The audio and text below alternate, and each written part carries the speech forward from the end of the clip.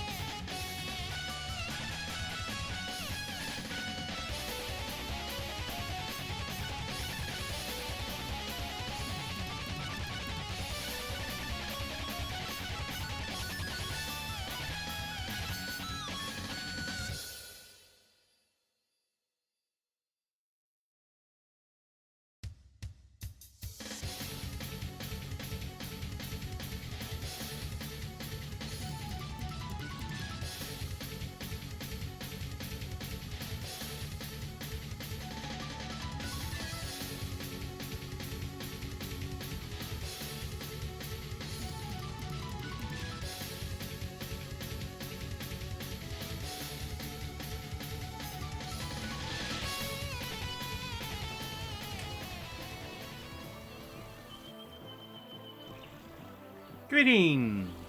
Oh. Why are things looking different? Hold on, hold on.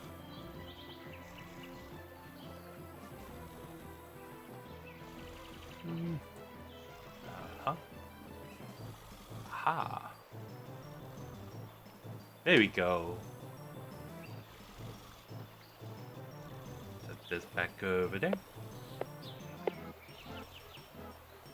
Greetings! If anybody was watching a few weeks ago when Lady and Krakow and I did Thunderbolt and were interested in giving it a shot, it is currently free on the Epic Games Store, along with Batman, the Telltale game. So yeah, Batman and Thunderbolt free on the Epic Games Store right now. They put free games up there every week, and I repeatedly fail to actually check them weekly.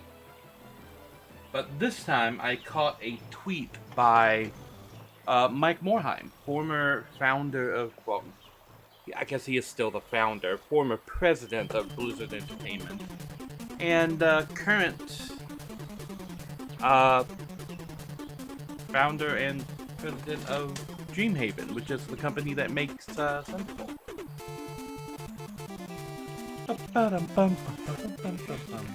And Mega Man's always had, like, just a banging song. I must check the blood sugars before I get going. So many things to do all the time now. So how's everybody out there in Chatland? How's it going, Lansley? I think you're the only one out there in Chatland right now. Apply blood. Ow.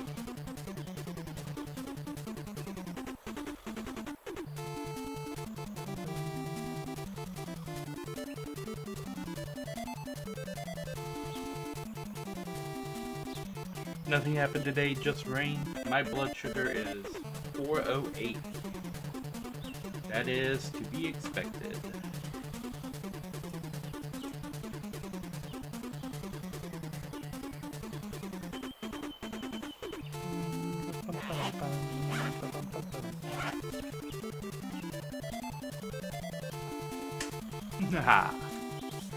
Just rain? I don't think it was. It's rained here in a couple of days. Now it's all dry and Sony. It's all dry and Sony outside. Yep. I don't know what's going on with VTuber Plus. It's doing weird things with my avatar.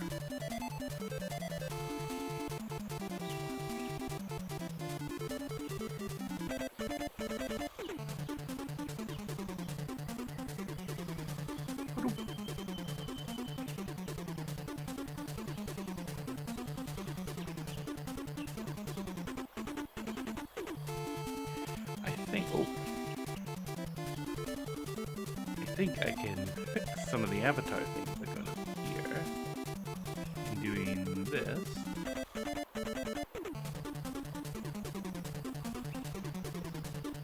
Okay. Now I can move that back over there, and I can lock this, and bam, there we go. That seems more like normal.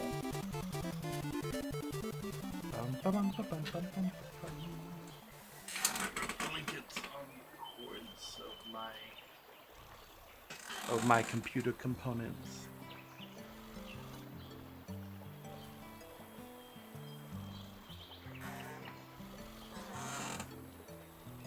Oh. All of the buttons that I must push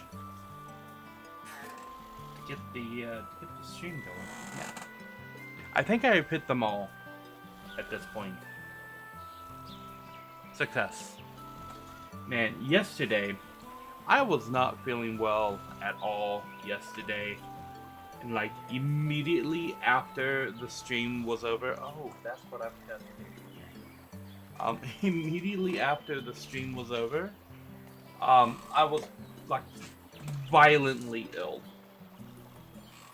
This is not good. Yeah, it was kind of a sucky day overall yesterday. I ended up pretty much just going to sleep. I guess I can go ahead and make this my next.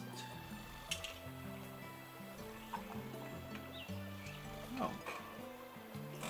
I am nearly pretty much out of my blood pressure medicine. That's fun. In there. I forgot to take my medications this morning. Knew I'd forgotten something.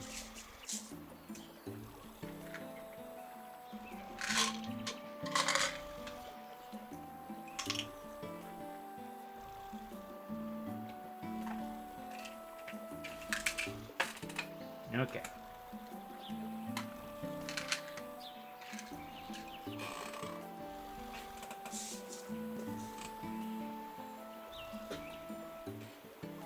Bum ba bum.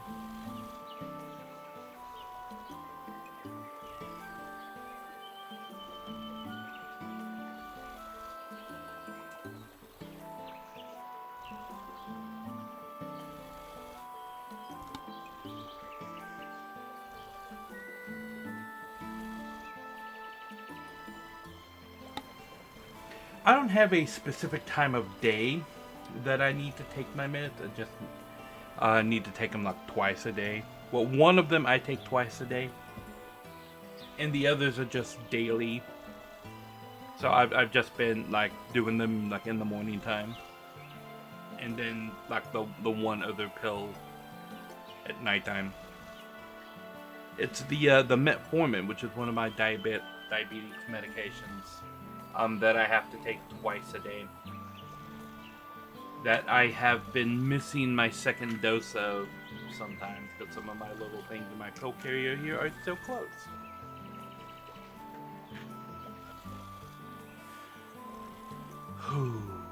I'm feeling a lot better today though. Yeah.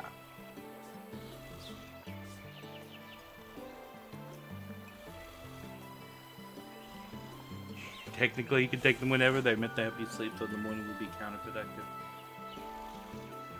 I can see that. Unless you want to sleep during the day and be like awake all night.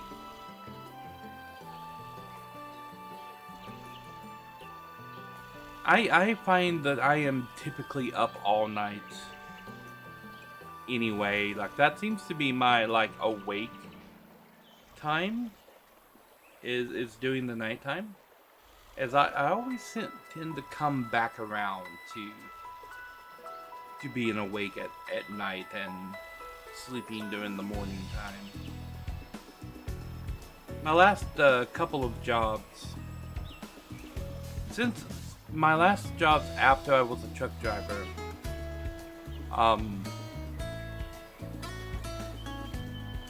had been nighttime jobs.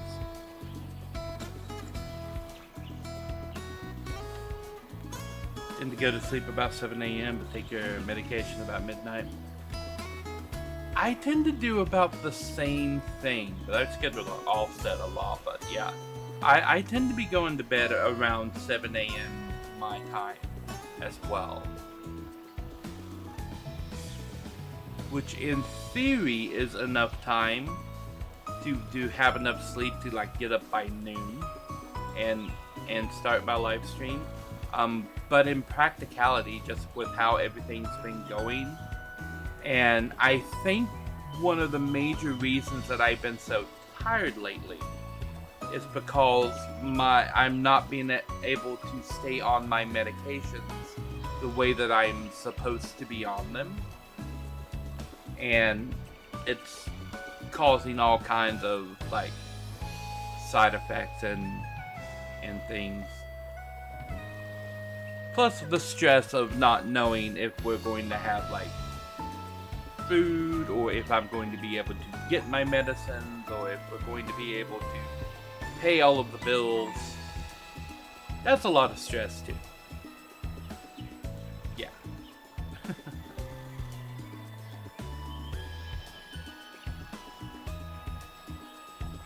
And things keep overlapping with my streaming schedule, and I'm like, I've got to do the doctor's stuff.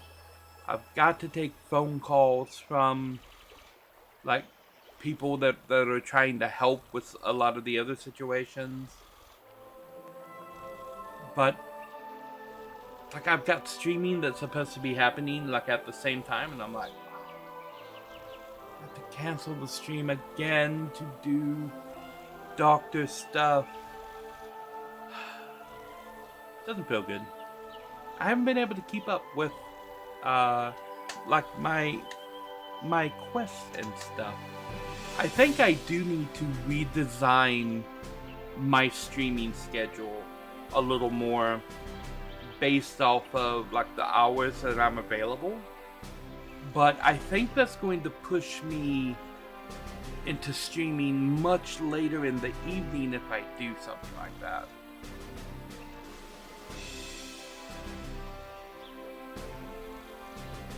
Well, I could stream if I'm not well.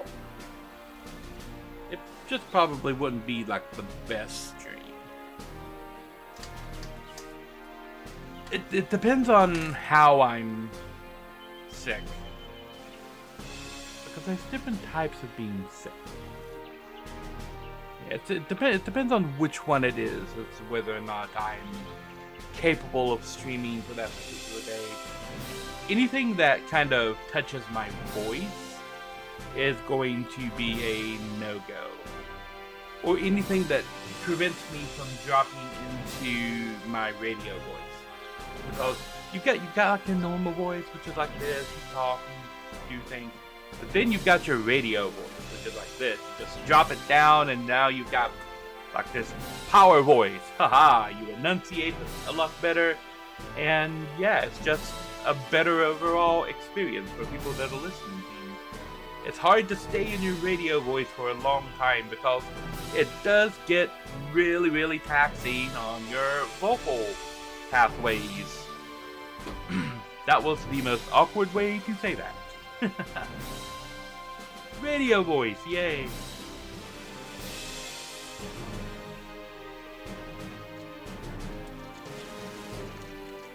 The orchestra is running. It is really loud over there, isn't it? Okay.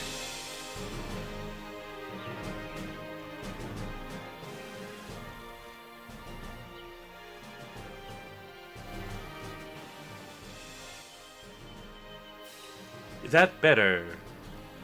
Ha! Maybe I should just stay in the radio voice all the time to drown out the orchestra. Do I need to? I can turn it down more if you would like me to turn it down more.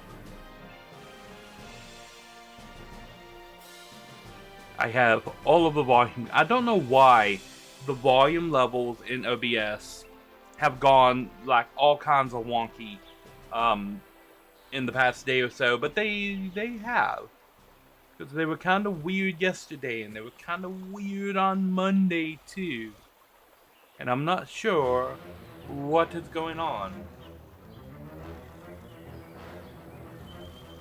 Yeah.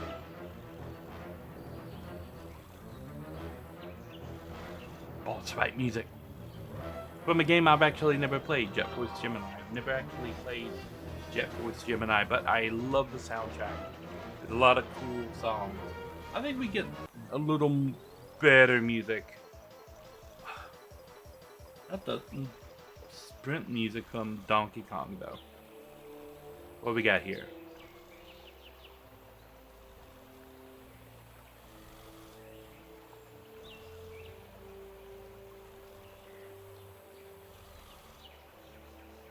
Something mildly epic happening in the background. You don't talk much IRL, so after a while your voice slowly gets deeper as your vocal cords stretch. Yeah, that happens. That happens to a lot of people. Pretty much everybody. Especially like right when you wake up, cause everything is like super relaxed. Yeah.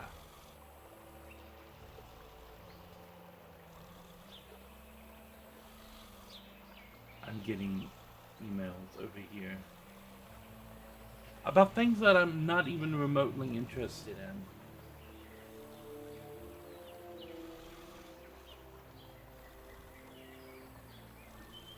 And then I'm getting emails about all the bills. You could count the amount of spoken words in your hands. I've had days like that. Where I just like haven't spoken, especially if I'm like by myself doing something and there's nobody else around to talk to. I've had days where I've gone with like without speaking and stuff like that. And then also as kind of an entertainer, you have to drop into, like, I call it a radio voice. A lot of other people call it an orator voice. And it's good to practice that every once in a while. You know, to keep up the habit, and to make sure that you can drop back into it when you need to use it. Over the course of like hour-long live streams, I find myself slipping out of it and going back into like more of a normal voice. So I have not perfected the art of keeping it going for hours and hours on end. But it's that special voice that if you've ever taken an acting class or a theater class or a chorus class or anything like that, you'll know the voice that I'm talking about, because it's the one you drop into when you're talking in front of people, when you're trying to project your voice across an auditorium or into the reflection areas of an auditorium from the stage, or when you're singing, you drop into your orator voice. I always tend to think of it as a separate thing, like a switch that I am activated. Okay, now in orator mode. And I tend to naturally eliminate the ums and ahs and just replace them with silence, like I did, like right there, for example. I just said and I'm supposed to be eliminating that. But I tend to naturally eliminate those. I tend to enunciate a little bit more. All of those enunciation riddles that they had us memorize in theater class, like the antiseptic baby and the prophylactic pup. Yeah. What is that? That's actually called Strictly Germ Proof. That's the name of that poem. Strictly Germ Proof. I always called it the antiseptic baby and the prophylactic pup because that's the first line of the poem. That's a crazy poem.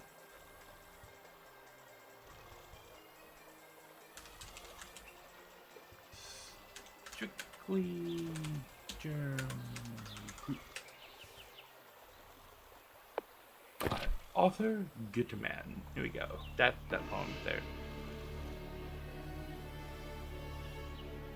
You can do a Sinatra sort of voice when singing along, but you can't just drop into it. Yeah, it takes a little bit. It takes a little bit of practice. How about this poem right there? The antiseptic baby and the prophylactic pup were playing in the garden when the bunny gambled up. They looked upon the creature with a loathing undisguised. It wasn't disinfected, and it wasn't sterilized. They said it was a microbe and a hotbed of disease, and steamed it. They steamed it in a vapor of 1,000-odd degrees. They froze it in a freezer that was cold as banished hope, and watched it. I'm just fumbling all over the sentence right now. I would have failed my my recitation of this in theater class with that many mistakes. They in sulfurated hydrogen, they steeped its wiggly ears and trimmed its frisky whiskers with a pair of hard-boiled shears. They donned their rubber mittens and they took it by the hand and lifted it a member of the fumigated band. There's not a micrococcus in the garden where they play. They bathe in pure idofoam 12 times a day, and each imbibes its rations from a hygienic cup, the bunny and the baby and the prophylactic pup. At one point I had this memorized. Not anymore. There are too many other things in my head, but I will always remember having to recite this poem in front of the 30 some odd people that were in my theater class. We all had to do it. We get up on stage, they put the light on, and then we had to recite strictly germ-proof and not make any pronunciation mistakes as we are doing it. And this poem is designed to make you pronounce things incorrectly or fumble your words. And yeah.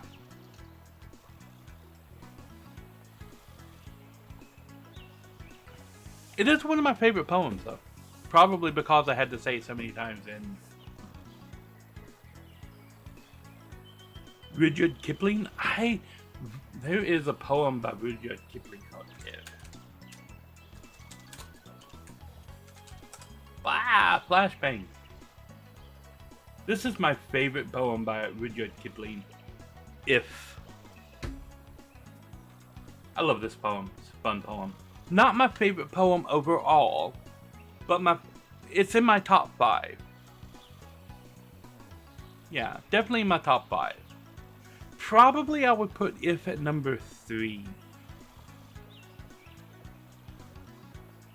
Maybe number 2. Oh, let me think. Number 1 is Ode by Arthur Shaughnessy. I might put If at number 2 of poems that I like. And then I would probably put Fire and Ice by Robert Frost at number 3. And The Raven by Edgar Allan Poe at number 4. I really like The Raven. The Raven's really fun. Especially if you're acting out the characters in the story that's being told in The Raven. It's really fun. It became popular thanks to the 28 Years Later trailer. I haven't seen 28 Years Later. The beginning is also starting to have a resurgence. What is... I forget the name of the poem. I know what number 5 is. But I'm blanking on it right now. Oh my gosh, how can I forget this poem?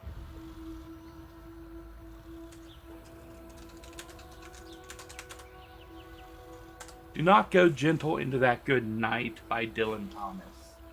That's it.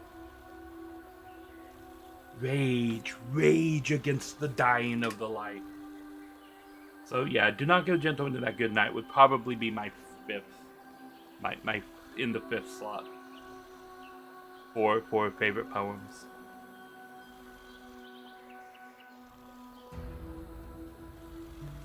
I wonder if I could just make like a YouTube short of me reading off a poem. Become the VTuber poem guy on YouTube. Do I even have that many poems? to make enough shorts to space them out properly? I don't know.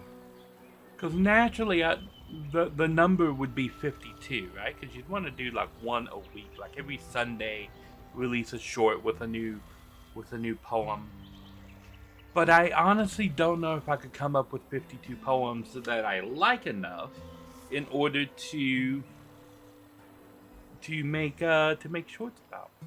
That's the kind of weird off the wall thing that I'm like, you know what? I could do that as like content, and absolutely no one would care. I don't know if I could come up with 52 poems that I like enough to do that.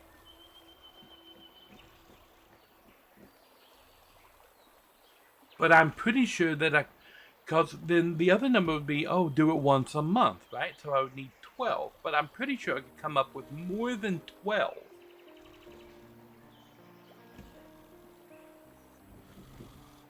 Yeah, I'm pretty sure I could come up with more than 12, but not quite 52. And I don't know why I always want to have like a year's worth of a thing ready. But that's just how my brain works. I'm like, oh, well, I need to make sure that I can do this for a sustained period of time.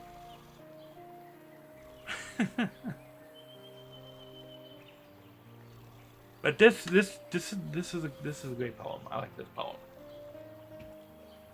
You know, I also like The Charge of the Light Brigade by Alfred Lord Tennyson. That was one of the first poems that I ever read, was The Charge of the Light Brigade. Cannons to the left of them, cannons to the right of them, volleyed and thundered. Into the mouth of death rode the 600. Yeah.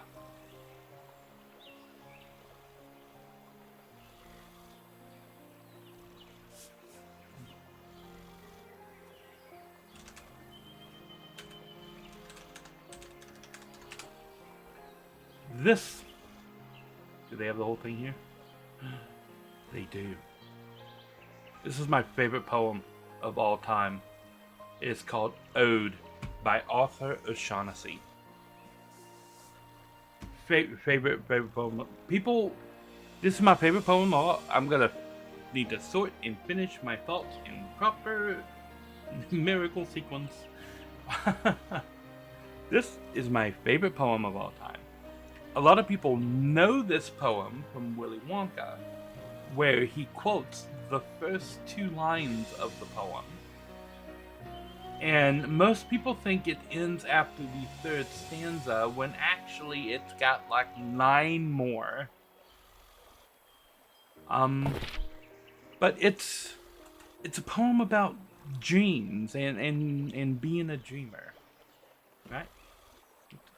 I've always loved this poem.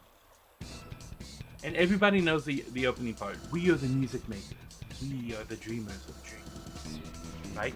You say that and people are like, oh yeah, I've heard that.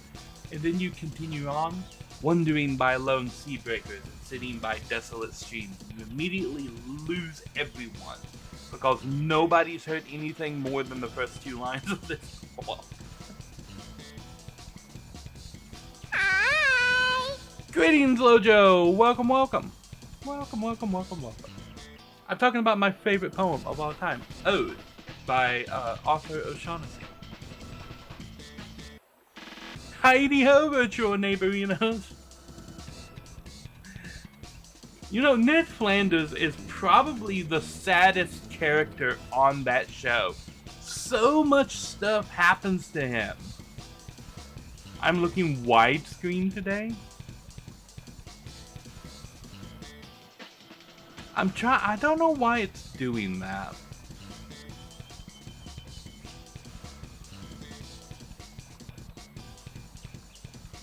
No, that shouldn't have any effect on it because it's virtual inside of here.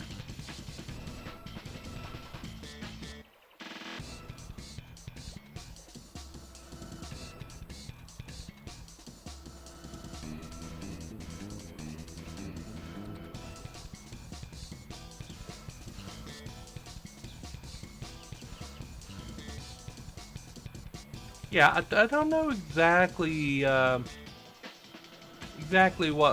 what's going on with it.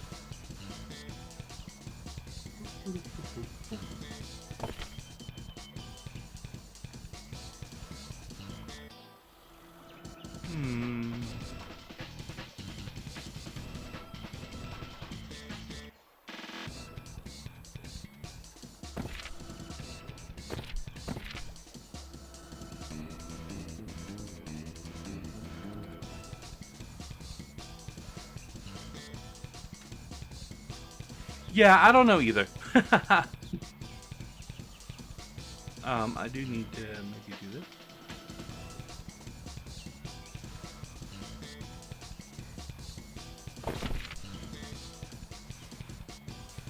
But yeah, Ned Flanders is probably like the saddest character on The Simpsons. I don't know why, but like in the late '90s, they just started wrecking his character. Um, his wife died, and then he had that left-handed store in the mall, and it goes out of business, and then he goes bankrupt. And that's just the stuff I know. I think something happened with his kids, and he's like estranged from his whole family. Like, yeah, they went to town on screwing over Ned Flanders.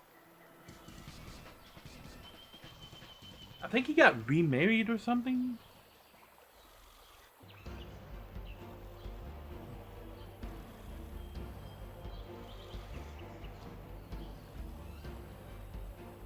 But yeah, we were talking about poems, right? When you showed up. I don't know how we got talking about poems. Yes, I do. We were talking about orator voice, and then I started talking about that poem that I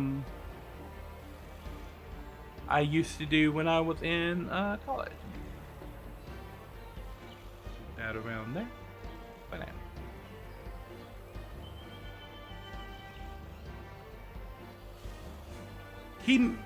Isn't Edna Crabapple Bart's teacher? He married Edna. Isn't she Bart's teacher?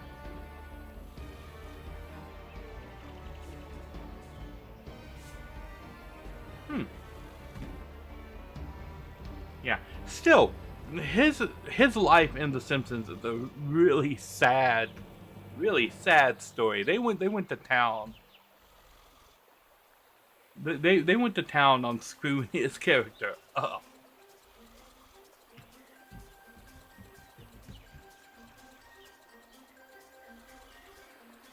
I don't know where I learned that her name was Edna Crabapple. But I have that information filed away in my brain.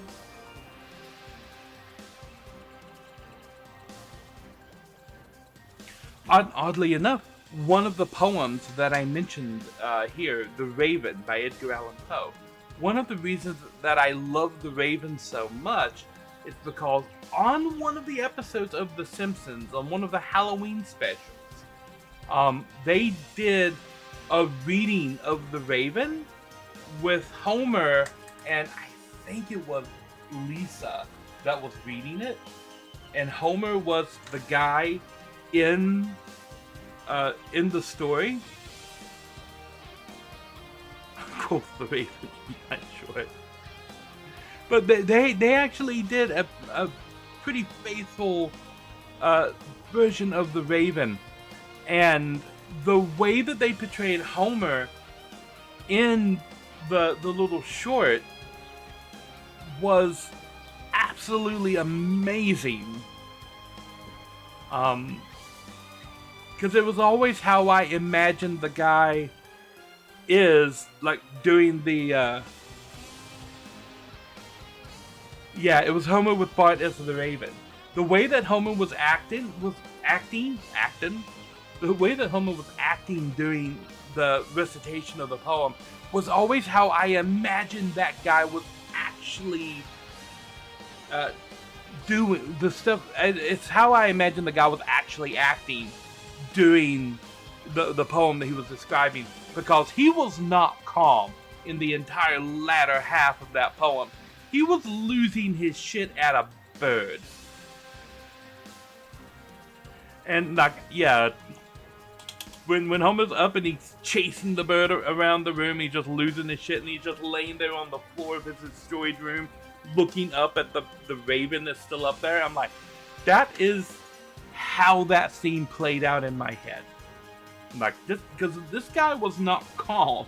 He was legitimately losing his shit.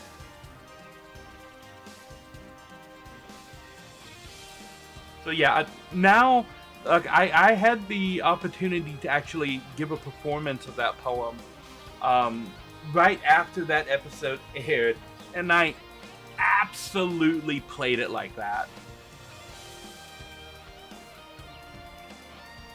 Yeah, the Raven is fun when you get into the characters and you start like trying to bring out a lot of what the characters are feeling and thinking. And I say characters. There's only 2 characters in the whole poem. There's the dude and the bird.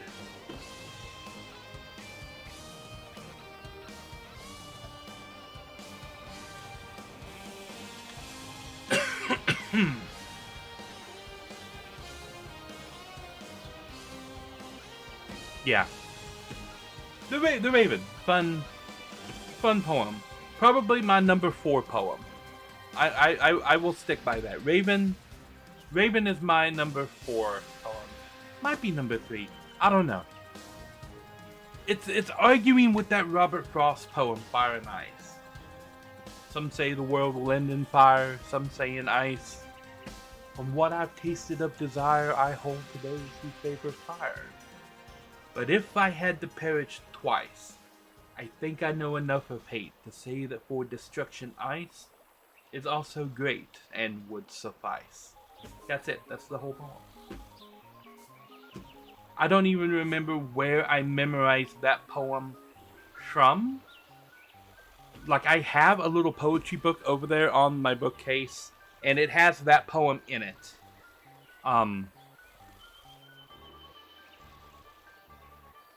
But yeah, that poem is just in my brain space, and I don't know why it's in my brain space, but it's there. And you know, a lot of people have noted, you don't have any Shakespeare poems in your, like, top 5 or even your top 10. And I'm like, that's right, because Shakespeare is not a particularly good poet. He's just not. I think a lot of Shakespeare is greatly overrated. Like, oh my god, so much of his stuff is overrated. Now, don't get me wrong, right? Macbeth is pretty good. Hamlet is fantastic.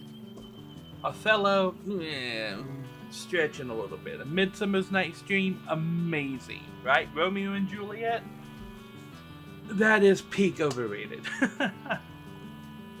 Especially now that everybody...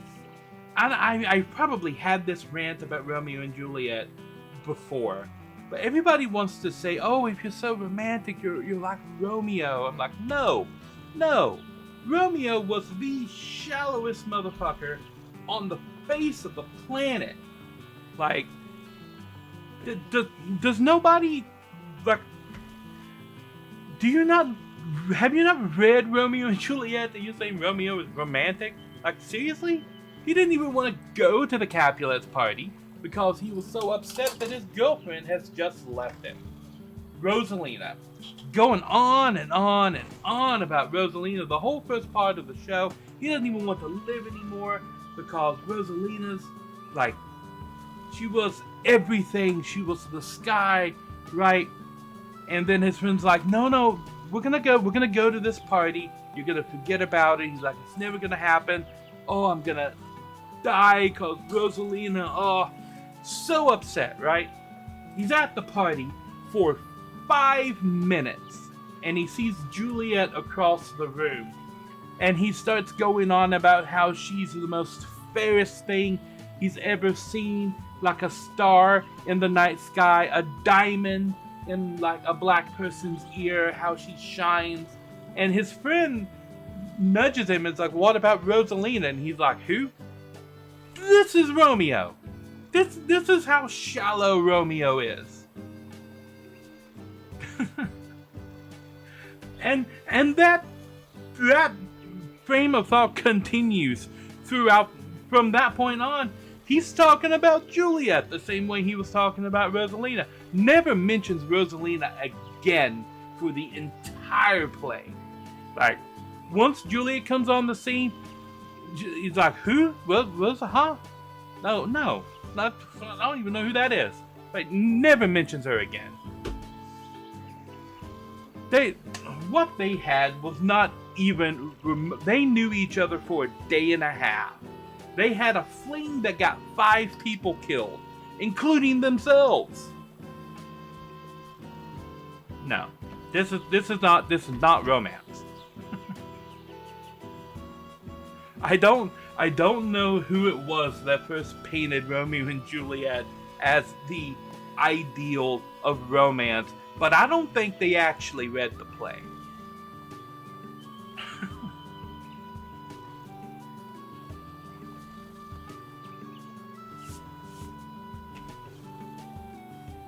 That's my Romeo and Juliet rant.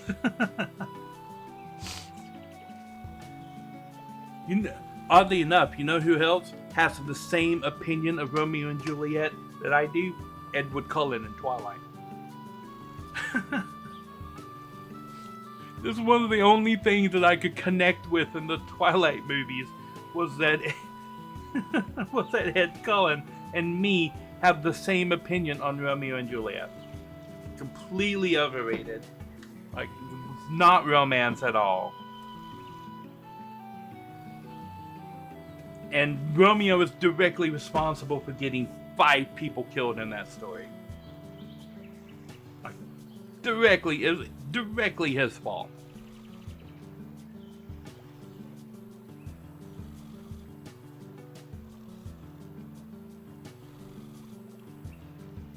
I never saw that movie, but there's an old Romeo and Juliet movie from the 60s.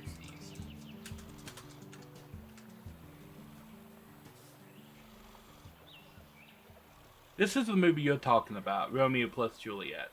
But, there's another one from the 60s, which is this one.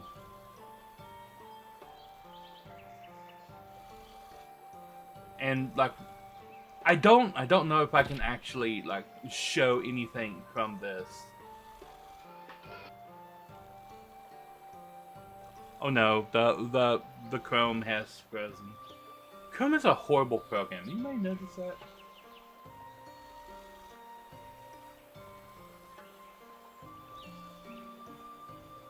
I've mentioned that.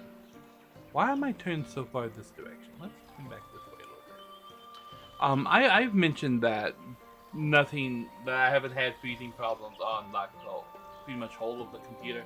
That does not apply to Chrome. Chrome independently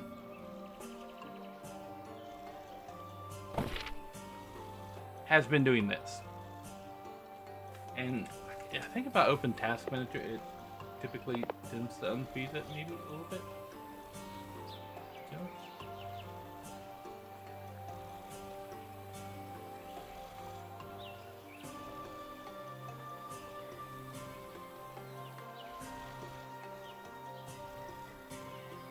Oh, come on, what you doing, Chrome?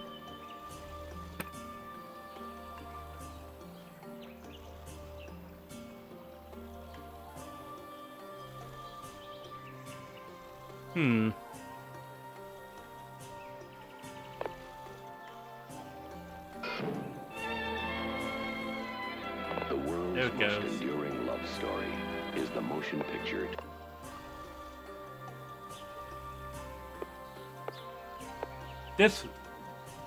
This is my introduction to Romeo and Juliet. There's a 1960s movie, and I had to watch this in class for one of my classes, and it wasn't theater. It was a different class that showed this movie, and this was my introduction to. Chrome has himself working about AI bullshit to and it wasn't a particularly stable browser before it started doing stuff like that.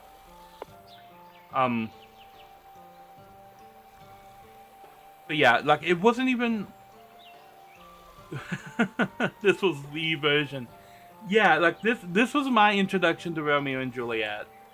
And like to this day, when I think of Romeo and Juliet, these are the actors that I think of.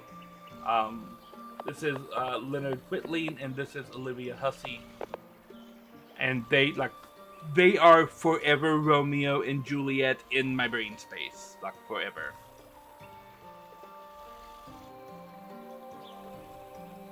But yeah, can't show too much of that because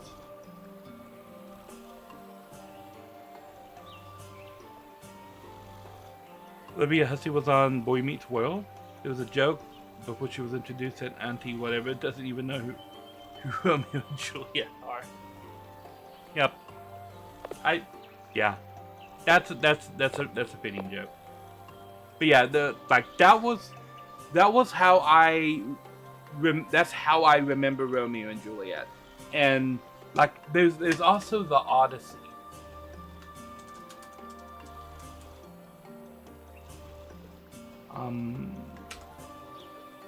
Movie. Not the new one. Everything's gonna come up with the new one.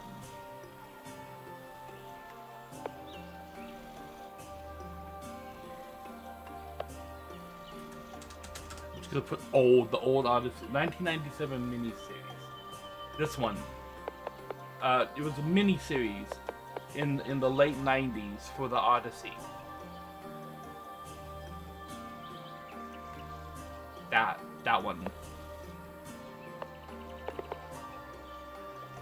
And when I think of the Odyssey, I remember this miniseries because when I was in school in the 90s, I had a teacher that was showing this, like he was taping it the night before when it aired, and the next day in class he would come in and he would show us that part of the Odyssey. I think it was our English teacher that was doing it, but yeah, he would tape it the night before and then come in and show the class the next day. And so for like a week, we got to see like this Odyssey miniseries in class, and the whole thing. It says here an hour and 31 minutes. I feel like it was longer than that.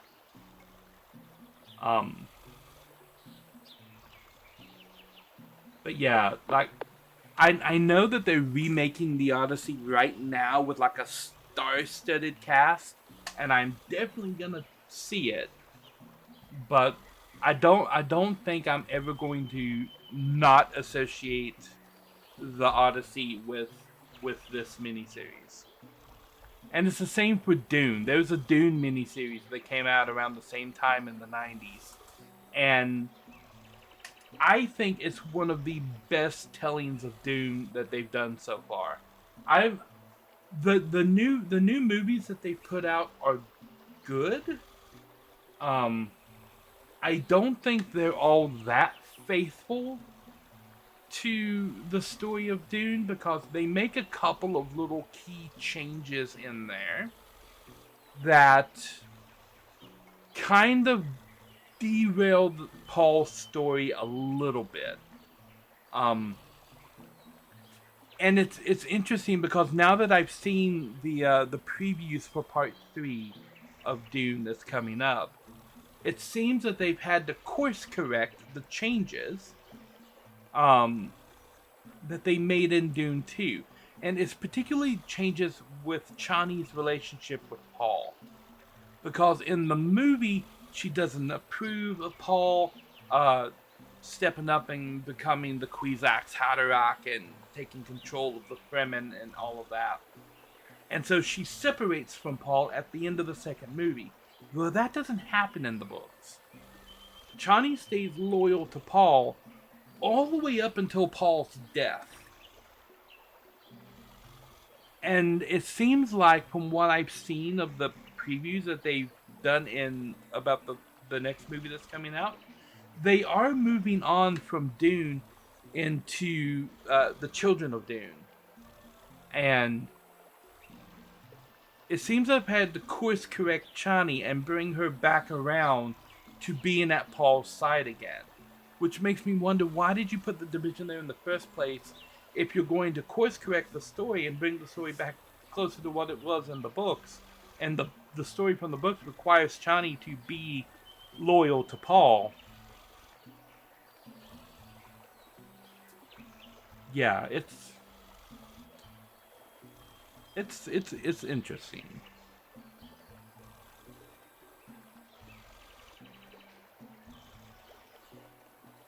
Yeah. the miniseries that I was talking about from the late '90s of Dune had a sequel miniseries called The Children of Dune, where they and the whole thing basically covered the first three books of the Dune series, which, having read the majority of the Dune series, I would say read the first three books and then you're good. When Paul is out of the picture, you really don't need to look at the rest of the picture because it goes batshit crazy after that. Because the first three books take place in the span of like 15 years and covers Paul's messianic rise to power and then supposedly dying when the nukes are set off in the city, and then a prophet shows up like 10 years later preaching against the now religion of Moadib, and the prophet turns out to be Paul. Spoilers for Dune, by the way. But yeah, dude walked off into the desert blind and sick and came back 10 years later. Like, desert didn't kill him. Desert kills everybody. Didn't kill Paul.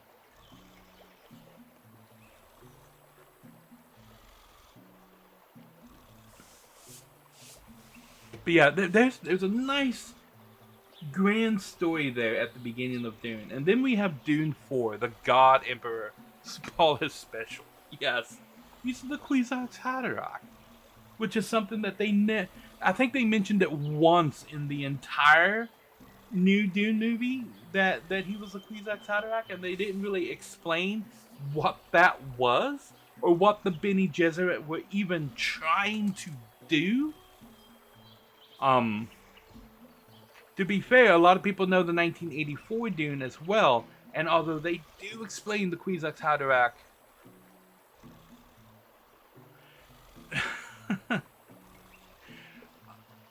yeah, when we get into the God Emperor of Dune, right, the story completely jumps the shark. Like, it goes so far off the rails that, like, you can't even call it a train anymore. It's like an ATV. It's so far off of the track of what could be considered a solid story.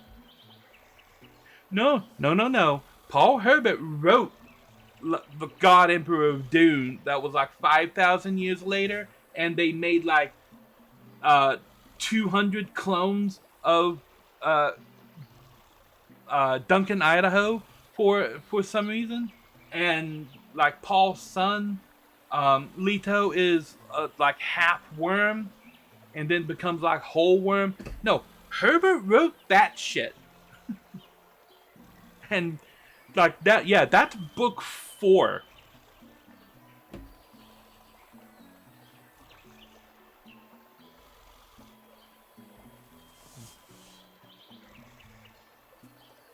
Yeah, Frank Herbert. Paul is the character in the book.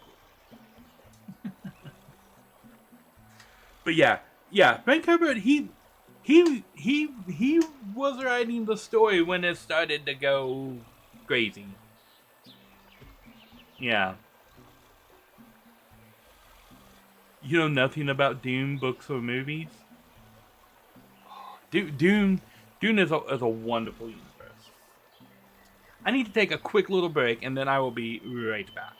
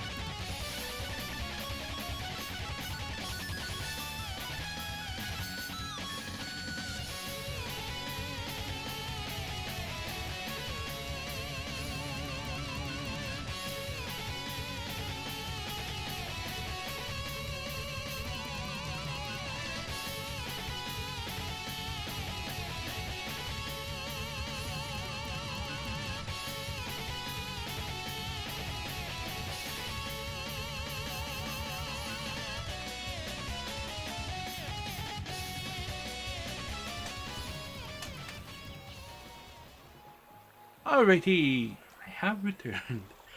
I figured we could start the game and get back into things while we are talking about Dune.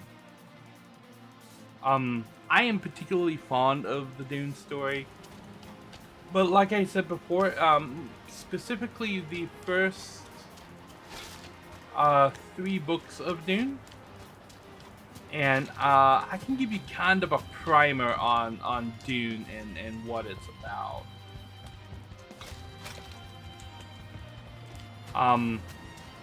So Dune is set in a universe where the most important element of the universe is this spice called melange. All we're told about melange is that it's faintly reminiscent of cinnamon, right? So it's the same color as cinnamon. It supposedly smells like cinnamon. So you can think of melange as sci-fi cinnamon, basically. I don't know how I get to that trash back there. Over here. But yeah, melange is basically sci-fi cinnamon. And if you interact with melange on a daily basis, it starts doing weird things to you, right? Like your eyes turn blue, and like it's the inner iris part of your eye turns blue, and then the white part of your eye turns blue. And they describe that in the book as blue within blue eyes. And that is one of the hallmarks of the Fremen, who live on the planet Arrakis. Now, Arrakis is special because in the whole galaxy, Arrakis is the only place where you can find spice. It is not on any other planet. And the only reason it's on Arrakis is because there's these giant sandworms. Arrakis is a big desert planet. And these massive, like, 100-foot-long sandworms live on the surface of Arrakis, and they create the spice. It's like part of their, I think, waste process.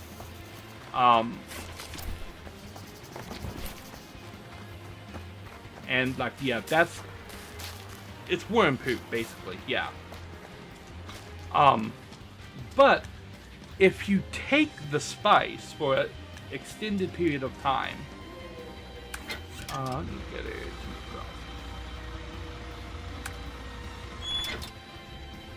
Yum, yeah.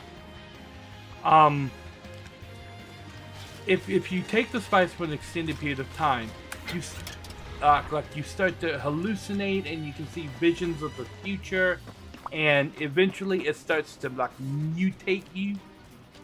And you become like these weird mutants and stuff. And there's a group of people that have taken the spice for such a long period of time that they've completely mutated into like a new race. And they call themselves the Spacing Guild. And they can actually use their new magical mutant powers with the spice to fold space. And so the entire interstellar network of traveling between planets is entirely dependent upon spice and these Spacing Guild navigators. Yeah, that are essentially constantly high on spice. So spice, the spice melange is the most important resource in the galaxy. And so naturally, who controls Arrakis is of supreme importance to the galaxy. And that's where the story starts.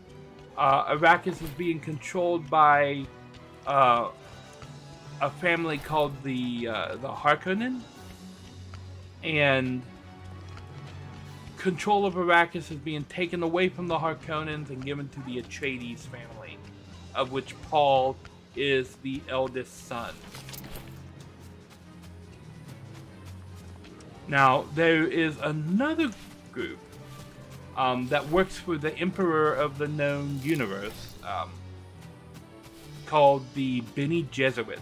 They have used spice to become like a coven of space witches, right?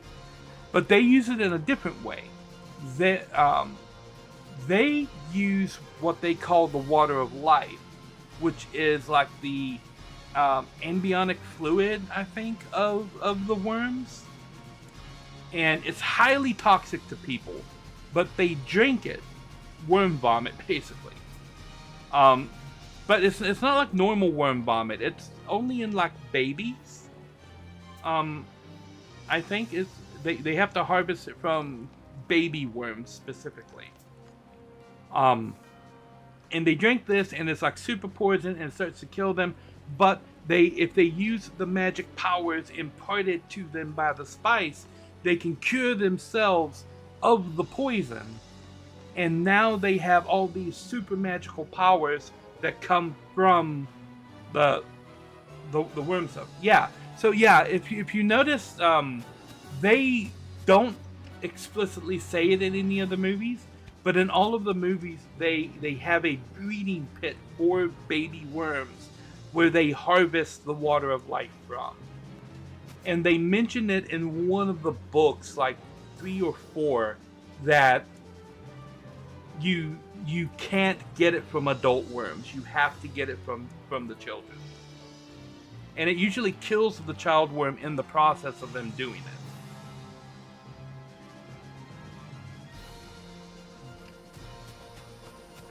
So the Bene Gesserits have this whole thing that they're trying to do, where they're trying to create a being that they call the Kwisatz Haderach, right? They've never been successful in getting a man to take the water of life and survive. Every man who's ever tried to drink the water of life has ended up dying. But they have a prophecy that one day a man's going to come and he's going to drink the water of life and he's not going to die. And he's going to inherit all of the powers of the worms. And he's going to be like super strong and be able to control the Bene Gesserit and everything. And this man is the Kwisatz Haderach. And the story of Dune is the story of Paul Atreides being the son of a Bene Gesserit. And they're not, the Bene Gesserits are forbidden to have boys, right? Because they know that a boy is going to be the Kwisatz Haderach. And they're manipulating bloodlines to get the strongest possible pairing. And once they have the strongest possible pairing, they're going to let them have the boy. And that's going to be the Kwisatz Haderach. But Paul's mother, Jessica, is a Bene Gesserit. And she was married. She wasn't married, but she was the concubine to Duke Leto Atreides. And he wanted a son. So she gave him a son. Apparently Bene Gesserit can control whether they're having a boy or a girl. She gave him a son, which was against the rules of the Bene Gesserit. And she got in major trouble for that. Like, how dare you, like, attempt to give birth to the Kwisatz Haderach, right? And she's like, I wasn't trying to do that. My Duke just wanted a son, and I gave him a son. Spoiler, she did in fact give birth to the Kwisatz Haderach. And the story of Dune is about Paul Atreides. They take control of Arrakis, but it's a double cross by the Emperor, and he murders everybody in Paul's family except for Paul and his mother. They escape and they flee to the desert, and the Fremen take them in, and he ends up learning the ways of the Fremen. He learns what his father called desert power, and the story is about his messianic rise to power from being the son of the fallen Duke to the Kwisatz Haderach, who is now completely in control of Dune, Arrakis, and yeah, and he's got a bone to pick. He has a bone to pick with the Emperor. He's like, first off, you're not the Emperor anymore. I'm gonna take that away from you. And they're like, you don't have any power to do it. He's like, on the contrary, I have the power to kill all the worms. And he notes that he's got his family's nuclear arsenal set up around the planet to destroy all the worm nests on the planet. No worms, no spice. No spice, no spacing guild. No spacing guild, no interstellar travel. Paul's like, you're going to do what I say, or I'm going to shut everything down. Right? Yeah. So he basically takes control of everything. And Dune is the story of his very messianic rise to power. And because he didn't, and him not wanting to take power, but eventually just giving over and saying, okay, you know what? And he basically, he says, okay, you know what? Fuck this. I am just gonna take it. Because he's interacting with the spice and he's having visions, and he knows if he has, yeah, he marries the princess to keep the peace, but his lover is Cheney from the Fremen. It's a political marriage, just like his father's marriage was a political marriage, and his mother was his father's concubine. He does end up playing politics at the end, but he also ends up founding the religion of Muad'Dib, which becomes its whole thing. And then religious wars are being fought in his name, and millions and then billions of people are dying in the name of Paul Muad'Dib. And that was never something that he wanted, but he knew if he took power that it was going to happen. And so, yeah, the story of Dune is Paul's messianic rise to power, taking control of everything, getting this religion founded in his name, it's spiraling out of control, and then someone nukes his home city, and he's like staring directly at the nuclear blast when it goes off, and it burns his vision out. So now he's blind, and then he wanders off into the desert by himself, sick and blind to die. And meanwhile, his little sister takes over control and becomes like the high priestess of the religion. And then she hears that there's a prophet in the city preaching against the religion of Muad'Dib, saying that it's a false religion. And the prophet turns out to be Paul, and he wandered into the desert to die, didn't die, because he's the fucking Kwisatz Haderach, came back 10 years later as a prophet, denouncing the religion of Muad'Dib. And the end of the trilogy of books ends up with the fall of the religion of Muad'Dib. If that had been the entire story, that would have been fantastic. But then it goes batshit crazy after that.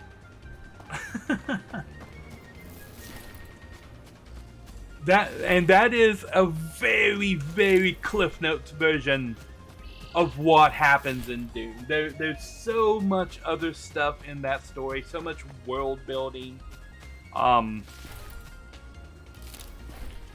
Yeah, like little nuances, like the Fremen have a special knife called a Chris knife that is made from the tooth of a worm. And every time you draw the Chris knife, before you can put it back in its sheath, it has to taste blood. If not, you'll be cursed. I'm sure there was some spice involved in the creation of the Dune, but most definitely. Explaining movies with Nari. Okay, I should be doing something important in this game. I need to cook spinach stromboli. I need to get 15 5-star reviews in A24. I need to build a level 2 kitchen in High Lake. Complete the stay for 10 guests in Pinefall. And take unpolished steel to Charlotte. Do I have unpolished steel? Oh, I do have unpolished steel. To Charlotte and Black Moss. Okay. Black Moss is here.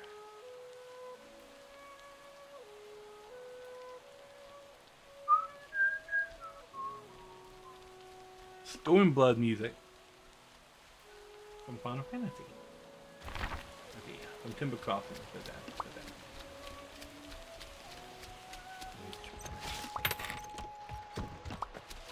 Ooh, there's wood. Bum, bum, bum, bum, bum.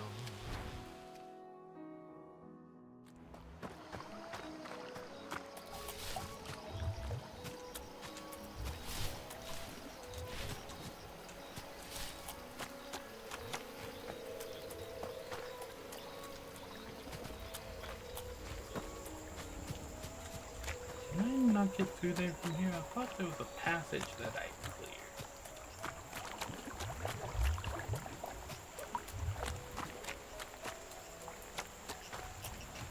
I guess I have to come in from A24.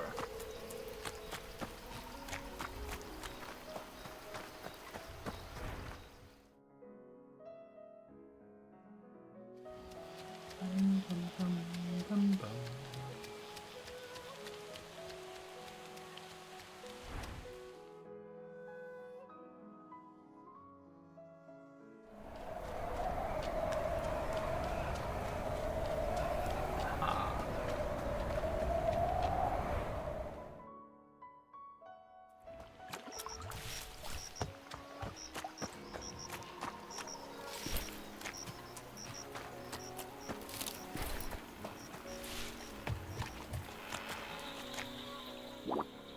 You again. Any more freeloaders you'd like me to take in? I've got a precious artifact that needs a keen eye. The old bird in the desert sent me. He says this is real special. Oh, he did he? Wow, where'd you find this? I've only heard about it in the hushed tones from folk too afraid to talk about it out loud. This might be the most exciting discovery I've ever seen. Really? No, it's scrap. That's what Ipswich said. He took a second look after I told him it's from the old lady in Pineball. I see. Well, no doubt old Barbara's on the hunt for credulous simpletons again. And I see she bagged one already. What? Yeah. So I'm guessing the mysteries of the valley have to come out again. Yes, exactly. That's what I thought. Well, I can help you with transmuting your artifact into something more palatable. Something more secretive. Let's say something you can show off. It's not going to be cheap. I'll need 50 lilies for some for the procedure, some for the trouble. Give me those and I'll give you something attractive to the more delicate minds. Okay, I'm going to take a quick little break. I will be right back.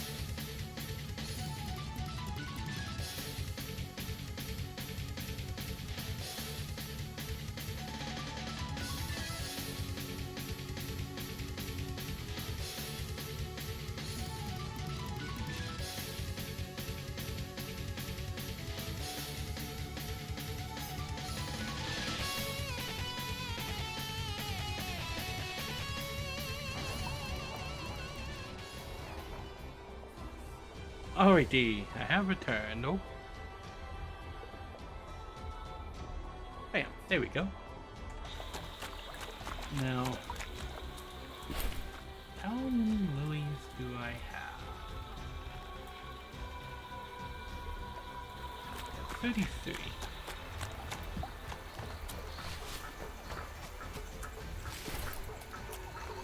Might have more in storage.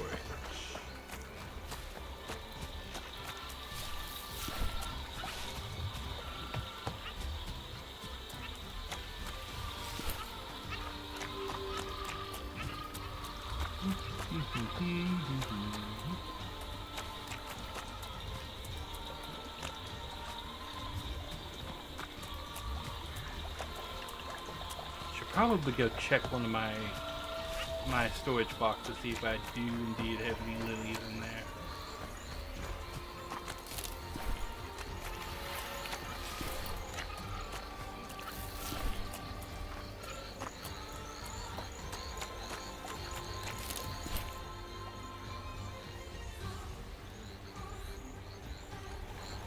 Or maybe not. Because I'm getting a pretty decent amount of them right here just by walking around.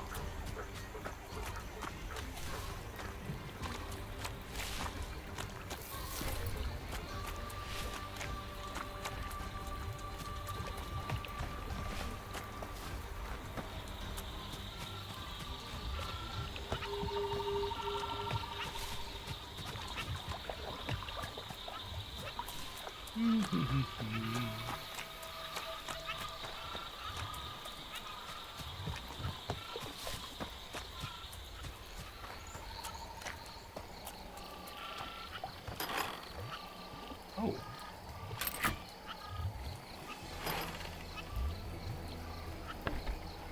I didn't even know you could fix that.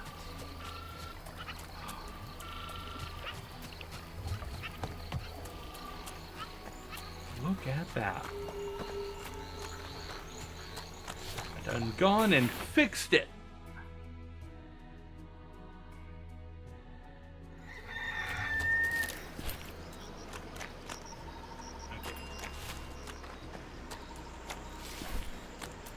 Ooh, achievements unlocked.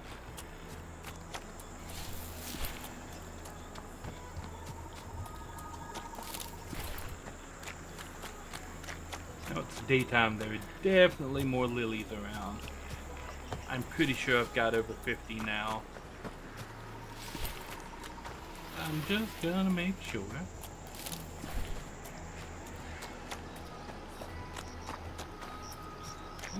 Beep. Beep. Aha. You got my flowers. Got them right here. Yeah.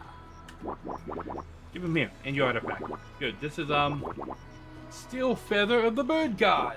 Yes, the metal plumage fell right off mid-flight from the scaly tail of the beast. And then an unsuspecting ranger found it. Cause it impaled him right through the heart. Yeah, that should do it. Take this to your old lady in the woods. I'm sure she'll be happy. And if you ever bring me scrap again, you better bring at least 15 lilies with it if you want anything good done with it. Okay. Well then.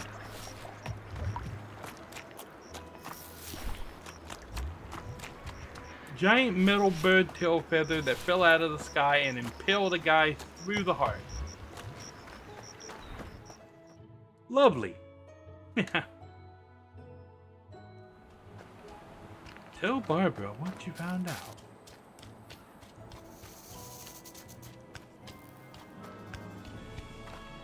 Oh, and we can get reviews in 824.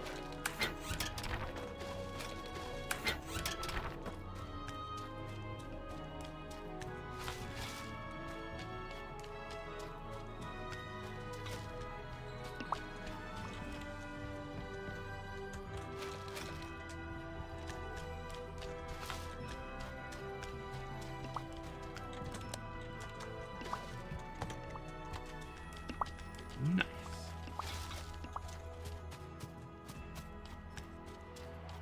Hello, Shark Time. Job complete? Yes. Congratulations, you reached the maximum potential of this dump. But your efforts must always be doubled.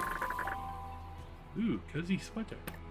As expected by any reasonable business. Cozy sweater now, right?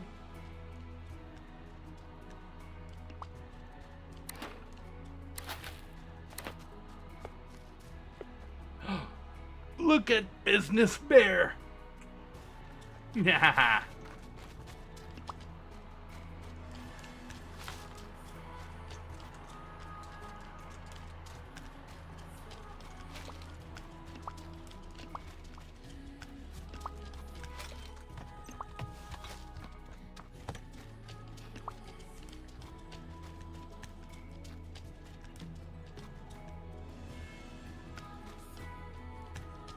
Get your hopes up. Get 10 plus more 5-star reviews in Timber Crossing.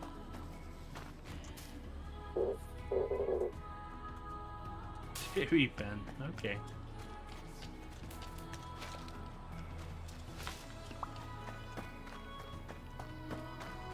Okay. Can we get more scrap? Yes, we can.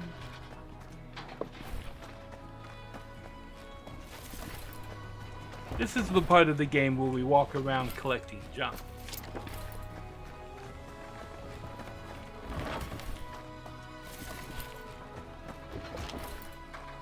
I mean, valuables.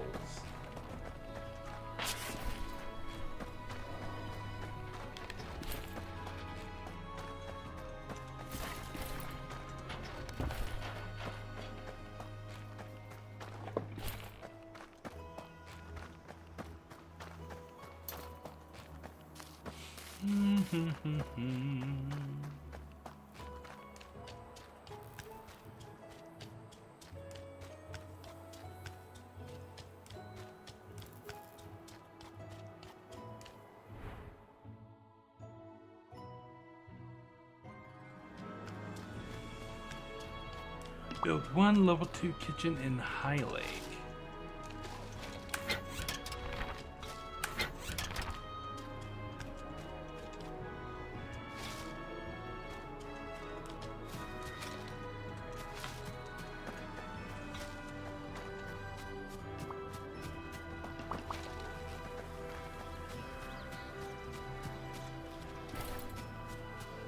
Now I do need to go around and do some lumber collecting, so I think we'll walk around the forest up towards High Lake.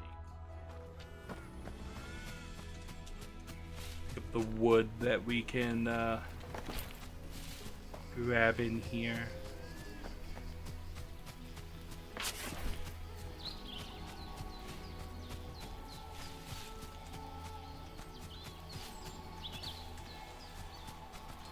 I'm stuck.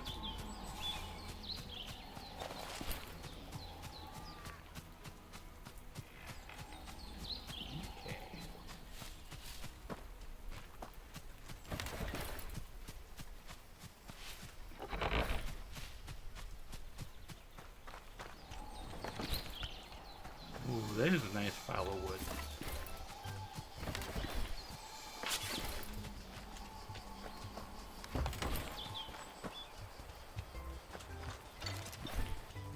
Hey, Maya music.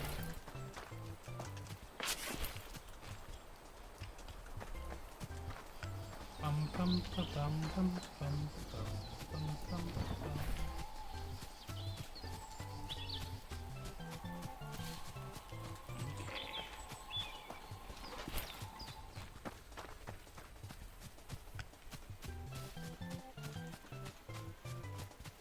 Bum, bum, ba, ba, bum, ba, ba, bum.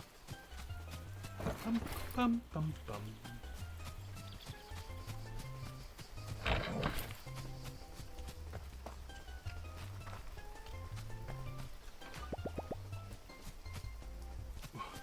Why not simply punch the trees? Okay, Mr. Hank Bear.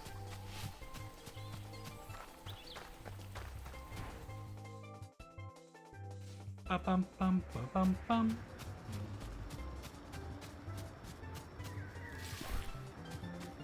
Herbs. Mushroom.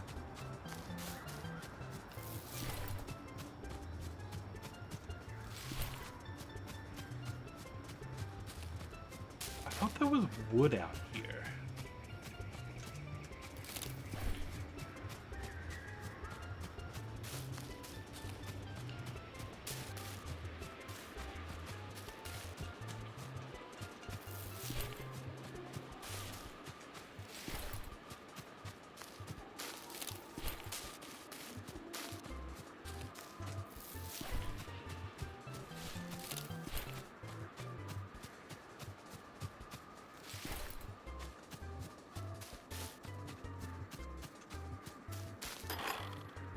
Okay.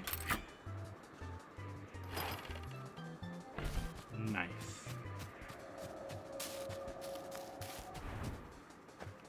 Oh, creepy cave.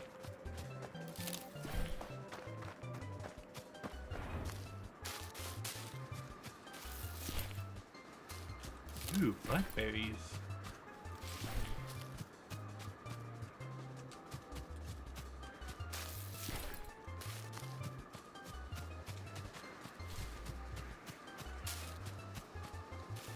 I'm sure this is important.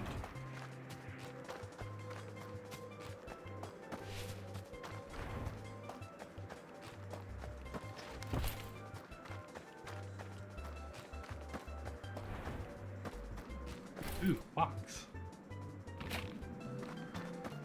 Yeah, I will take all of the stuff in the box.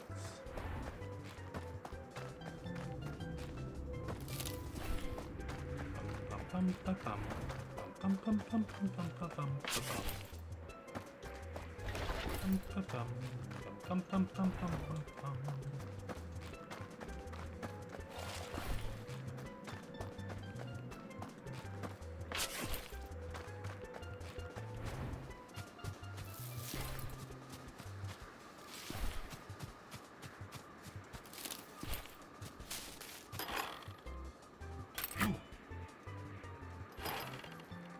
You're pretty sure it'll hold. Okay, that connects to the lowest spot to the upper spot. Okay, there's quite a tonal shift in the music there.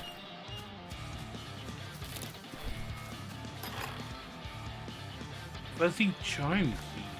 Okay.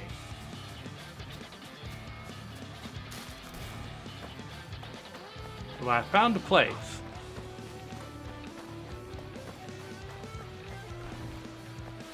Oh, this is Stormblood music. Okay, I didn't connect that at all.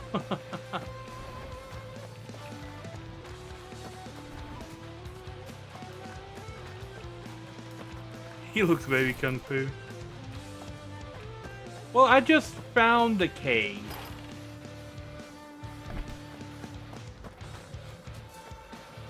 And I appear to be done with the cave because I need keys.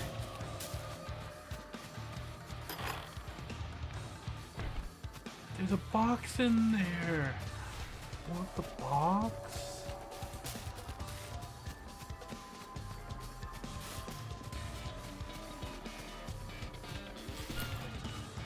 I'm in the walking around picking up stuff phase.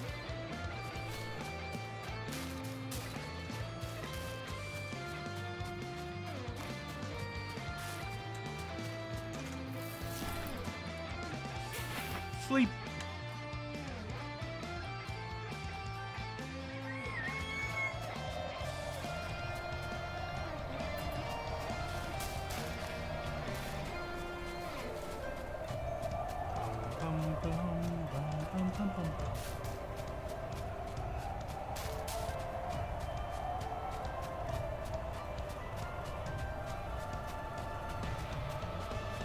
So I have a question for you guys in chat. I've been wanting to come back and do some Final Fantasy XIV stuff on the channel, but there are so many references in Final Fantasy XIV, the previous games in the series. Would it be more beneficial to jump back and lock in the final quest and go through the whole Final Fantasy series before we jump into 14? Or jump into 14 and then just pick up pieces of the final quest as we go?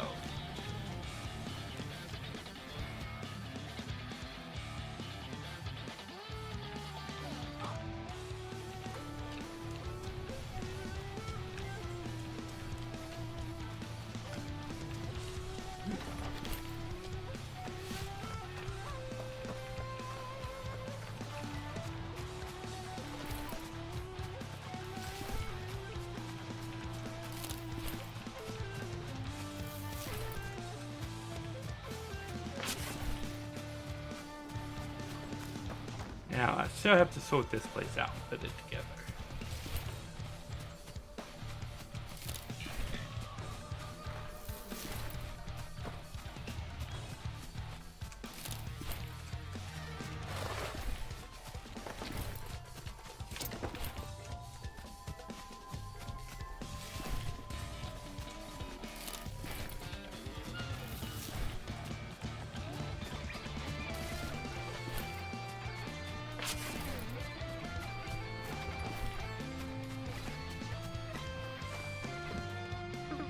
You look there, you bet.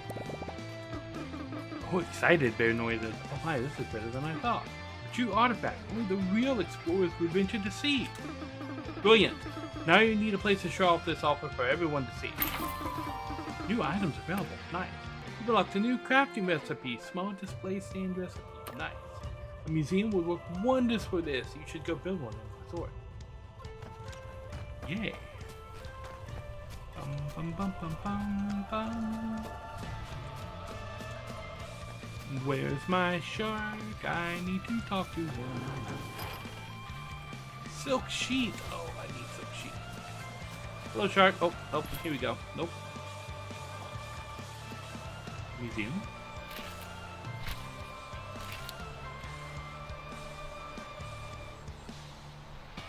Oh.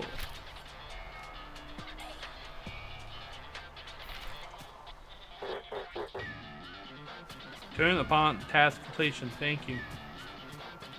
Go to museum in Pineball. Okay, so my next step here is to actually just build a museum.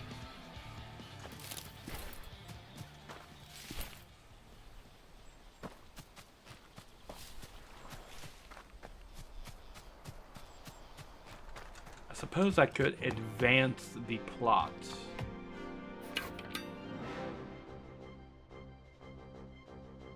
Go to room, special.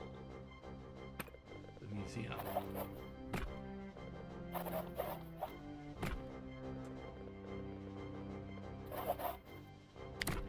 Ah.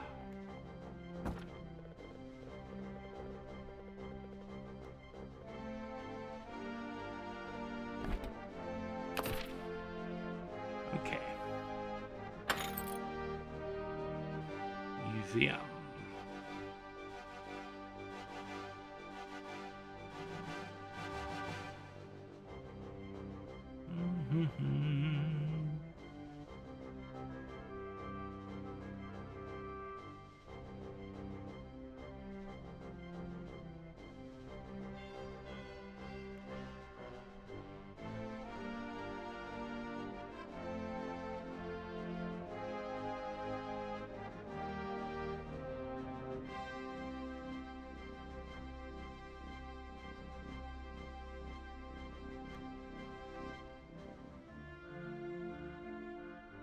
Oh, here it is.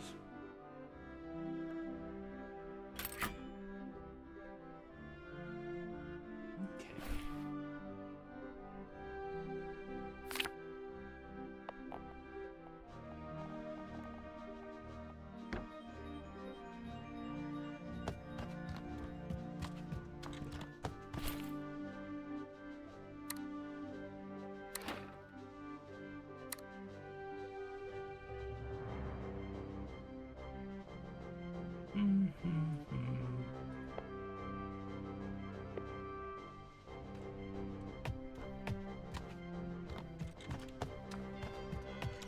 Ooh, yeah.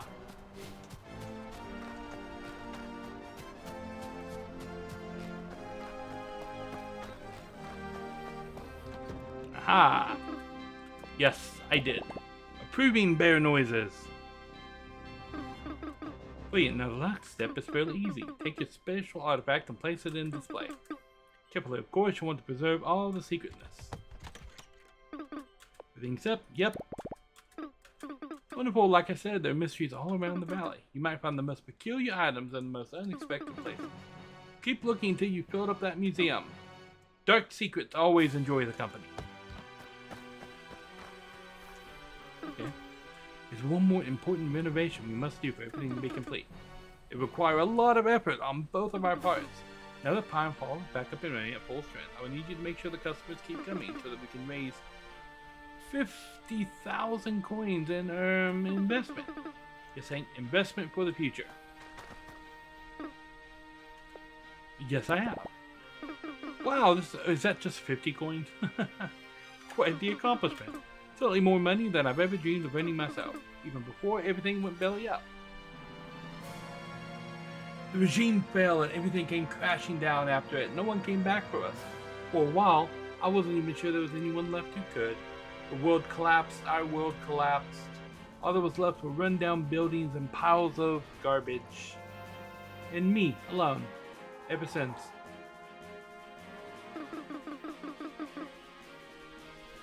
I haven't seen another soul in this place, Hank, until you came along. Who knew that after all these years it would be forest that would come back from... Look, lady, grammar exists, right?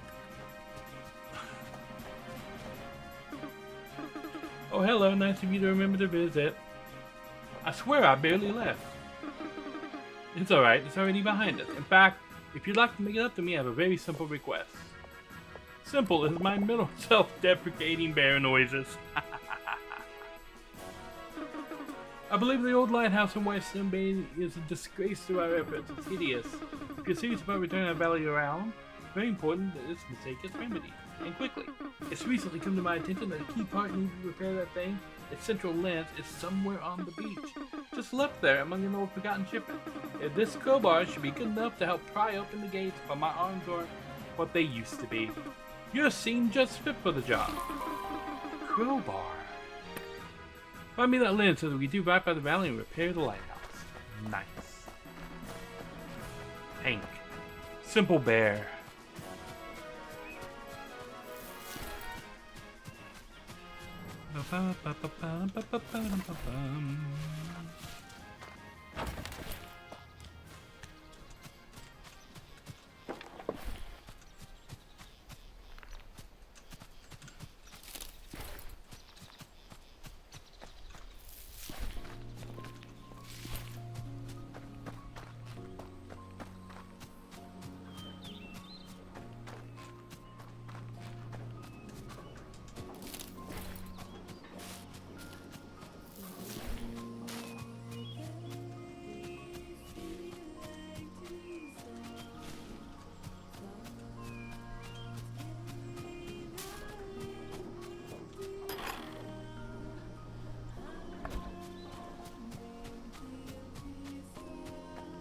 Okay.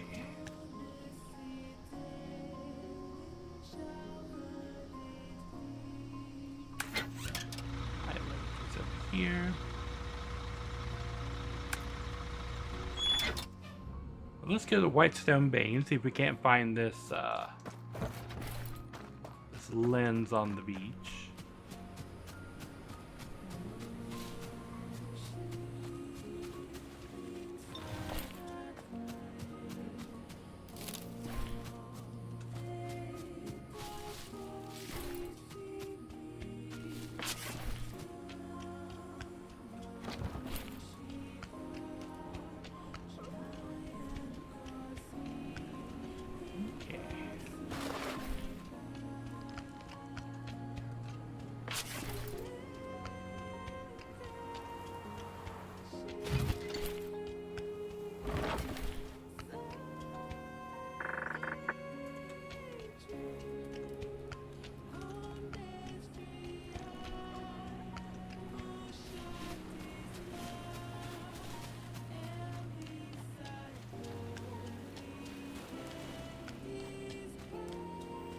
So the beach is down here.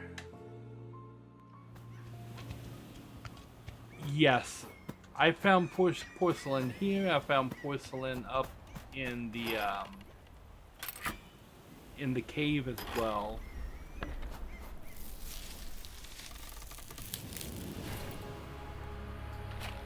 Nice. Some numbers are written down. 4, 8, 15, 16, 23, 42, maybe?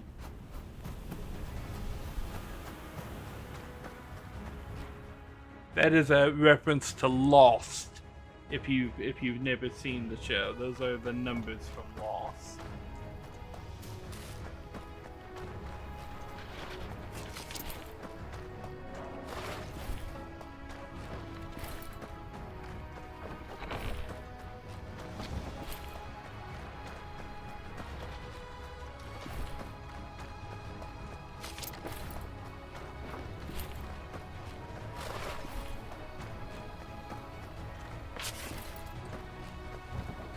You lost interest.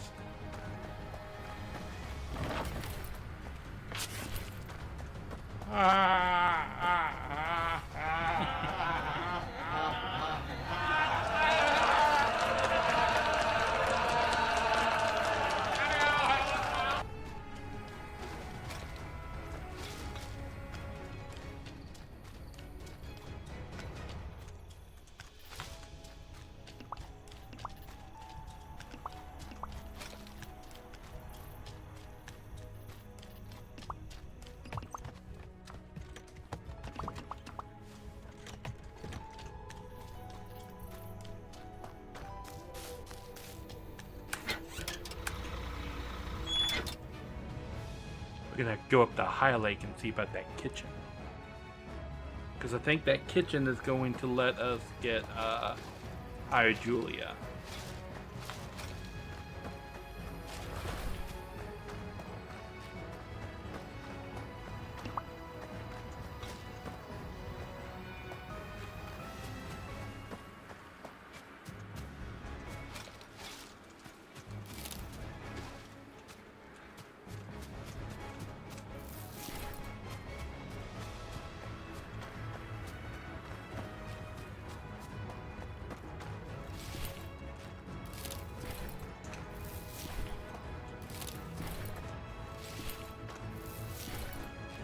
Yeah.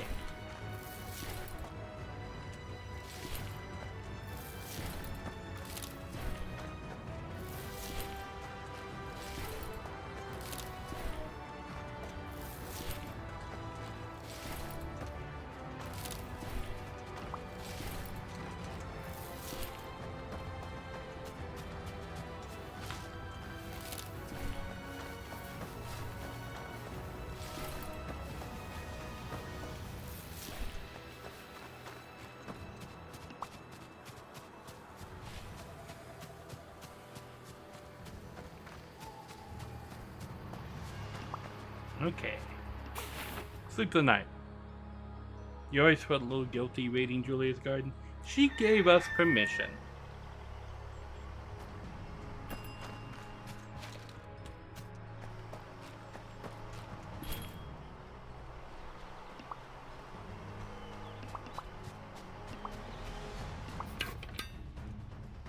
Okay.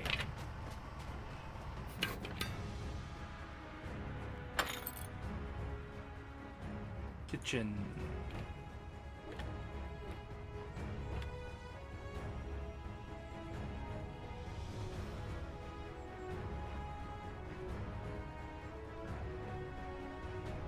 Okay.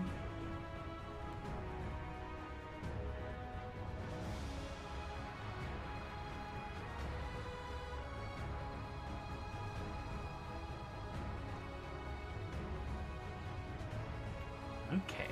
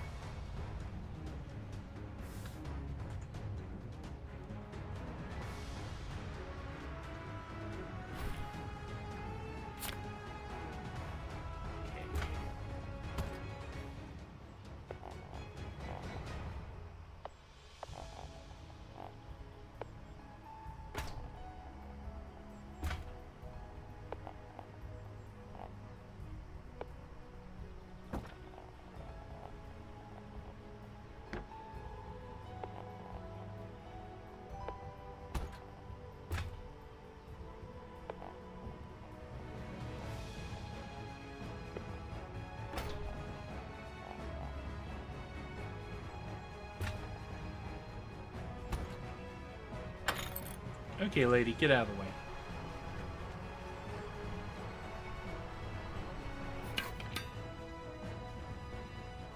Don't want them coming through the front door of the kitchen.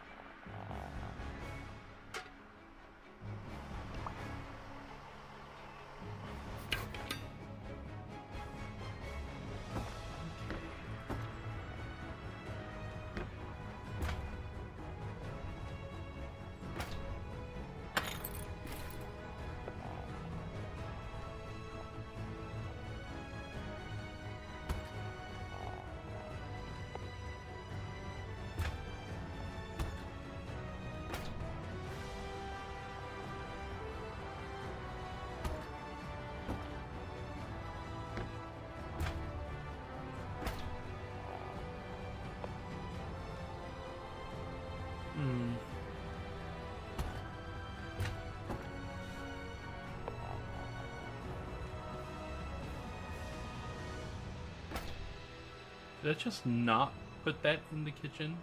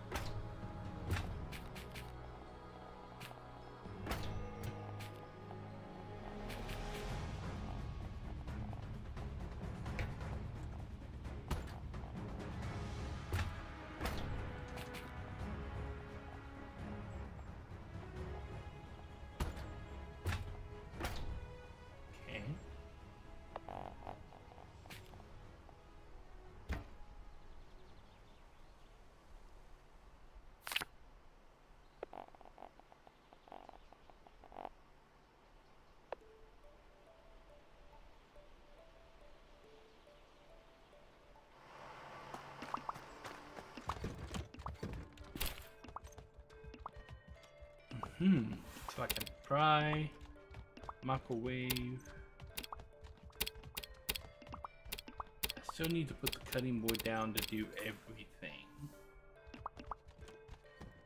But what was that recipe that I needed to create? Spinach stromboli. Do I have that? Dude.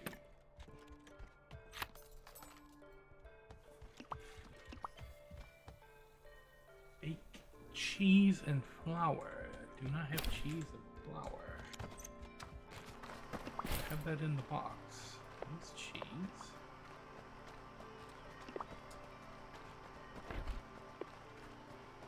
And there's flour.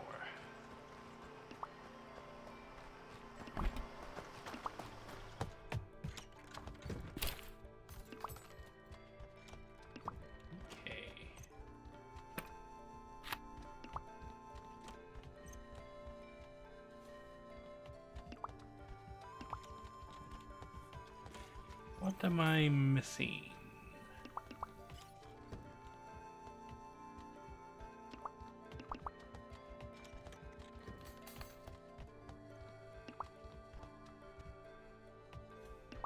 Oh, I need the chopping board.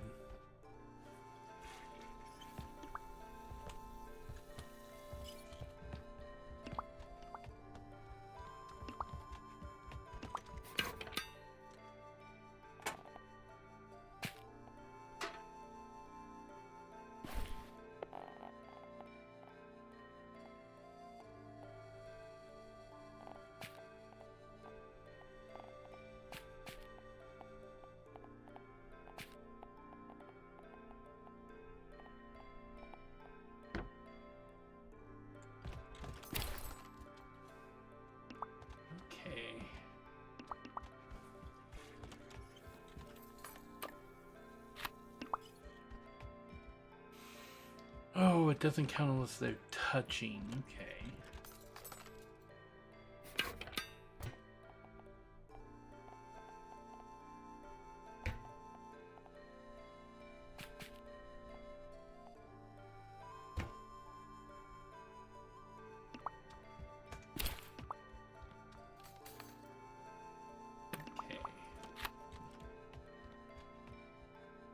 they have to be touching side by side.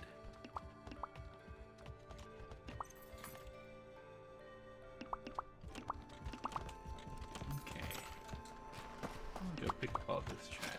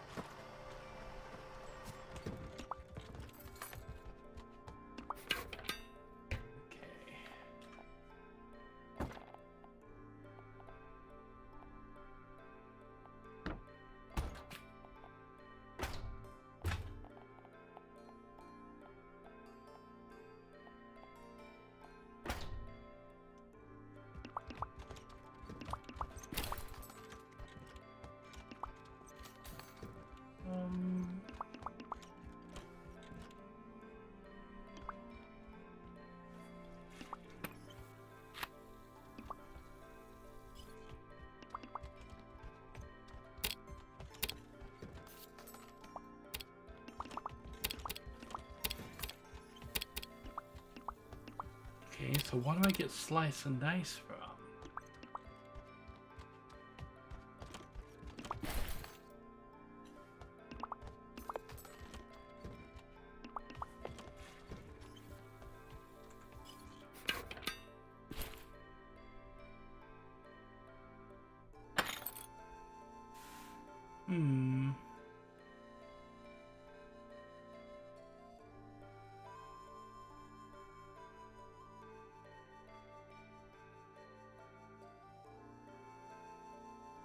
Oh, this?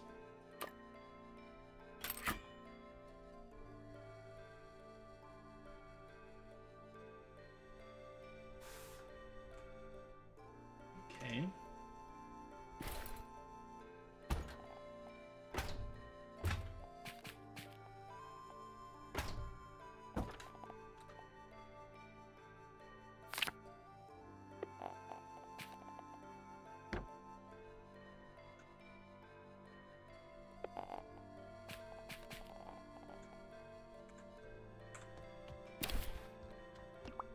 Okay, now let's see if we can make this jumble. Nice.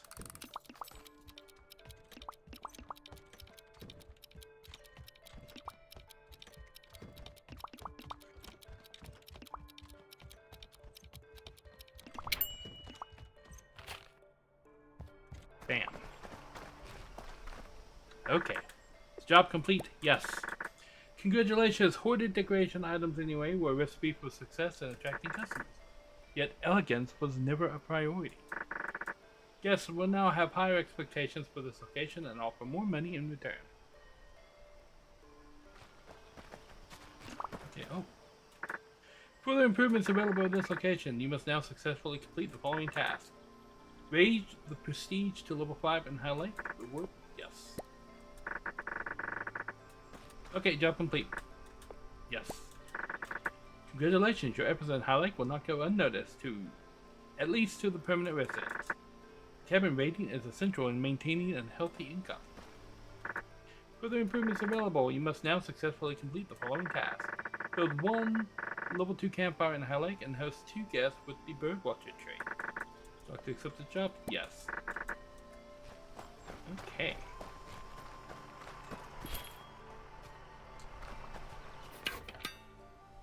So level 2 campfire, huh?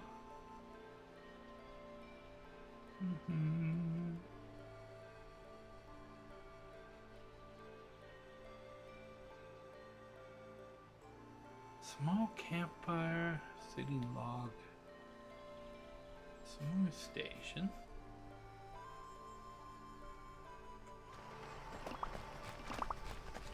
I see.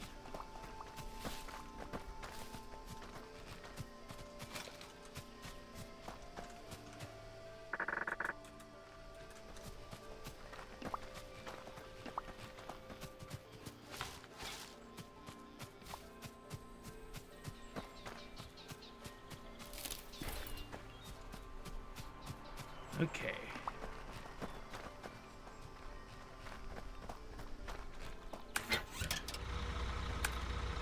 Ipswich is down in the A24, I believe.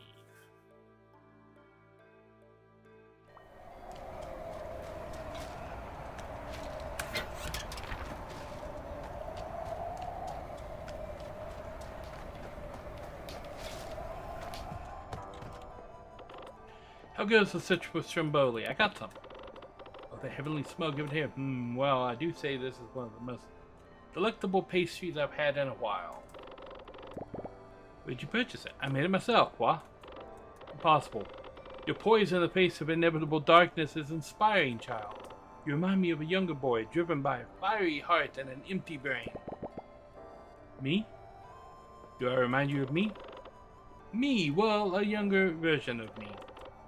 Of course, now I know that striving toward any achievement is like trying to mop away the ocean. But this Stromboli has given me a reinvigorated outlook. I will pay my favor to you immediately. Meet me in Pinefall at once. Okay.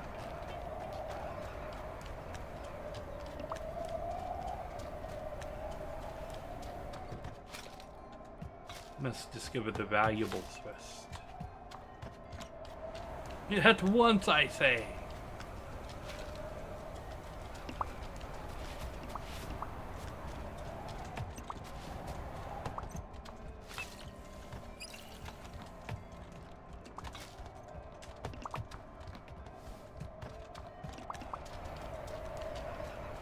What you doing, Gus?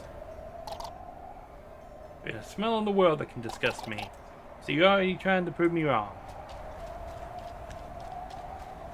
What does that mean?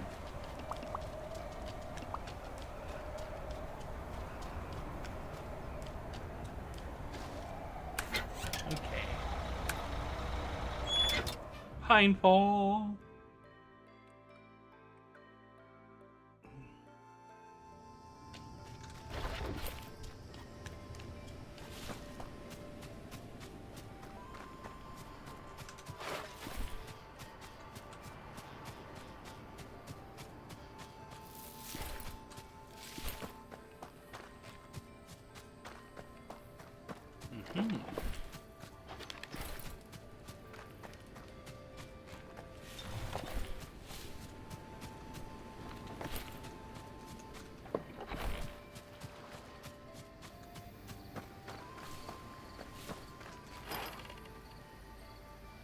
Ooh, I need to get some prospector's gear. Okay.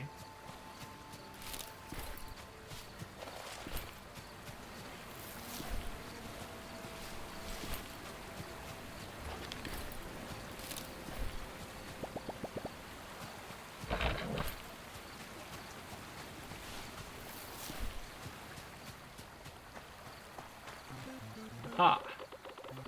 Certainly took your time, but I guess you've made that aspect of your life clear. Are you ready? I think so. I used to roam these lands just like you, in search of nothing at all but the wind to keep me company, long before the true nature of existence was revealed to me by the ancients. Gus.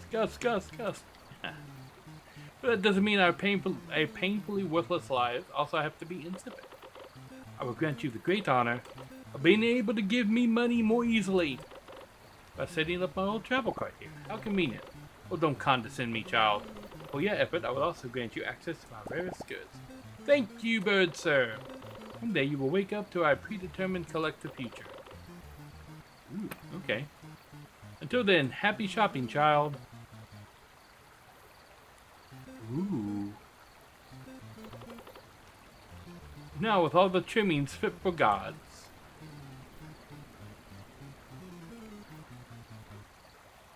Okay. Ooh, look at all this stuff. Silk sheets. Ooh, I need these. Buy 5 of those. Mahogany plank. I'm always running out of that.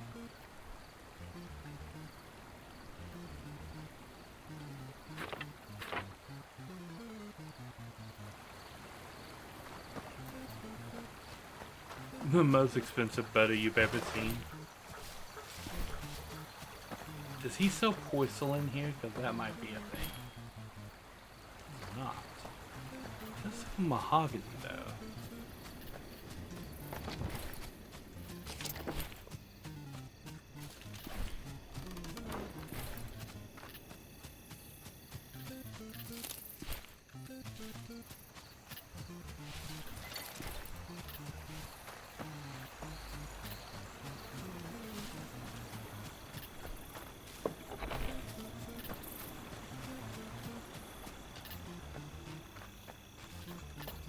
But almost all of the wood planks that I've been picking up in here have had mahogany.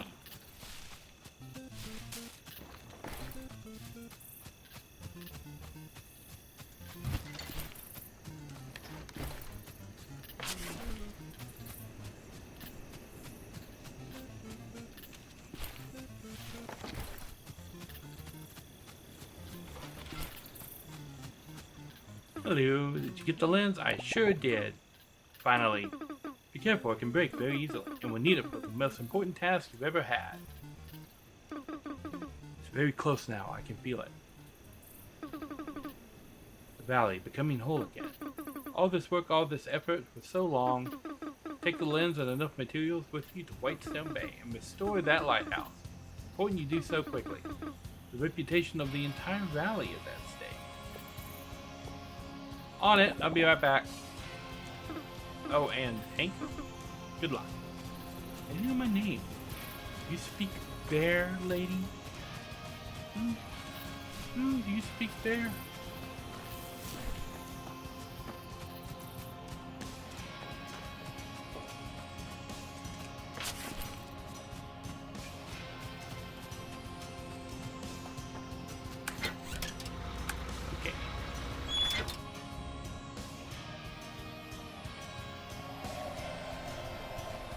This Hank, simple bear to you.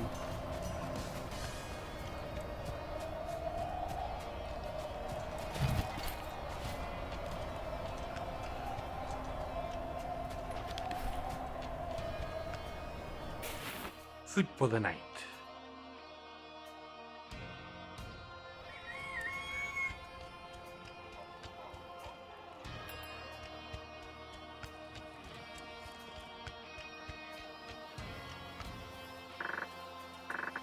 Welcome to the lighthouse. Would you like to repair it? Yep. Blow out any debris inside the structure. Done. Yep. More specific items are required. A great lens, mahogany planks, steel plates, and electronics. Have you all the materials? Yep. All done. The lighthouse towered over Whitestone Bay, watching over the sea like an old sailor. A faint click and a loud hum, it suddenly turned on.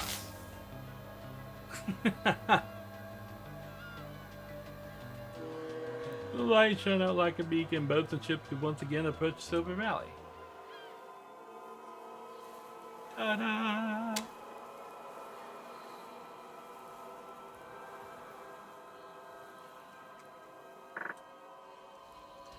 No more available instructions. Okay.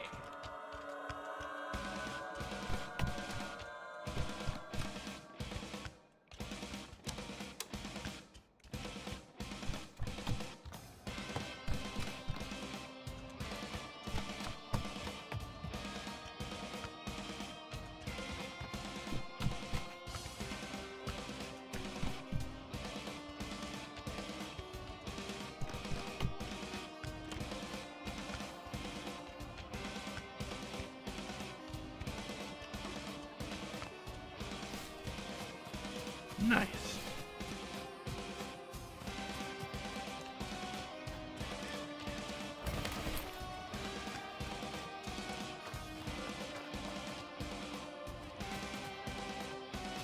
Cook French onion soup for Wayne. Okay. Let's go cook some French onion soup.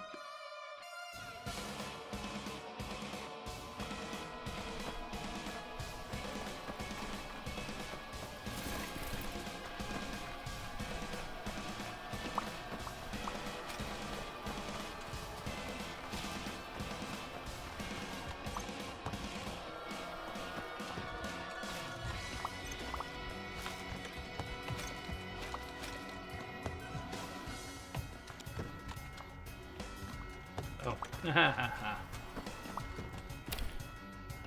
Okay.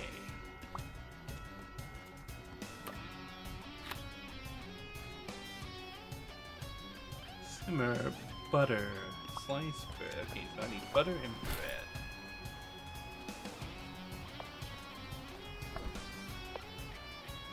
Bread.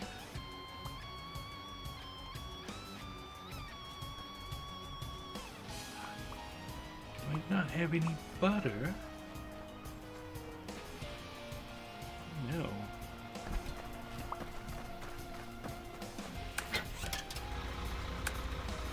I think A24 is still the quickest place to get butter.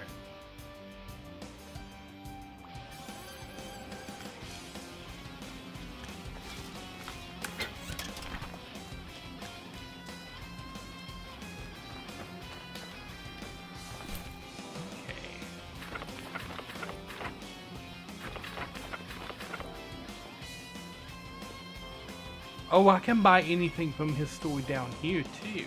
Oh.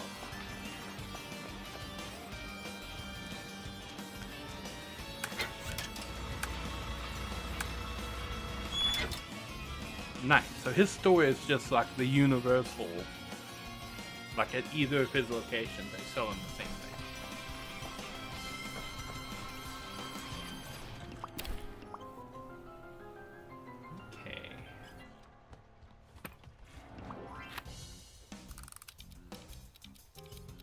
Make a French onion soup.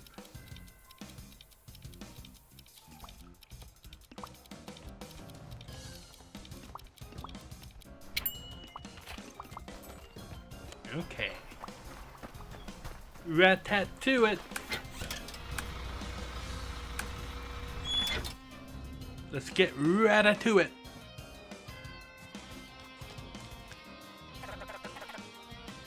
Yes, yes it is.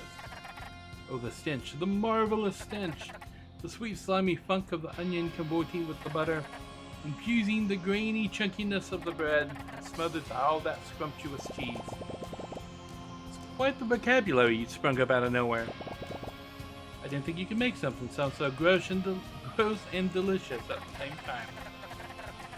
Sorry, that was my stomach speaking. I was starting to see the pearly corrugated metal gates. I didn't expect you to actually bring me back anything. Mister, the soup makes me feel all warm inside. And not just because it's burning my gullet. I don't know how I could ever think you. Say, I don't know much about things, but I do know my way around garbage. You think your little business could use a little cleanup duty?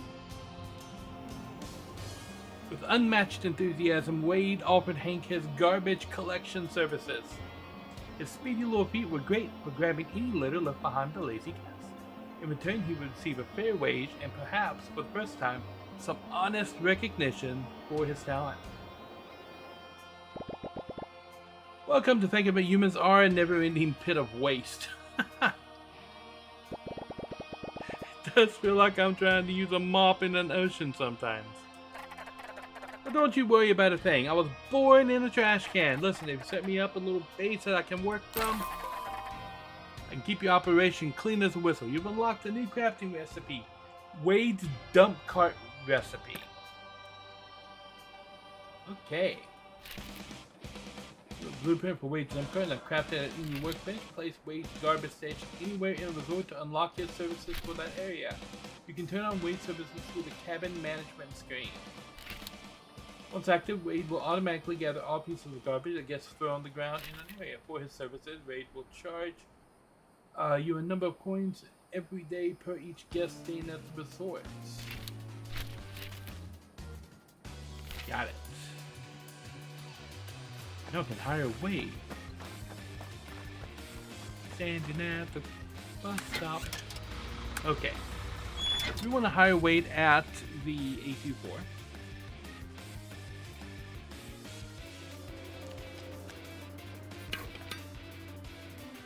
And I think I'm going to put this little dump cart right there.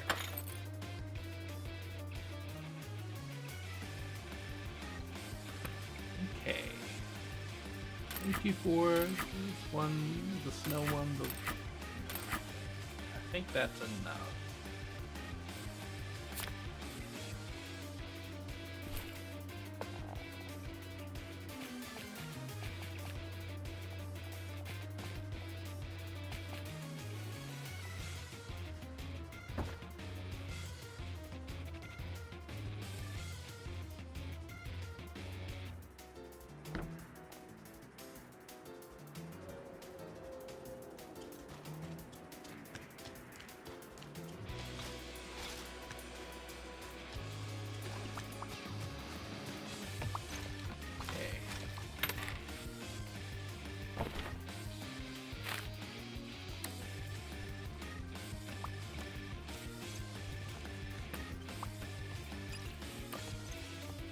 Yes.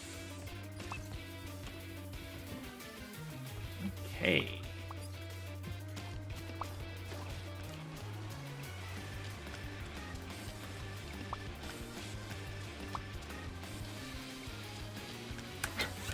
Now, let's implement Wade at Tim's Crossing. Let him just mosey between all of our properties here.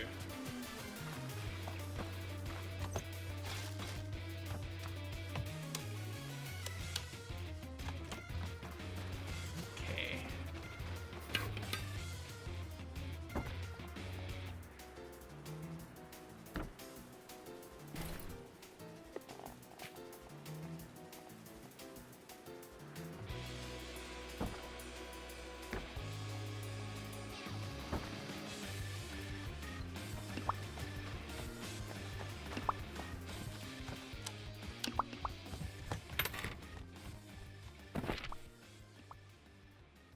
Why is...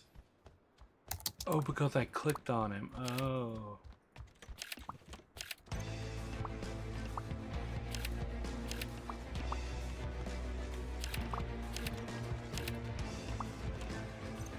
Here we go.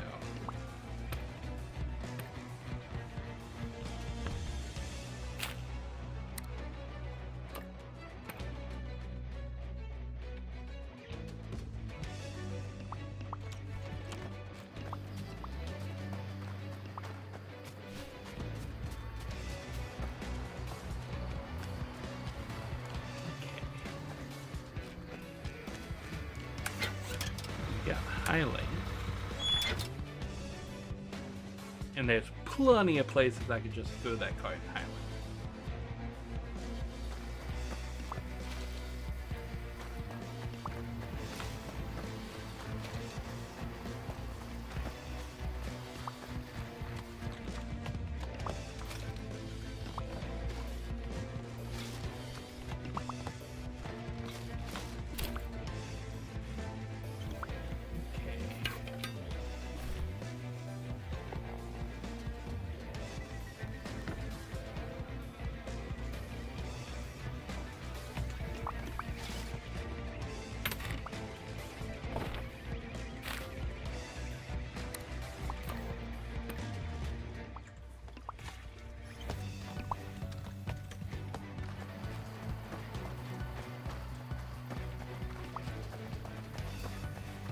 Cook the books. Oh.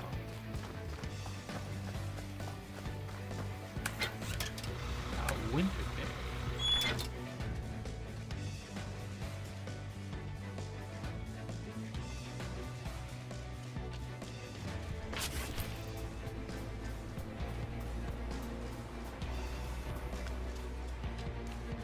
I haven't been up here. All of these wood piles are probably mahogany now. Oh no, this one's not.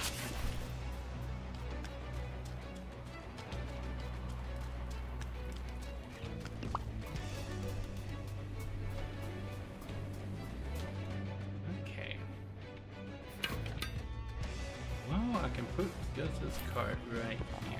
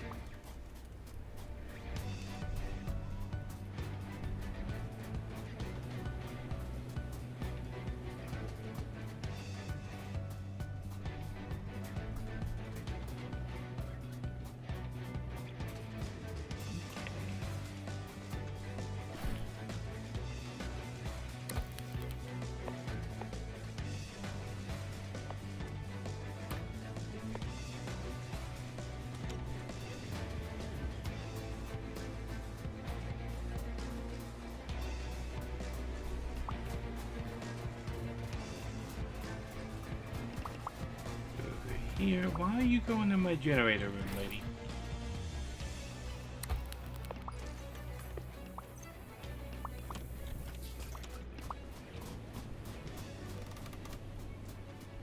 Okay, sleep for the night.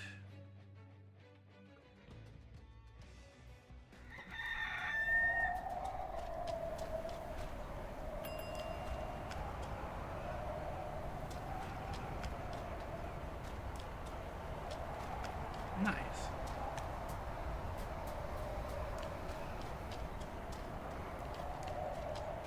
Snowstorm to the level 3 dining room.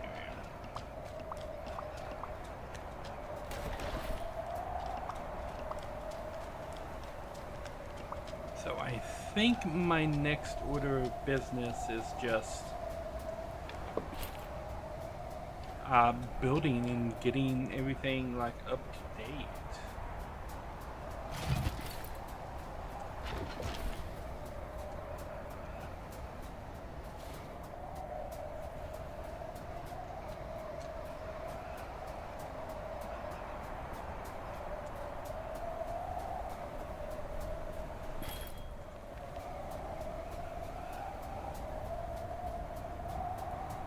Bum, bum, bum, bum.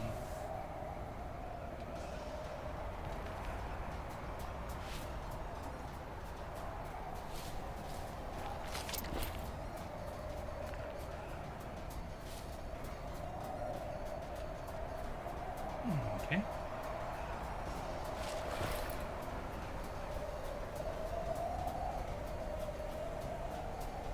Aha.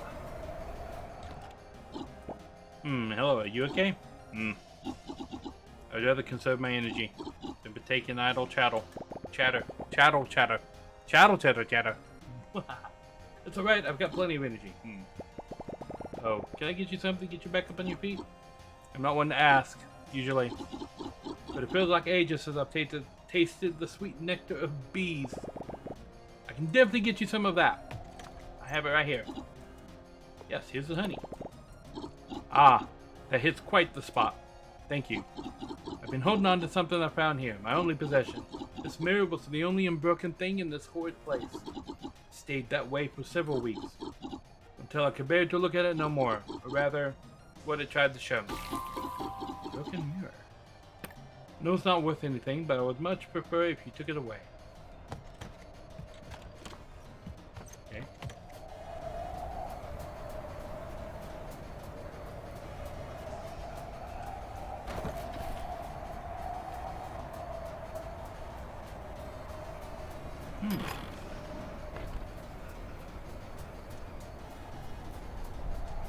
That's right, I need to go buy some more prospector gear.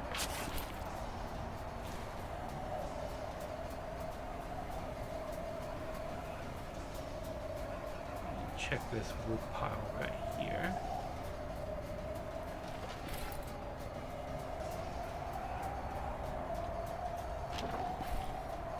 Make sure I don't miss any of that.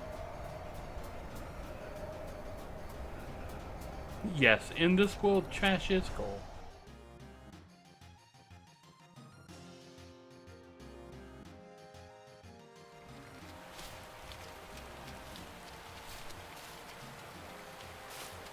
Ooh.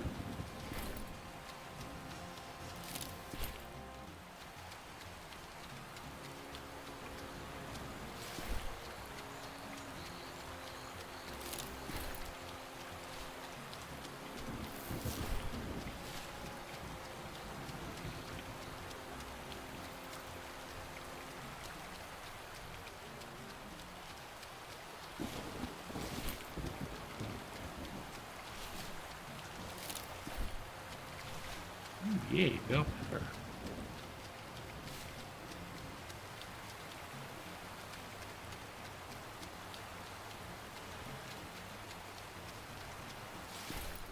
Potato.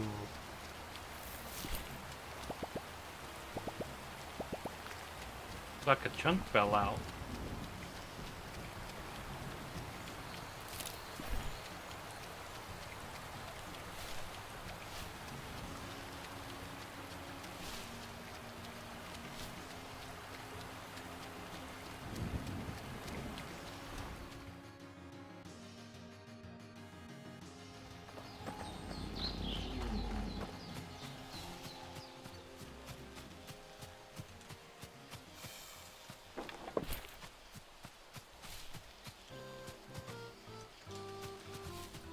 Okay, looks like this place hasn't quite recovered from my last round of looting through here. Oh. Save that and there's some mahogany right here.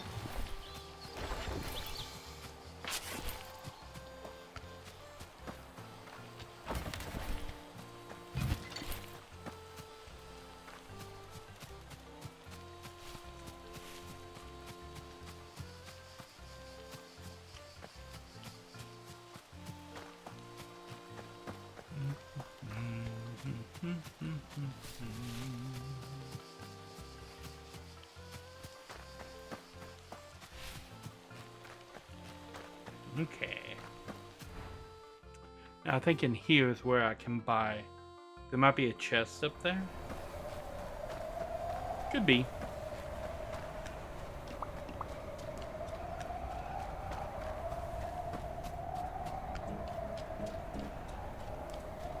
And I think I can buy my prospecting gear here. Yeah.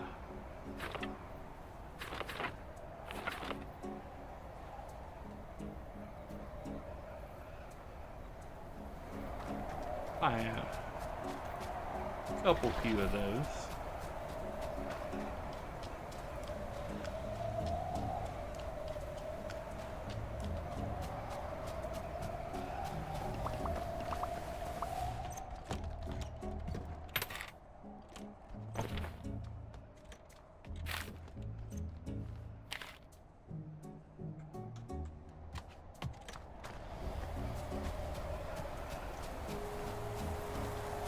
Okay, now I need this place.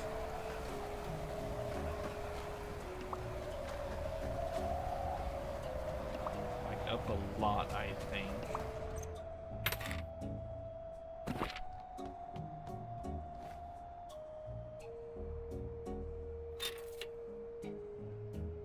Looking for 20 and 13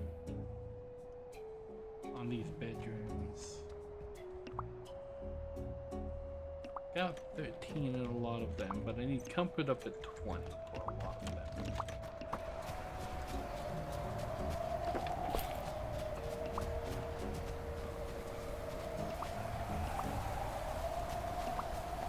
It's the middle of the day. Why is everyone coming here and going to bed?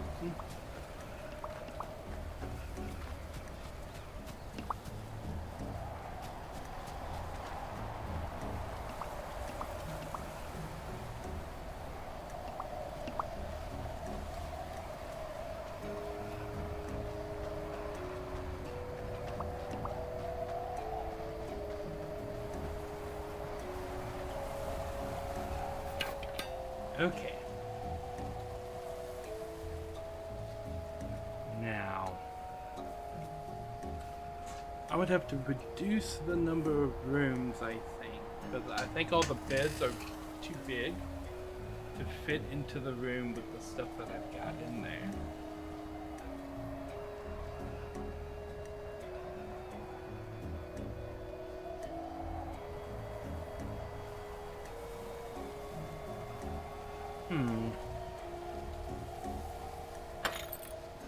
Let's see what we can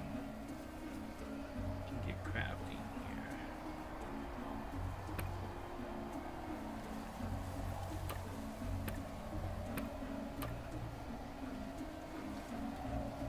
So the cozy butterscotch bed is what I've got in there.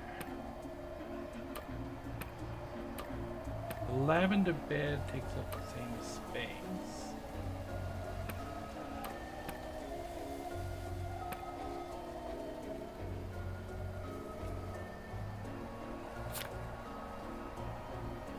Okay. I need more silk sheets to build the Louis bed.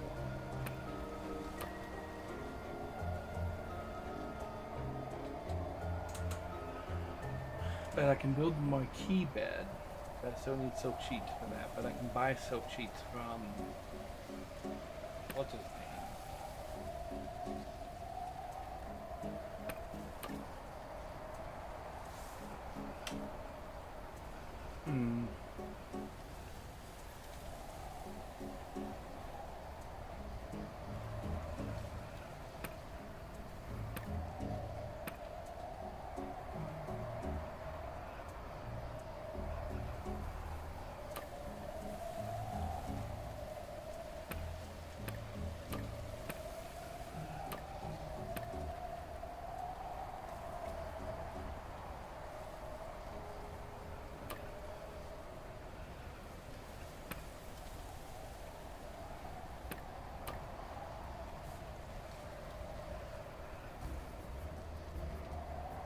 So I think I should go to the Pinefall and just do some testing with bedroom sizes and stuff, and see the different sizes of the different things.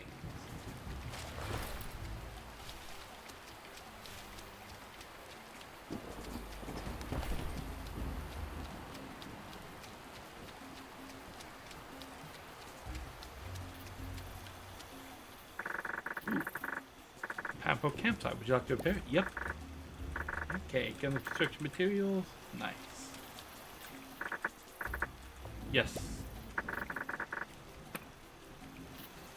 Nice. And now we got the campsite here. Perfect.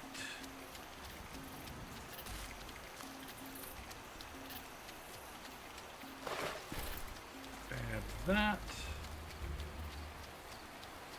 And we're gonna wander over here and grab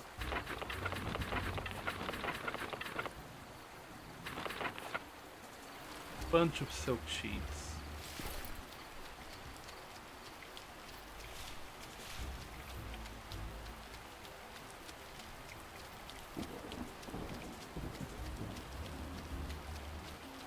Okay. And you're gonna be our testing ground.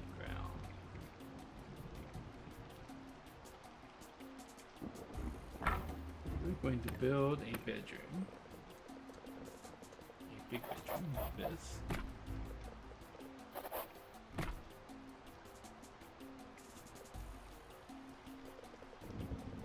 We'll just build it up here then.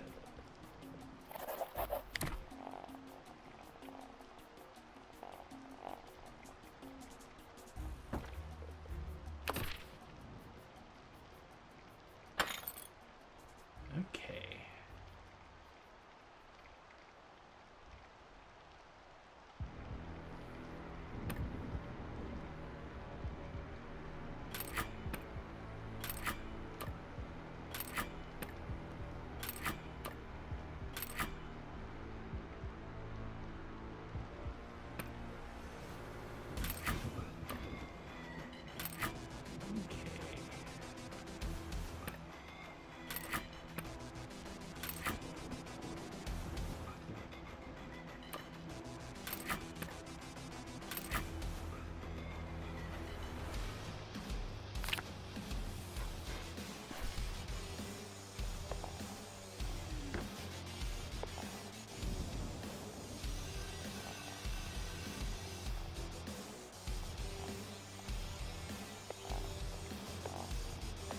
Oh, I can only put one bed per room?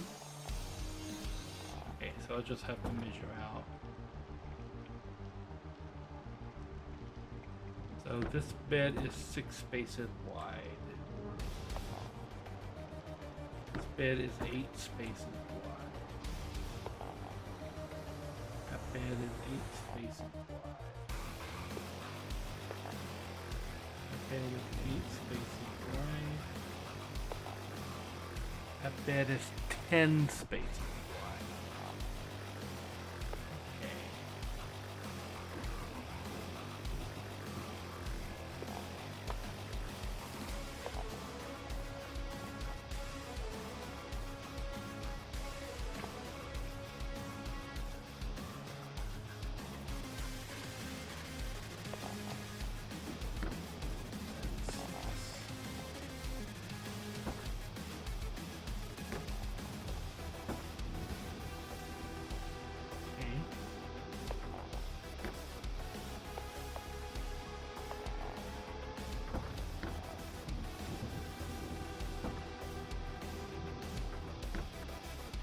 It's 4 tall and 10 wide. 3 tall and 4 wide. This is 3 tall and 10 wide.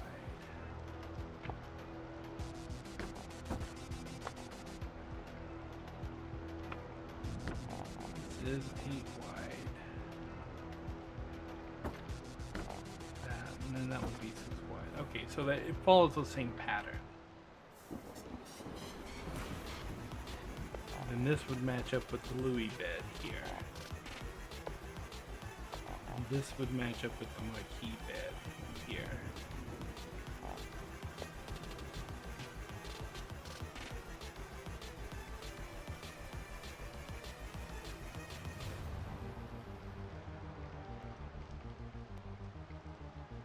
So it looks like the marquee bed is going to be the bed that I want to use in most places, as it's going to boost it to a level 5 bedroom, and it's the same as the Louis bed, but it takes up less space.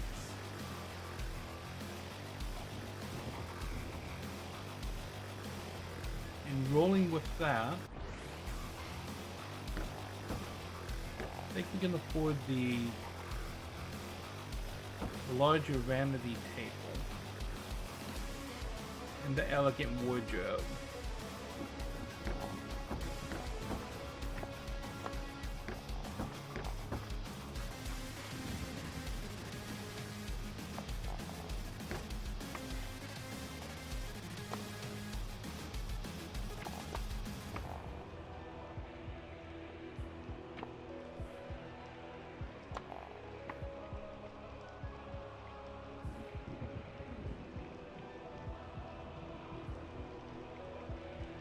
Is not an intermediary footrest.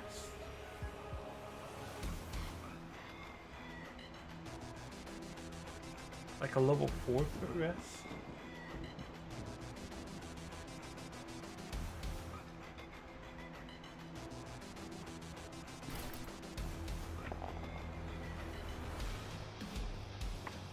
So it looks like I might just want to be going with the level 5 footrest there.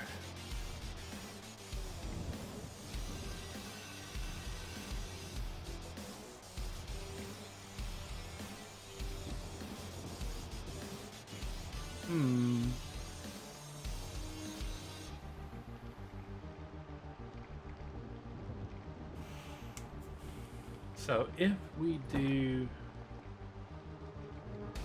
Louis bed, I want to do this footrest because it's the same size. That's 4 wide. That's 4 wide. So that ultimately wouldn't matter. We did something like that.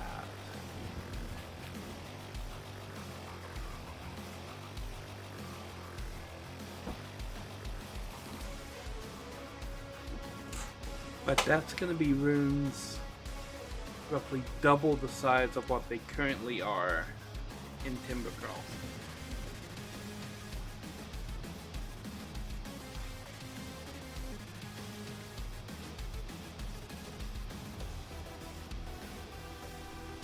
So it looks like I'm just going to have to reduce the number of rooms in Timbercrawl.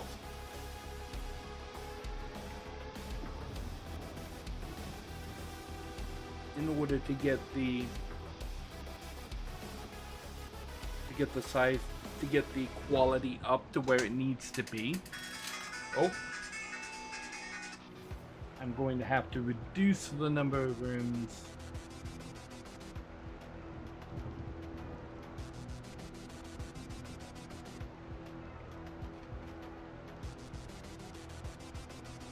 Okay.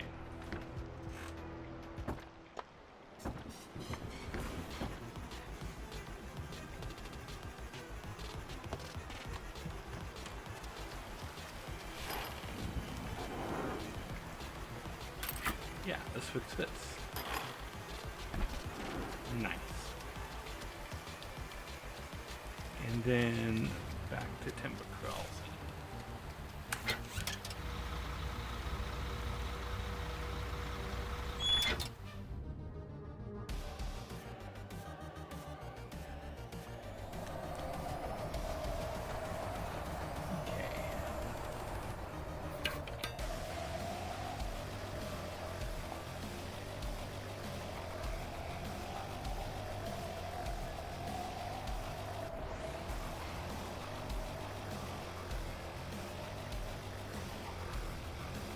Oh, that's gonna be a page 1 redesign for this place. Okay.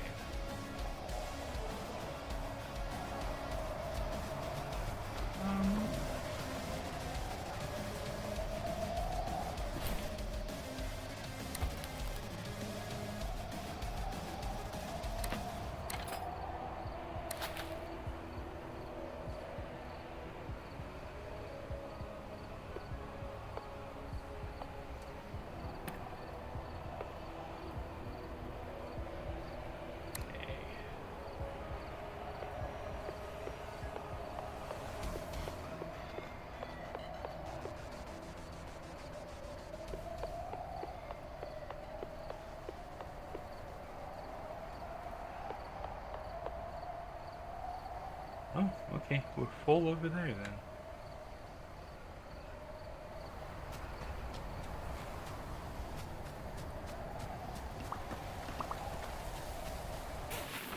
We're gonna come in the morning and then restart this place.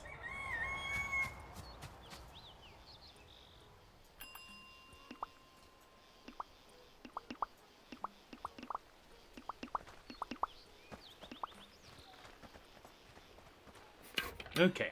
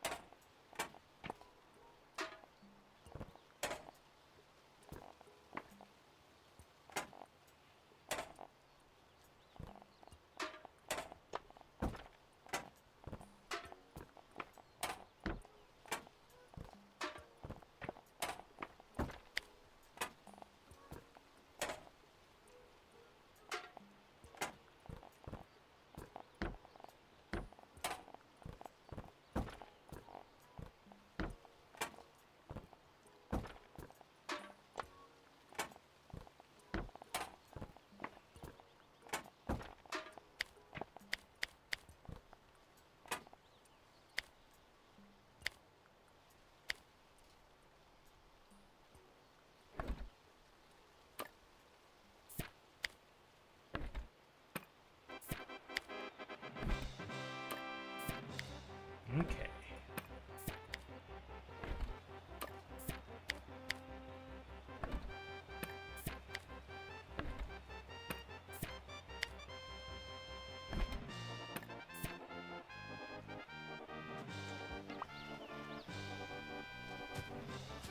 Yes, lady. Out, out.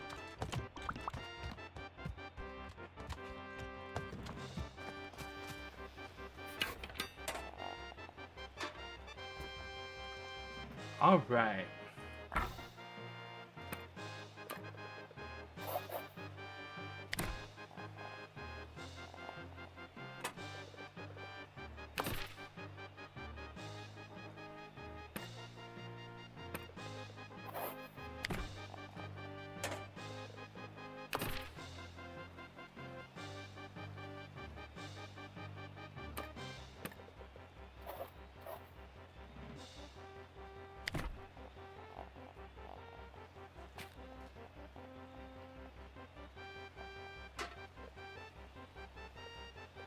Hmm.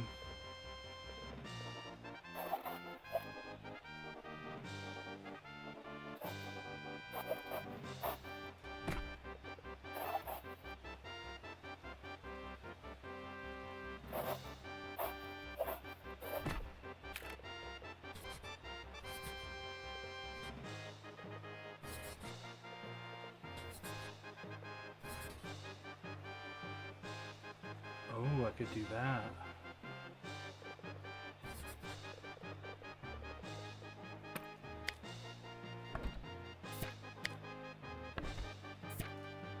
Okay. So I could build a room like this.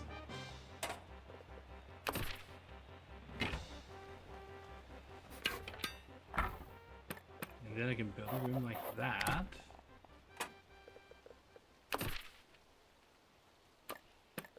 I can build a room like that.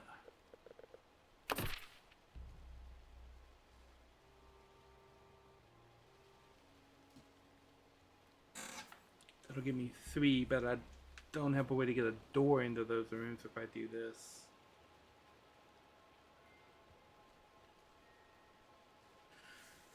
Hmm.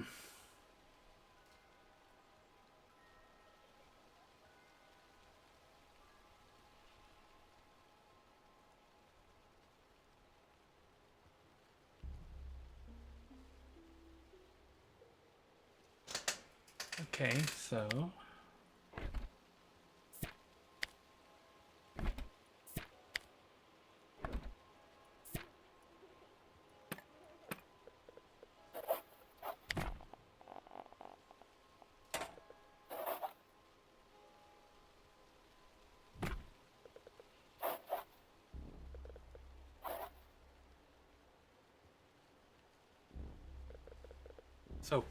I can do 4 really fancy bedrooms in this place.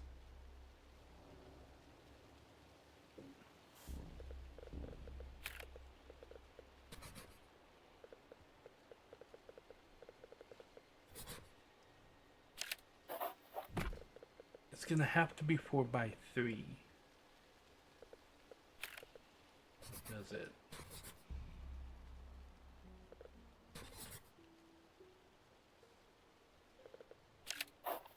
I think it does have to be 4x3.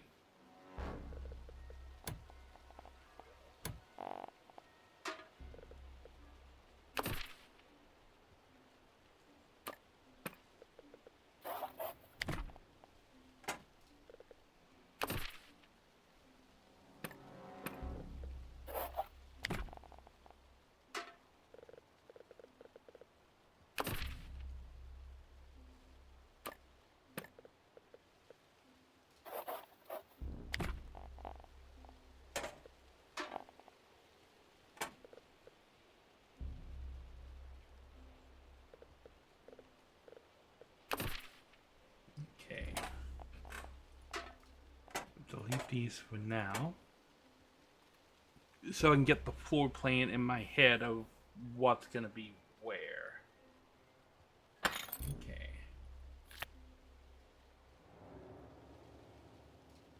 Now I need Wade's dump cart.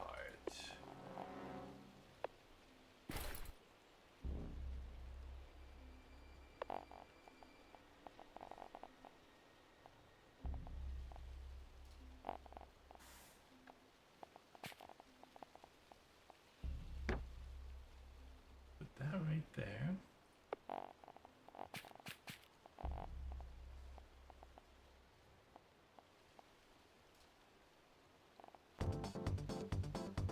To give me more room, I can rotate these, and it would still work. Like that.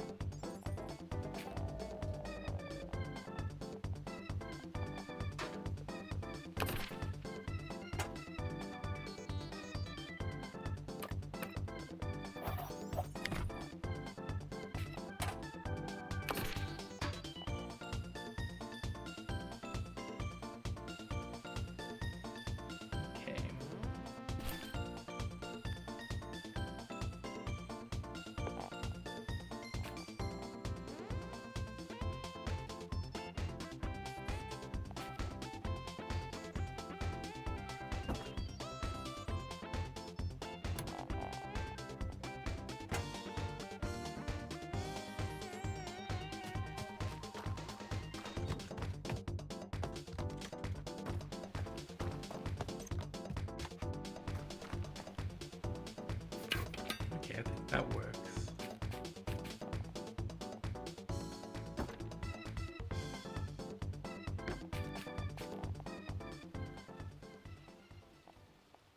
Okay, we're still a little short for the cart back there, and I need Gus to stand in here as well.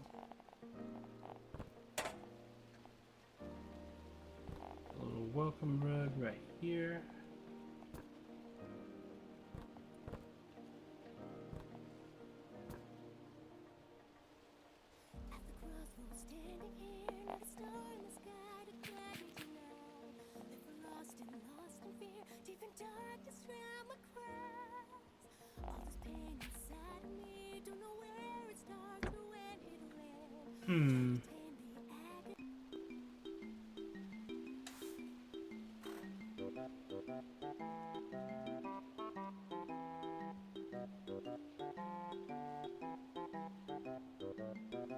Okay, I'm gonna take a quick little break. I will be right back.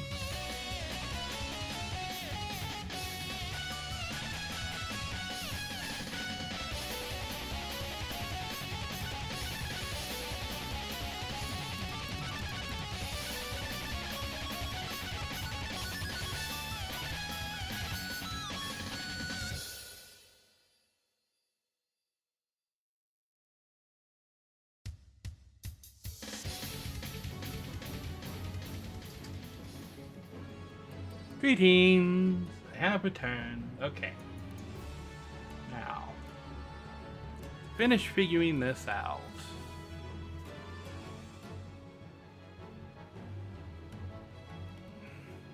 I don't think I can go with a room size any smaller than this.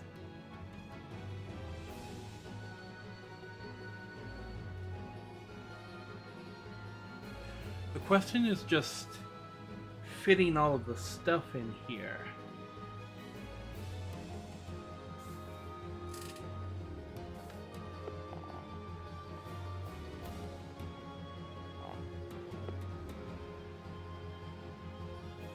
Okay.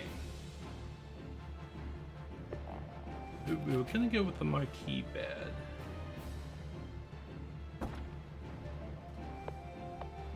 And that is the comfy footrest right here.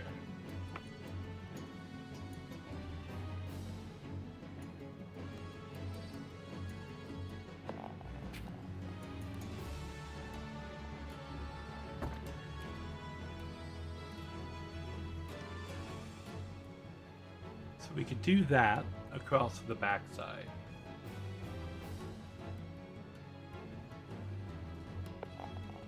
I would invite a rug right here.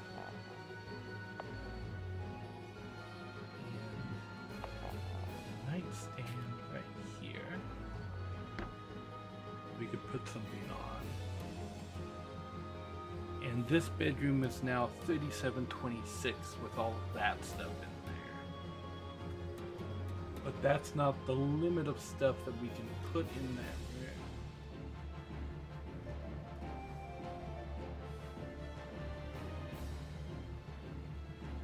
Put a lamp right there. Okay, so let me go over here. Where's the dumpster? It's all the way up there in this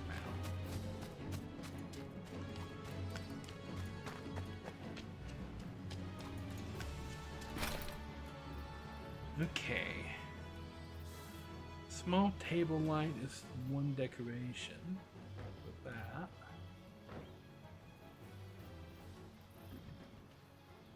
Brass table light is 3.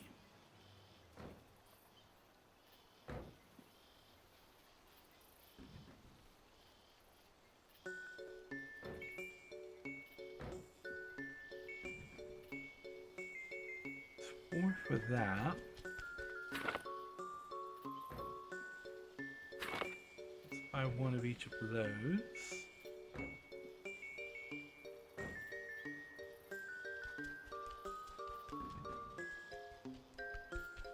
Brass table light.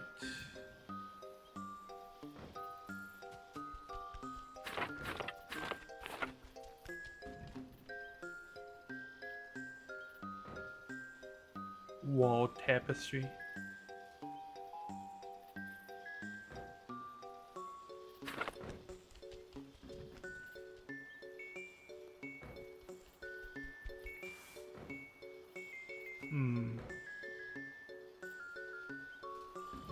Okay.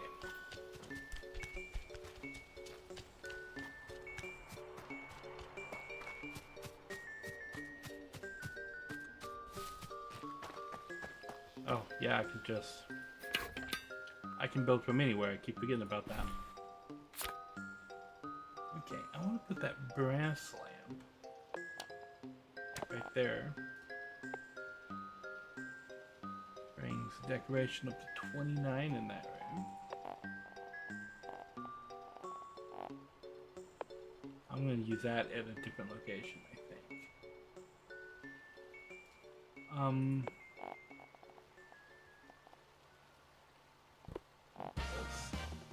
Bear painting.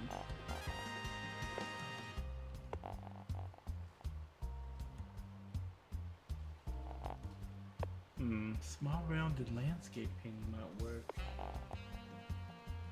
was thinking about putting the postcard display like right in the middle of this room.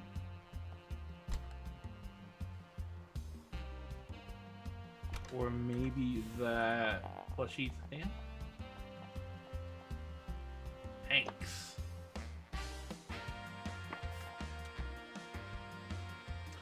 I think the postcard display will be better for this particular location. Okay, I can put another painting over here on this wall. And I can put something on the floor right here.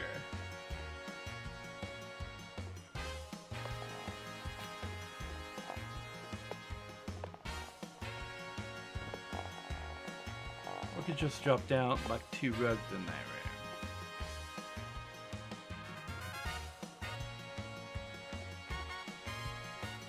Need to make a Hank mall full of his merch.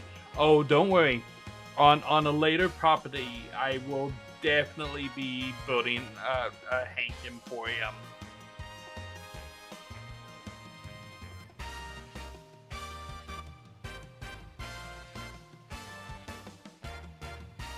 Okay, I think I can get a floor lamp here and here. And I have a possum clock that would go perfect right back here on this wall. Right above our possum desk. Just a stand with a possum clock. Imagine multiple possum clocks. Every location is going to have a possum clock. And I think this is going to be good for that bedroom.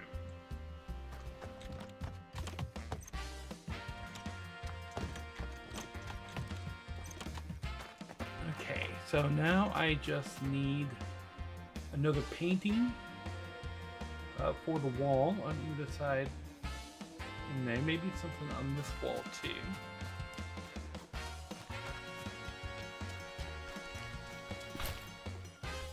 Okay. 1, 2, 3.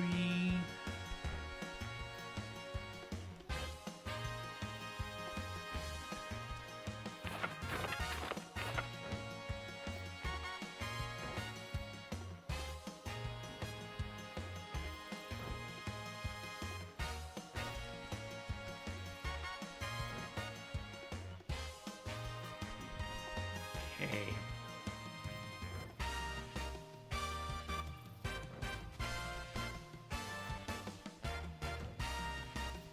A large leafy plant.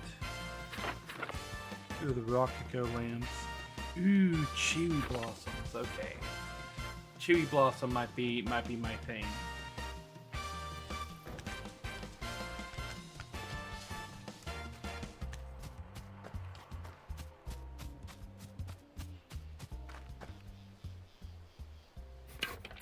Okay. And we need to make sure that we craft enough of the required things. A marquee bed. Okay, I'm gonna need to get some more silk sheets to get the remaining marquee beds that I need. Get those.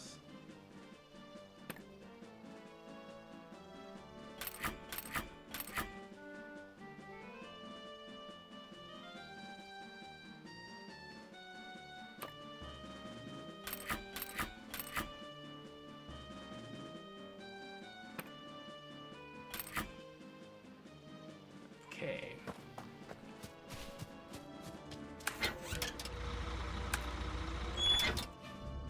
We need some more. Love the cherry blossom. Yes. And cherry blossoms are my favorite flower. So, yeah. That's one.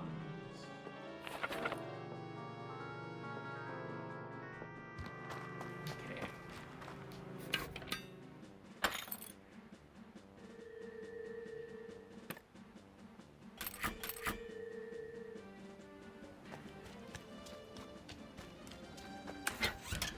How very anime.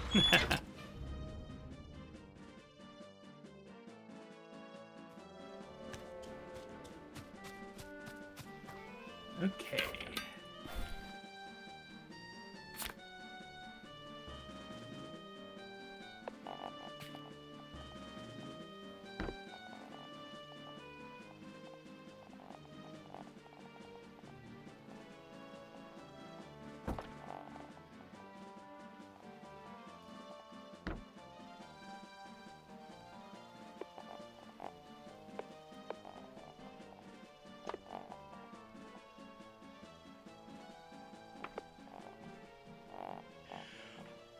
actually.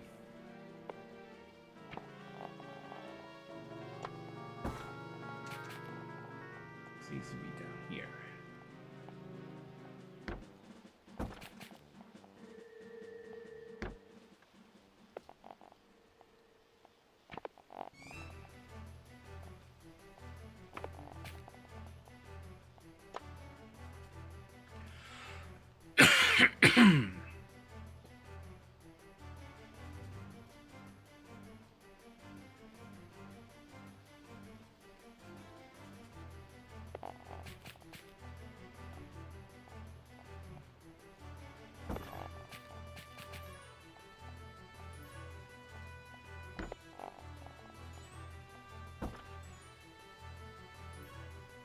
Okay.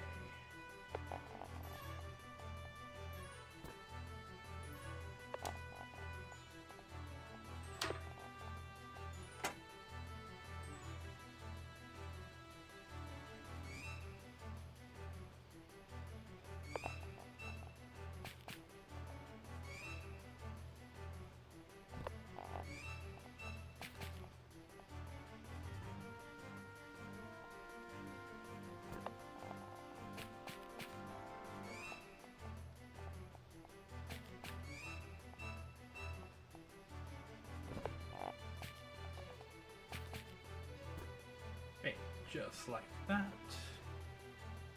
And then we will hang this right there.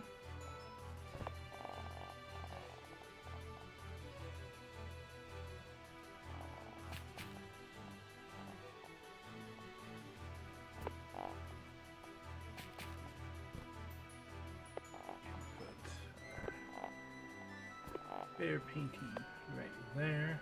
Lovely.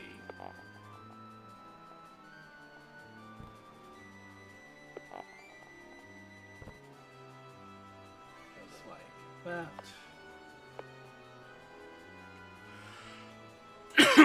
And I still need to get nightstands. A cherry blossom related photo in the Discord.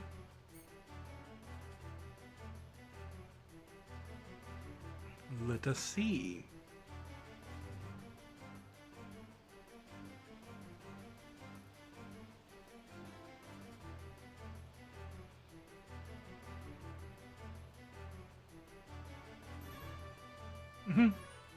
A cherry blossom tea mug.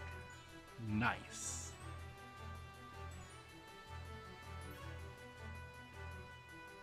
That's nice. I like that. It's here in the, there we go. We're at level 4 prestige. So we have a little more to do in here.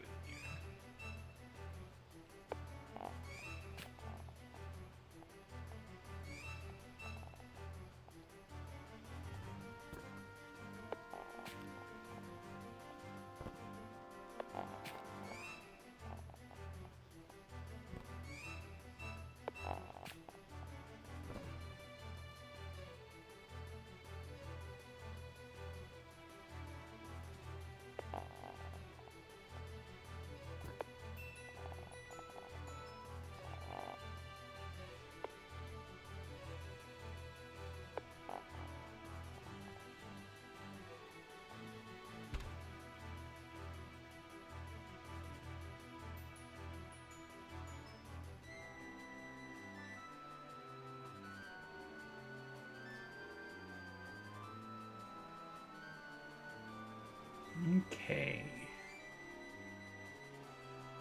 I need 3 light stands and 3 lamps.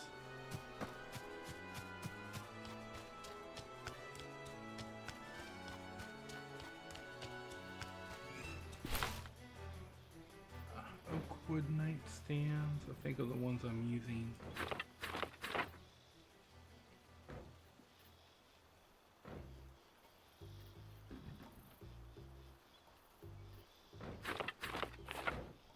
Of the brass table lamps.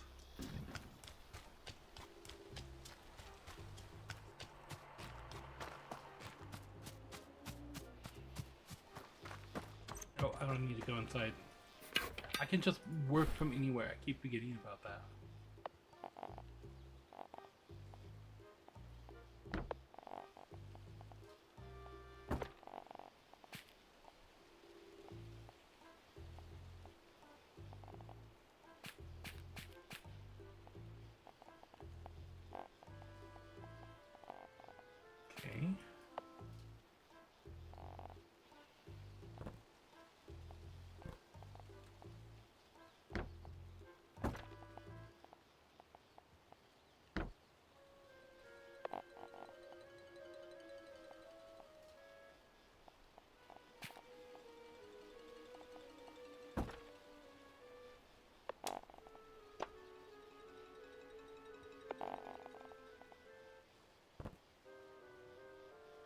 Alright, now, oh! Hydrate! Yes, I must actually go get some more hydration. I am out. Let's do this and oh, I had apparently bought a bunch of these. Okay. Oh, bucket.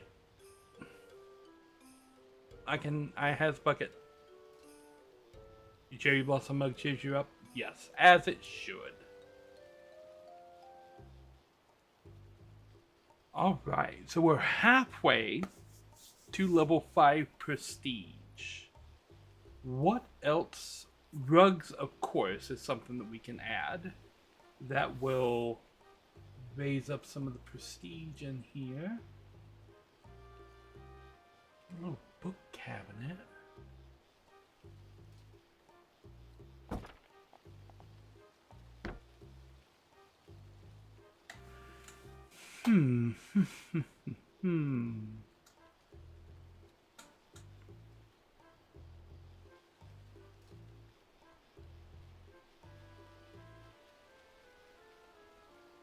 I don't know if there's anything else I can add to the rooms themselves that will increase it.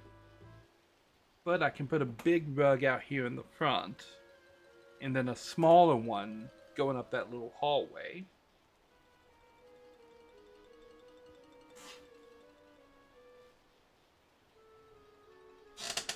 Okay, yeah, let's go shopping for some rugs.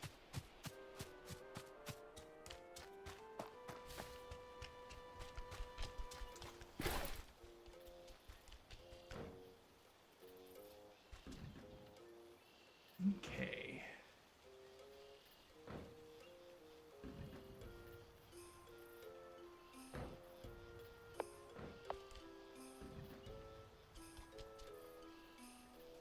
Everyone loves Hank poster. Hungry, hungry bear poster. Oh, wow.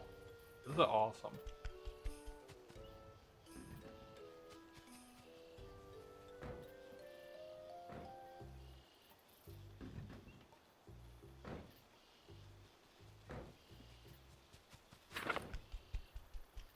Let's grab that. This. This. Try these 3 rugs. I don't know why I keep walking back down here. I could just click the button.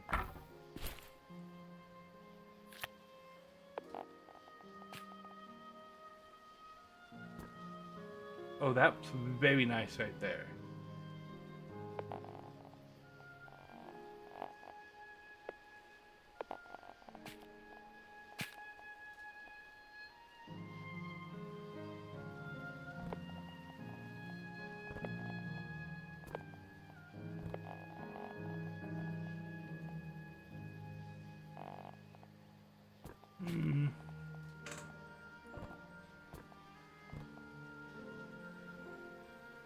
Need a smaller rug. Very large starry rug. Actually won't fit.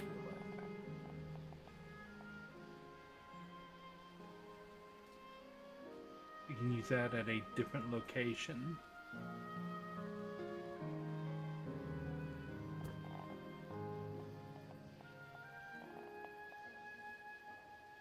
So that will fit, but only on one side or the other.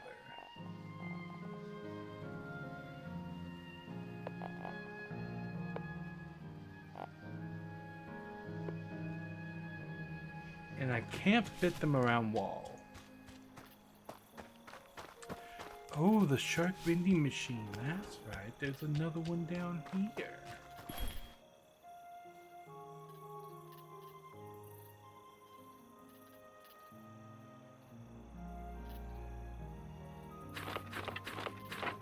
Grab some of those.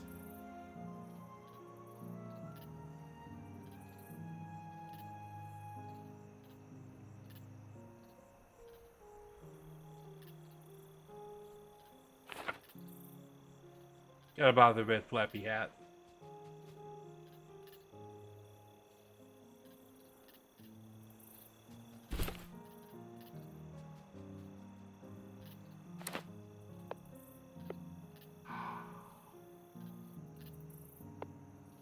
Which is better, the baseball cap or the red fluffy hat?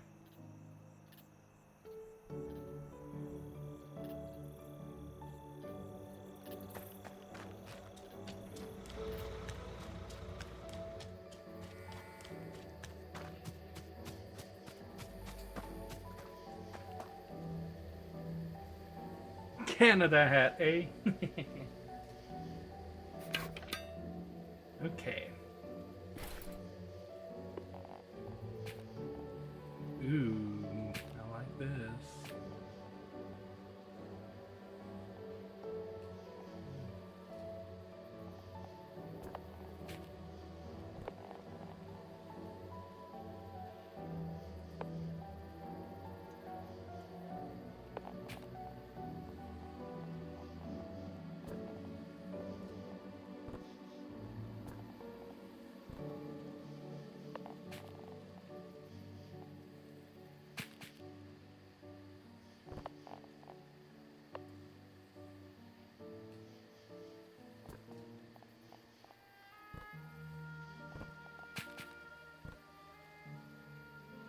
There we go.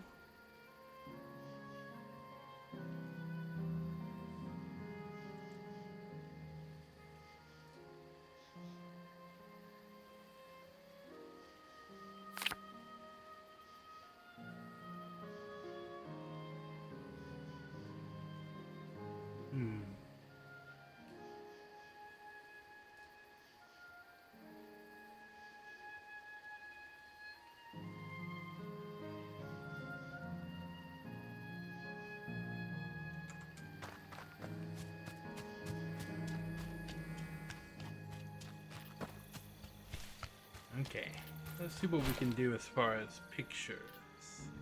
I want something big to hang on the wall behind the front desk.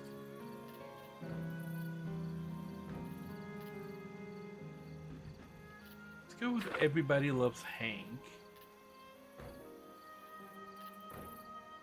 I definitely can find a place to put Everybody Loves Hank.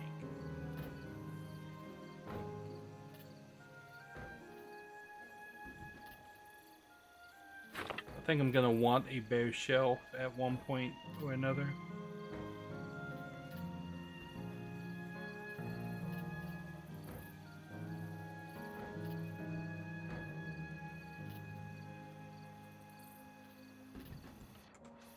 Okay. You just hit the button.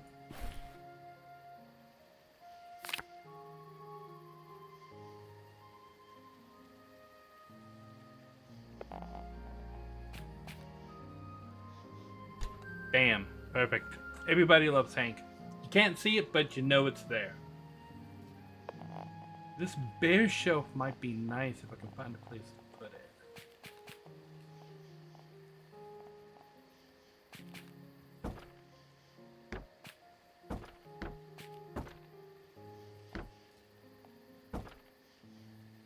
I can put down the bear shelf.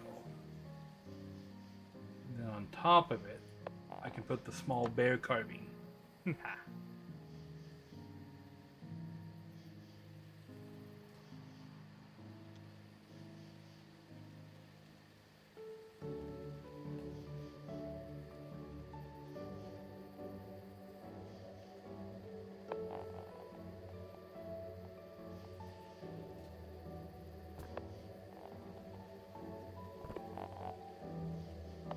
Sneak in a couple more bear pictures.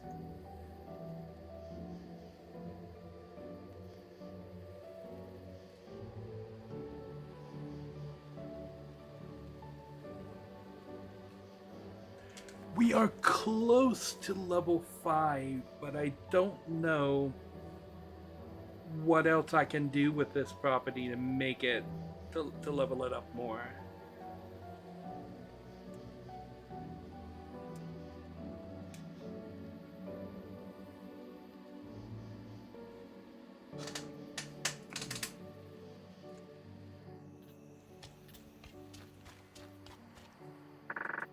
Yes, job is complete. Ooh, pine shirt. Nice.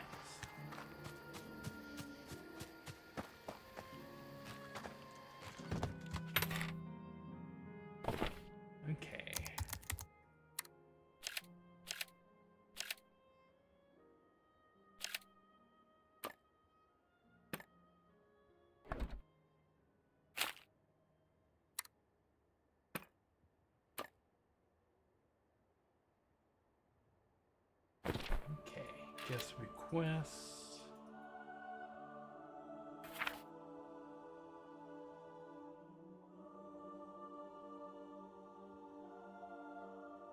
So many bad reviews for that last day on there.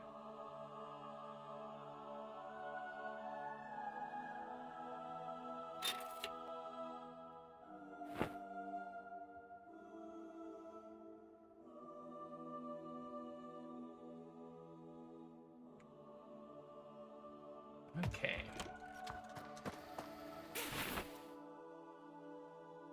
That should be Timber Crossing, like multiple tiny rugs. I could do that, but I'm already like tiling. Like I've got rugs tiled here, I've got the rooms tiled with rugs. I've got this area right here tiled pretty good with rugs. I don't know if it's actually possible to get this location to, I mean, you could just jam a whole bunch of junk in here. But to keep it looking relatively nice, it is, yeah, it is, but it wouldn't be pretty. I mean, this is cluttered, but I think this is still like in the realm of like nice looking.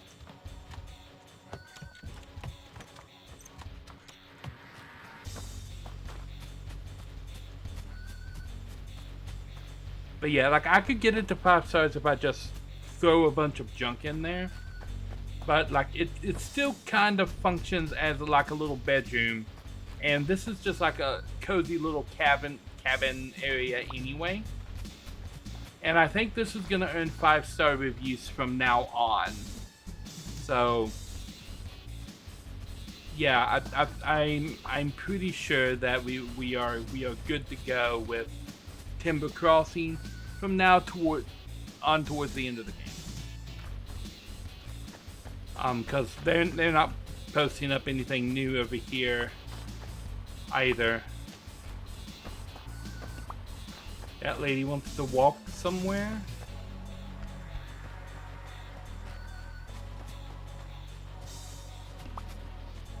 As long as all the rooms are accessible, I think we're okay. The question is, can they get around the stand in the middle?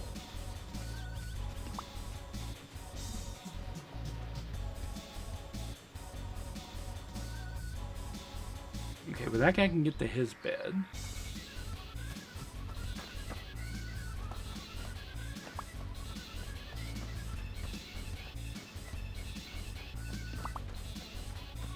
She can get to her bed. Okay, yeah, they can all get to their bed. So yeah, this seems great. Nice.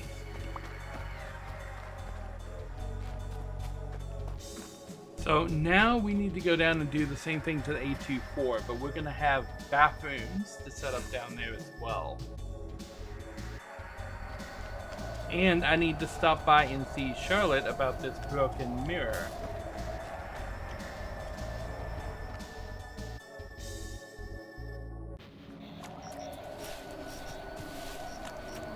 Black moss.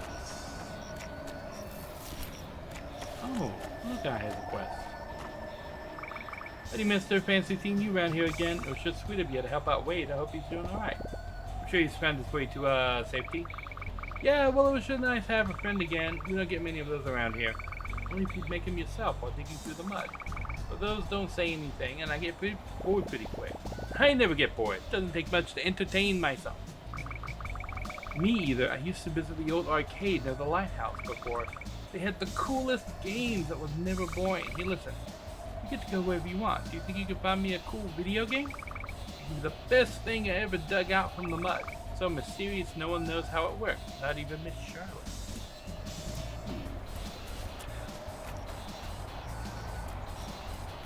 One day in the field game. Got something for me? Yep. Right here.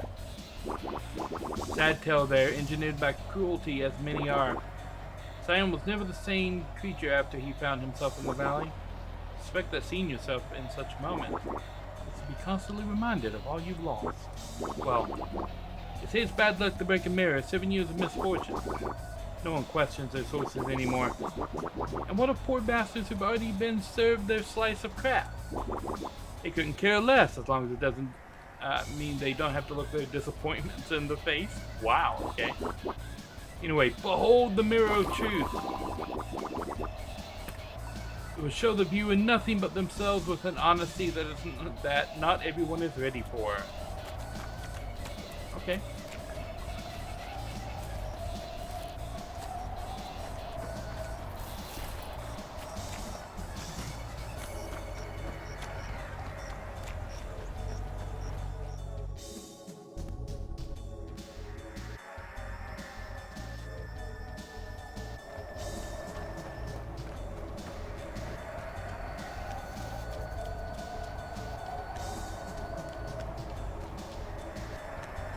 Alrighty.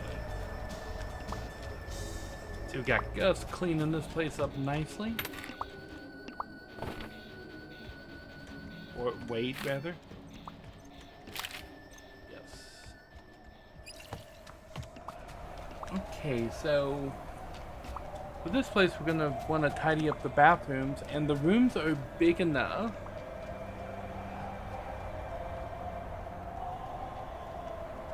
Hang around to see reactions when guests use the mirror of truth.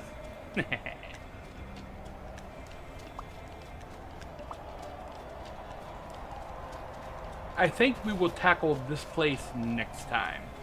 I'm going to go around and collect all of the garbage that Wade has picked up for me.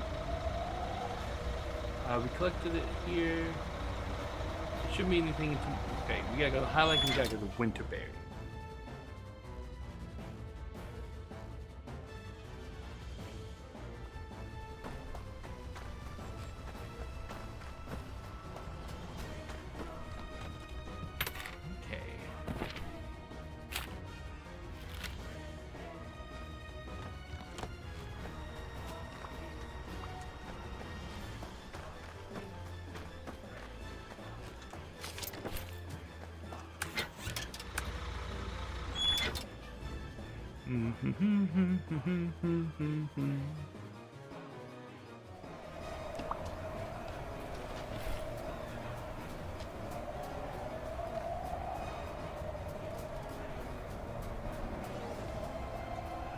Oh, here it is.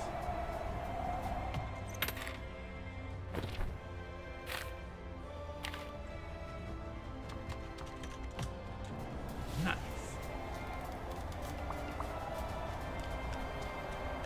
Okay, I don't remember where to get that game, but I have an idea. It's in White Saturday.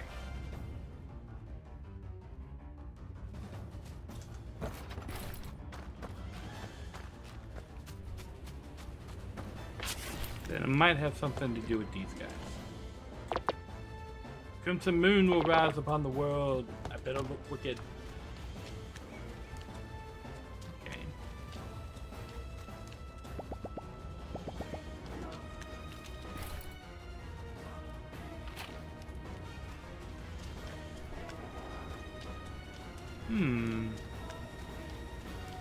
I thought for sure it would have been around here. Oh, there is somewhere else I can check out. Who was it? High Lake, I think. There's a middle fenced-in area that I never got into the last time I played this game. But then I don't think I ever went over there after I picked up the crowbar. So let's see if the crowbar will get me into that area.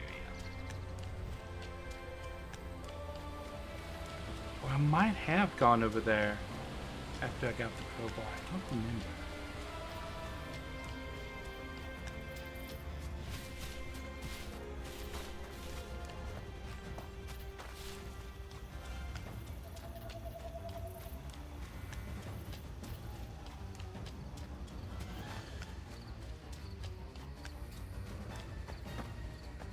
This.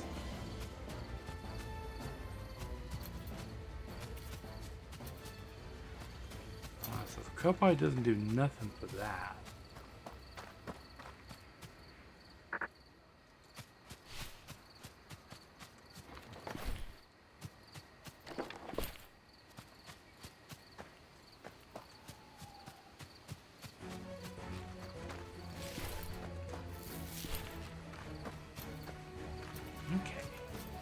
do need to return to Barbara and Pinefall. That's going to vary.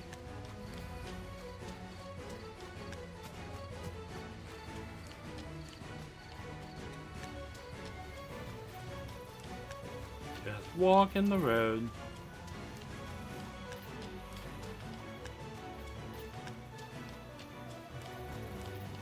I think this is Pinefall? Yes.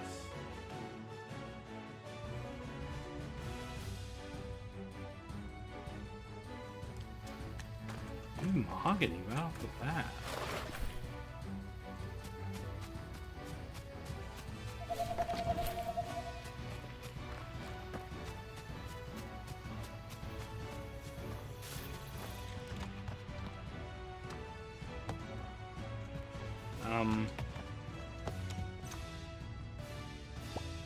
Hello? Barbara?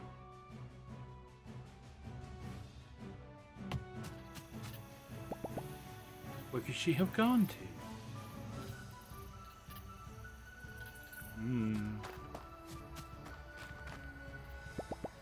Maybe she took a bus. Well, I did fix them. So the buses are running. I should ask Oliver if he's seen her.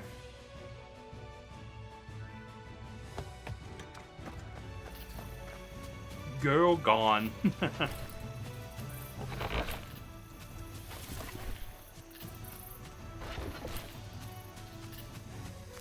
Sleep the night.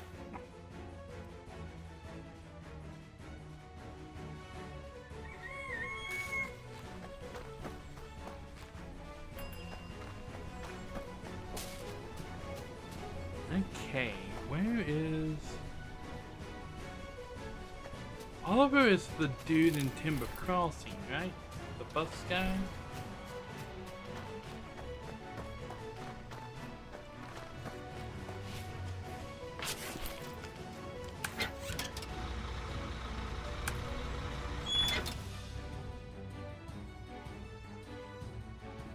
I mean, I should be able to keep the humans straight. There's only 3 of them.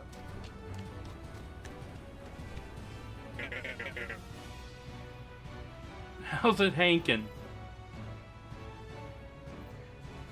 If none of you can speak Bear, how do you know my name is Hank? You okay, bud? Looking for Barbara. Have you seen her? Barbara, nice old lady with a green hat? Can't say I have. Never seen her take the bus either. Trust me, bud, I know. I thought about asking Beanie. She's got a great vantage point up in her tower. Maybe she spotted her somewhere. Ah. The, fetch quest. Where is Beanie is in Sawdust? Highlight. Beanie is in Highlight. Where's Beanie?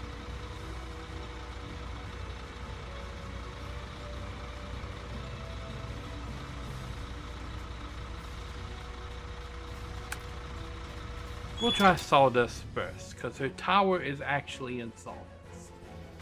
But the last place that we saw her was in Highlight. This is actually her tower here. Oh, she's sleeping. What's your mind, big guy? How you doing? You alright? You seem a little down. Have you seen the old lady in the green hat? Yeah, I know Barbara. Actually saw her a few hours ago, roaming the valley like she always does. Didn't pay no mind since she ignores me and I ignore her, as I've always been. But she did seem in an awful hurry this time. Right when Barbara's in a hurry, here we go. Banjo-Kazooie. Oh, she was missing her green hat. Was she alone? Was she being kidnapped? Do you know where she was going? Definitely wasn't being kidnapped, unless you can kidnap yourself. She was headed down to the desert. By my estimate, it looked like she was en route to hit the beach. You might run into her there.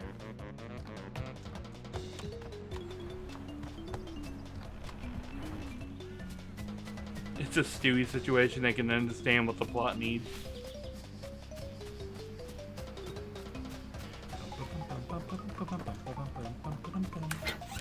Okay, beachside is where I need to go. timber crossing is the fastest way to the beach side.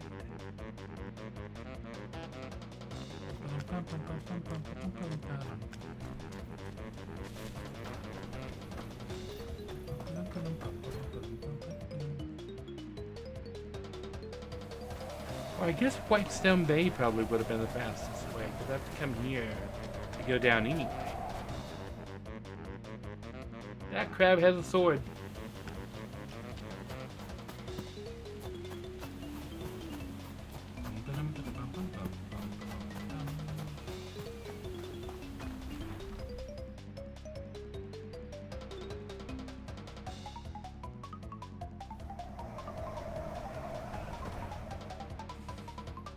Grab his sword.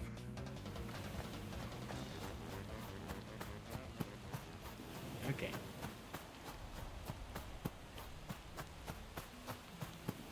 Oh, she's out here. No, she's not. No sign of Barbara on the beach. No sign of her anywhere. Yeah, the little boat that's usually here is gone too. There's a tiny postcard on the dock. What did you say? That's probably just your imagination. Because who uses postcards anymore, am I right? Barbara's probably just running around somewhere looking for increasingly suspicious things. Like any normal old lady. Yeah, silly old ladies. Silly old bear, actually, since when do inanimate objects hold two-way conversations? I always talk to my favorite objects. Yeah, how do you know I'm your favorite? You haven't even flipped me over and read what I say yet. In a minute. I'm in no rush. I've got the rest of your life. Whenever you're ready. Sitting on the moldy wooden deck in front of Hank was a small, colorful postcard. On the back it read, Dear Miss Barbara Ferrier, thanks for contacting Palm Voyage about an exciting expansion opportunity in Silver Valley. A representative will be sent on site at your earliest convenience. Though the people of Silver Valley have always been a welcoming and hospitable community, we appreciate the severity of the renovations required in the area and welcome your assistance in rebuilding your beloved home. Your contributions to our development efforts will not go unrecognized. We look forward to offering you the escape of a lifetime.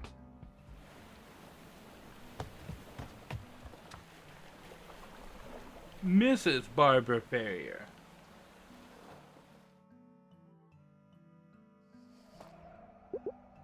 Oh, my little baby.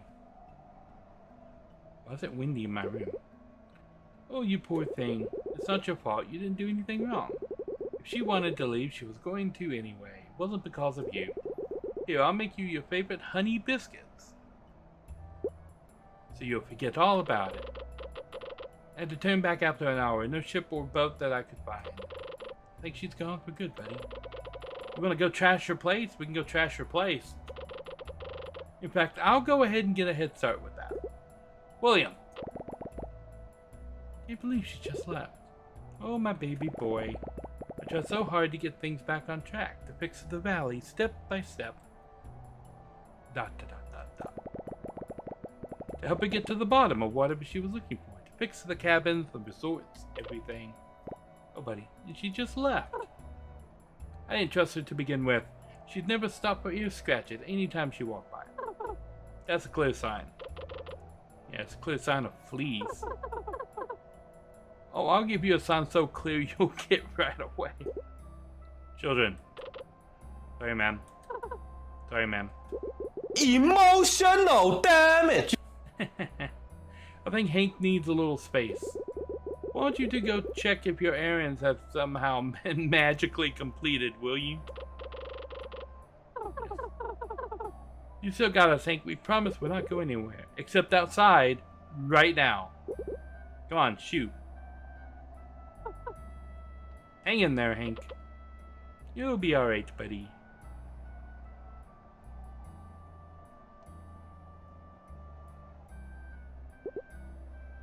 My dear Hank. I don't get it, Mom. She was so nice to me and she said nice things too. I really thought I was helping. Did help her, but not in the way that you thought. I don't know what was going through her head, Hank, but I don't think she ever planned on staying. She was going to leave no matter what. It just happened to be her ticket out of here. Can't blame her. I ran away too. I had a lot less weighing me down and a lot more to fight for. Dear boy. I don't know what I'm going to do on my own now. Look what you've been doing so far. You've been doing such a great job with all of this. It's alright if you want your life to be about making others happy, as long as you go first. You can't give others what you don't have. Okay, but what if it's not enough? It only has to be enough for you. Everything else will follow. You did the best you could, Hank, for everyone, including her. Now, get some rest. There's a lot of humans still waiting for you out there. Thanks, Mom.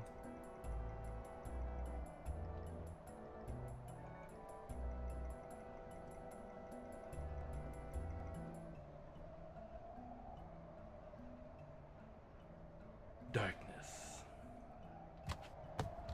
Oh. Back.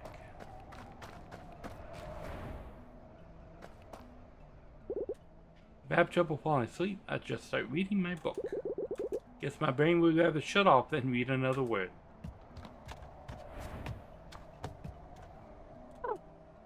Itchy fur just means more friends to hang out with. Okay.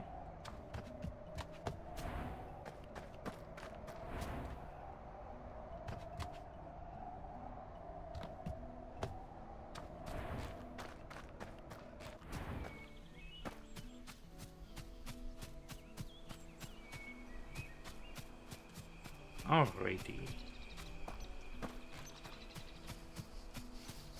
Oh, there's the little guy. The reason all the jokes about Mondays are so terrible is because people only think them up on a Monday. I mean...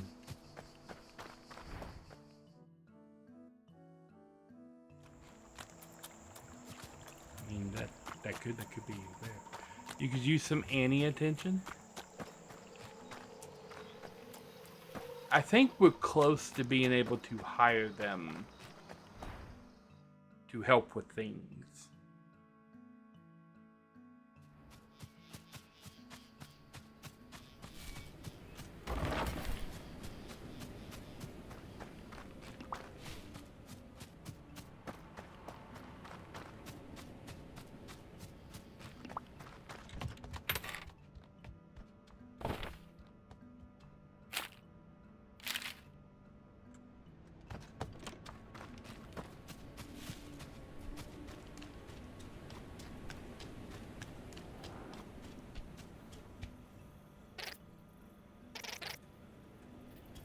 Professional track talker at your disposal.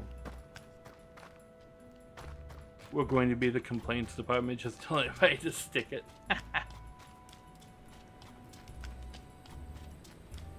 Okay. Build a level 2 campfire in High Lake. I don't have a level 2 campfire. Oh, never mind.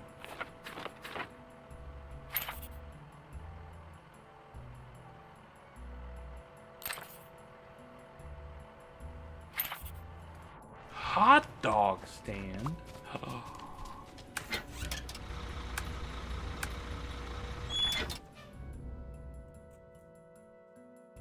Look, I don't have a level 2 campfire. The game's like, here you go.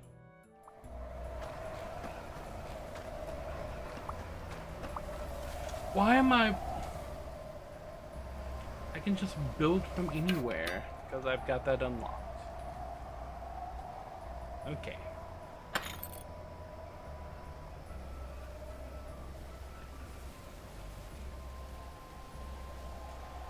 So we're going to build the large fire pit, the hot dog station,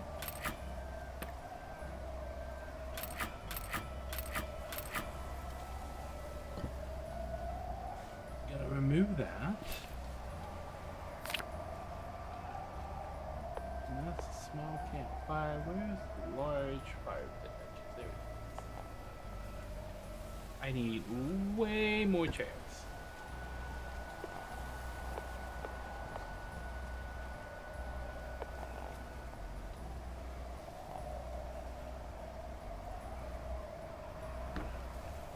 Dog station right there. We're gonna have 4 more of those chairs.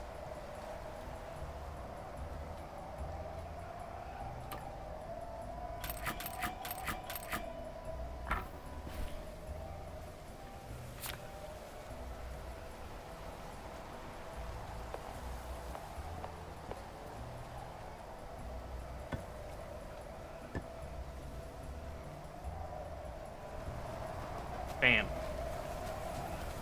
Look at that. We got s'mores and hot dogs. S'mores and hot dogs. Oh, s'mores and hot dogs sound really good. I wish I had the stuff to make s'mores and hot dogs.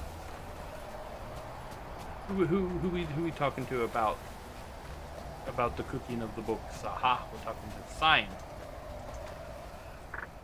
Job complete, yes. Just entered our top 500 compliant agent list. Keep up the good work. Guess we now have a higher expectations for this location and offer more money in return. What improvements available? Get plus 20 5-star reviews and highlight. Reward a thick pair of pants. Yes, I would like to accept this job. Nice.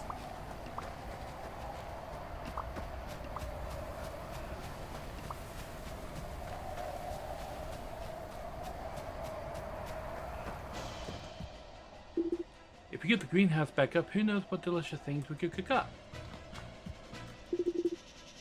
Okay.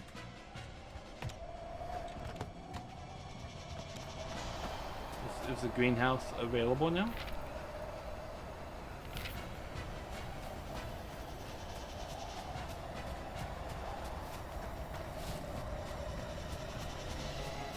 Ask Jax about cyan. Okay.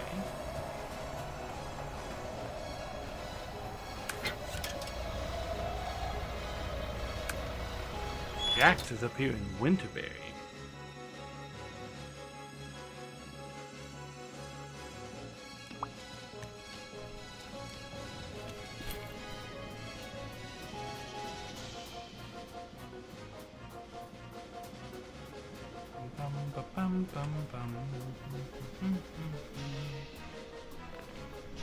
Where's Jax? Oh, there he is.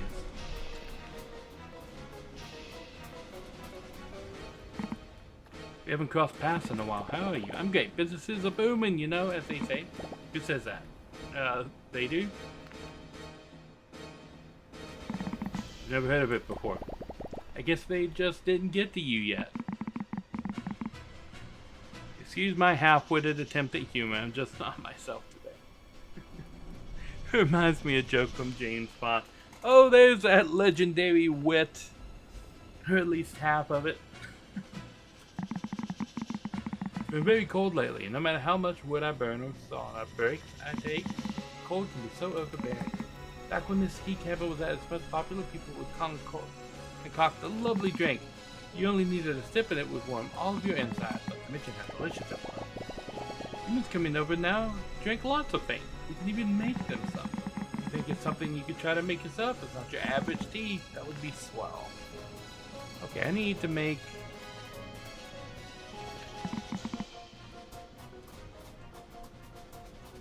plum schnapps. Oh, he wants some booze. Okay.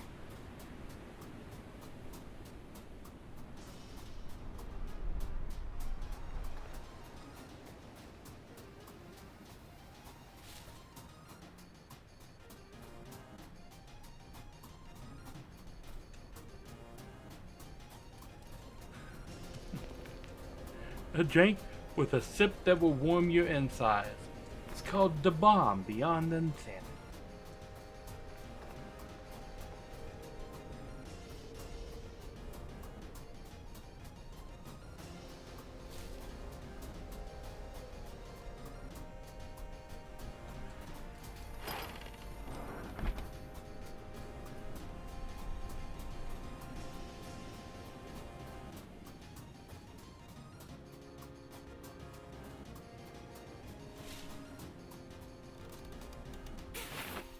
Okay, I'm gonna take a quick little break. I will be right back.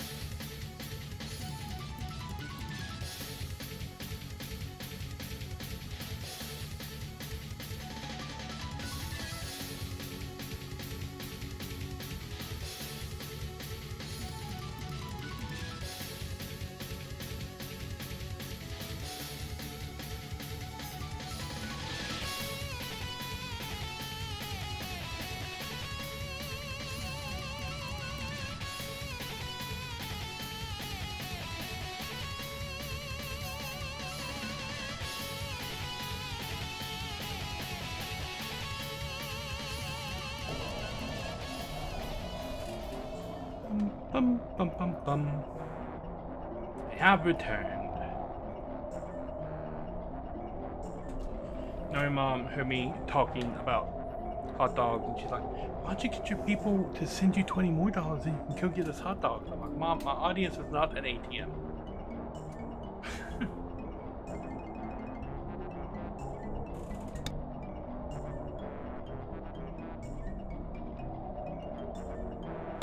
Yeah, she just called me again. I'm like, not an ATM.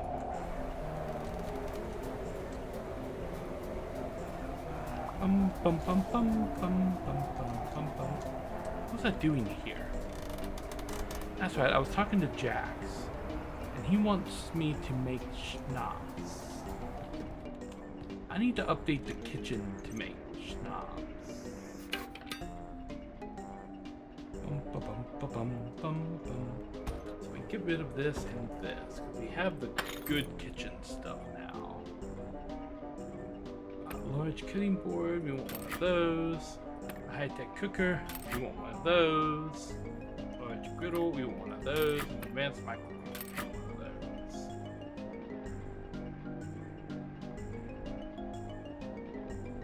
And we'll take out one of these. We're gonna just drop the big old equipment in here.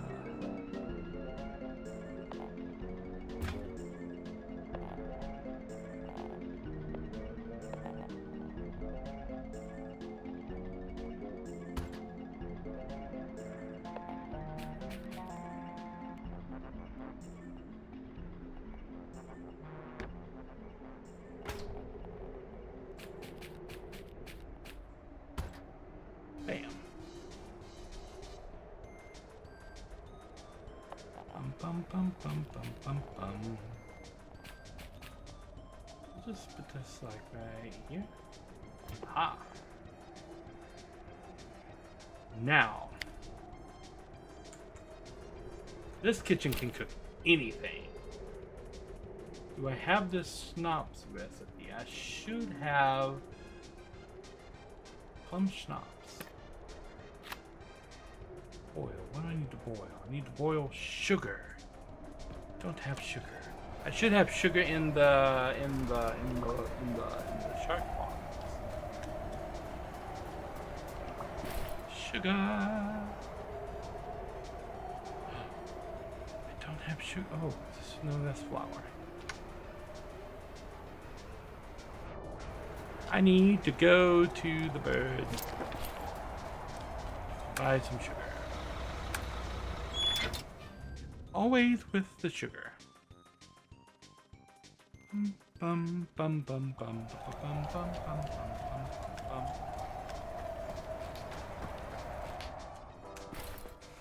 Hello, bird. I need sugar. There should be enough sugar.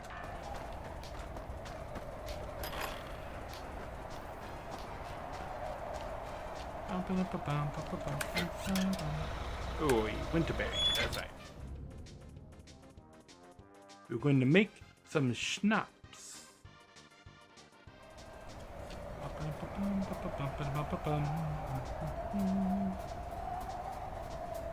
Ah, right here.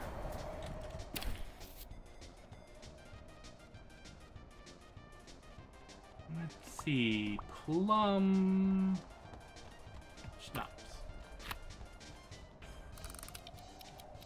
Okay. Hey, 3 times plum schnapps. That's exactly how many plum schnapps I need. Times 3.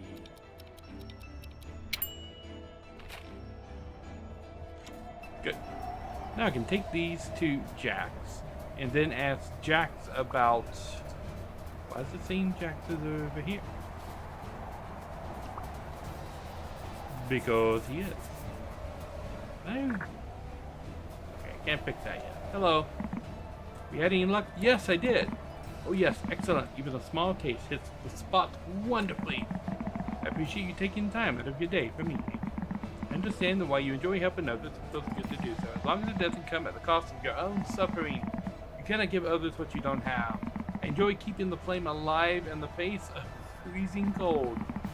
sometimes I wish I could share the warmth as well, spread it around.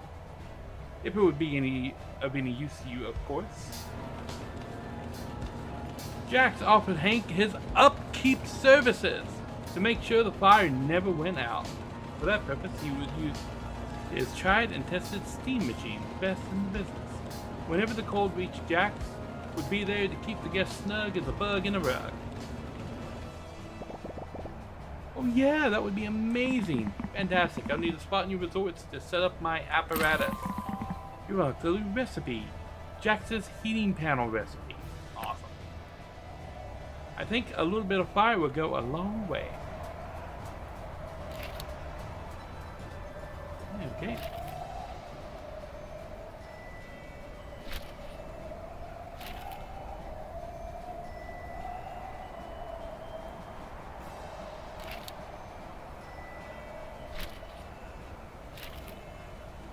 Okay. Jax will auto-fix my heating situation. I sense something is on your mind. Is there anything you'd like to ask me? You know anything about the old building to the west? That's an old mountain shelter, built long before any of the ski cabins were ever started. That was just a home to a sorrowful fate. Inside it lives Cyan, an elder bear cat that's been in there for a long time. But he's also not keen on leaving, so as far as I could gather. Yep, those are words. He's not been very responsive to me or anyone over the years. You could, of course, try your own luck.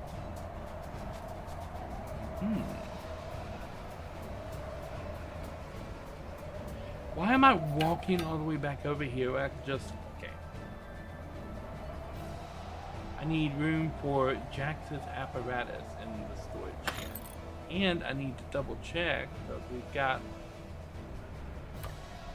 Okay. I don't know if I need 2 of these, but I'm going to build 2 just in case.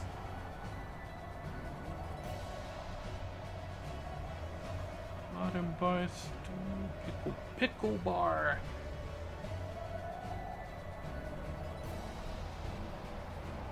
High-tech heater recipe.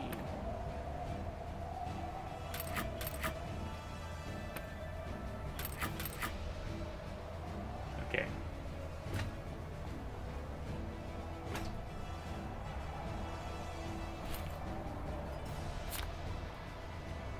Let's see if I can squeeze everything in there.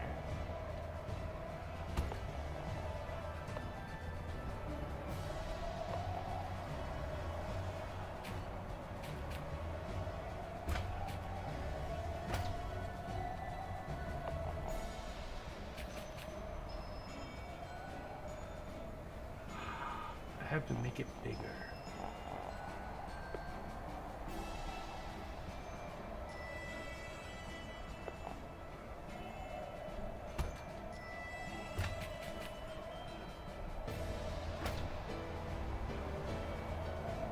Making it bigger would mean a little bit of a redesign.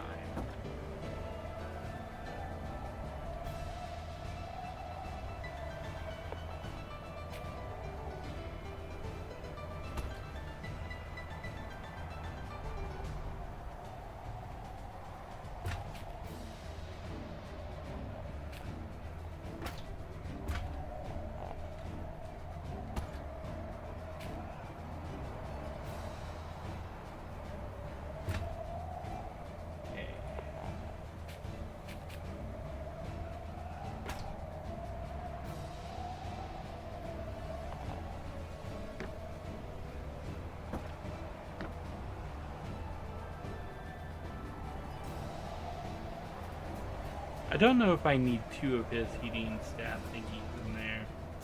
I can get into the room, but I should be able to activate it from the front desk, right?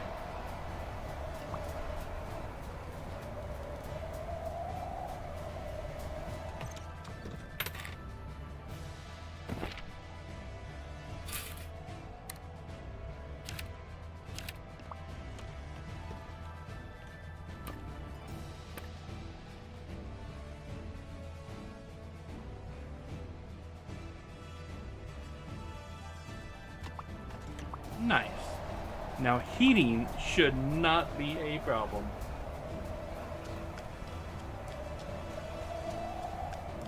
Oh, I do need to go talk to Cyan.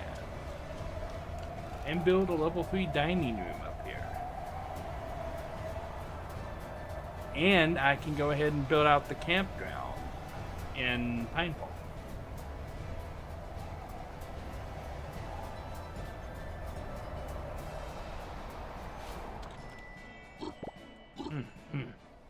Alright. I know your name is Cyan. Are you okay? Do not speak that name. I'm sorry. I heard it from somewhere else. No one dare speak that name, for it is as dead as its bearer. You don't look dead to me, I think. No, indeed. The cross likes to play around with you that way. Never sharp enough to deal a lethal blow. Rather keep you on the edge of becoming a pallid corpse. Can I help? Can I make some fire? Do not assume. You know what I've suffered through. Okay. And that you can simply fix it. Like you fixed the lodges for those demons to return. Oh, I see. What do you do here? Nothing. I do nothing. Nothing but sit and breathe. That is what I do. You wanted to do so much more for poor Cyan? Can I get you something warm to eat, maybe? You fool, there is nothing in this world that could ever begin to warm these old insides. Is that a challenge? It is nothing but a shallow attempt at sympathy. Sounds like a challenge to me.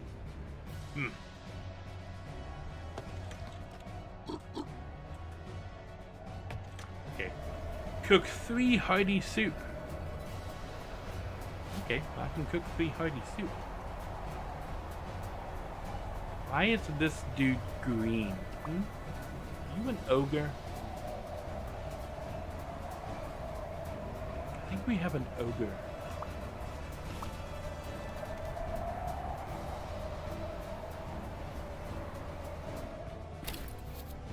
Hearty soup. It's tomato soup.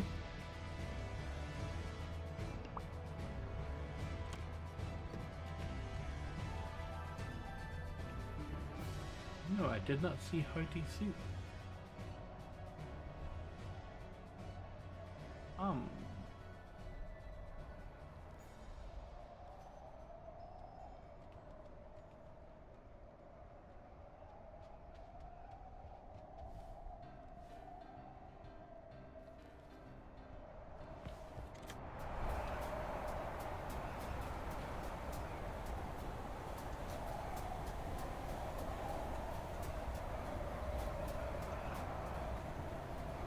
Level 3 dining room Winterberry. Is this not level 3?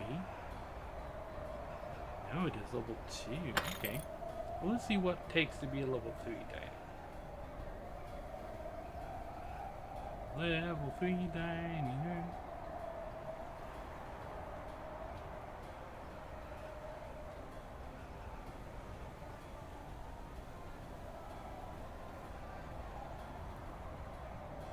Okay.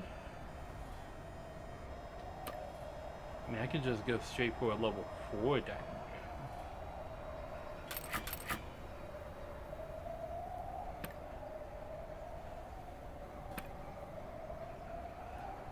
Or level 3 dining room.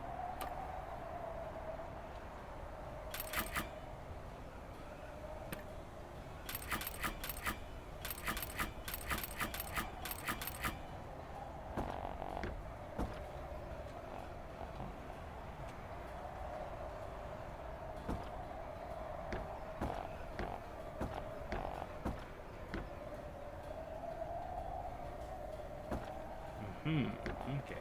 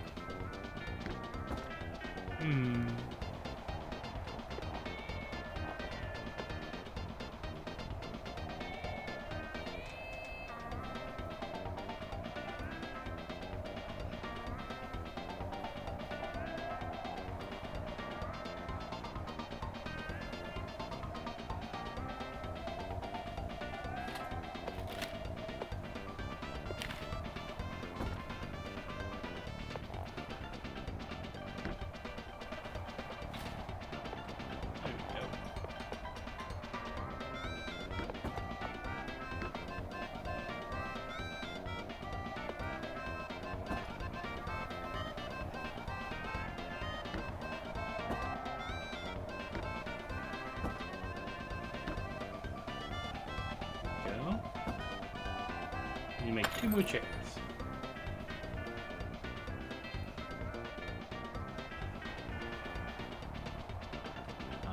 Here. This. And here.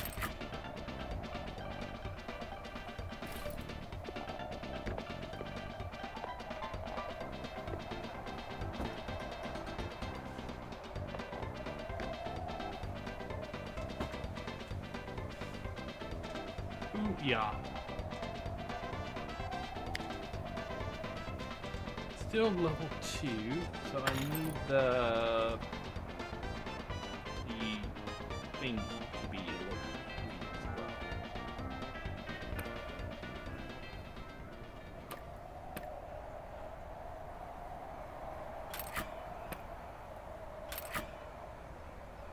Okay.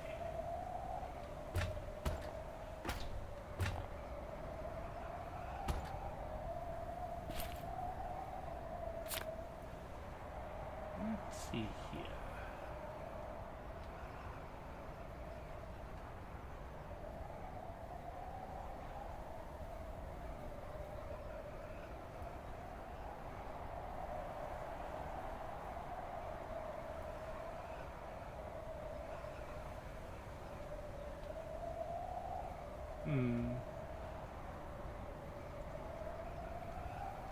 Okay, I need to go put some things in the storage box. If my storage box isn't full, it might be full.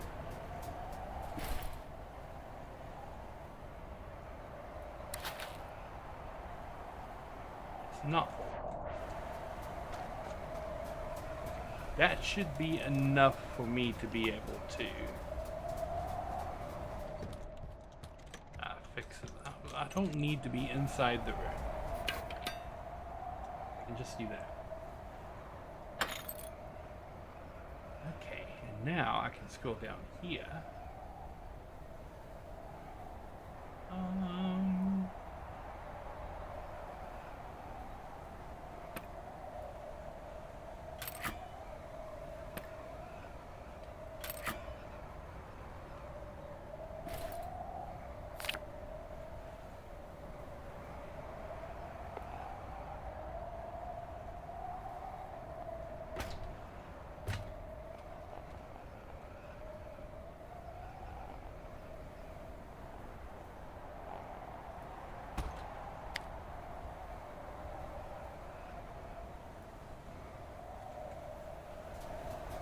Okay. Well, I've got to come back in there and do some cleanup. So I need to go down to the recycle place first.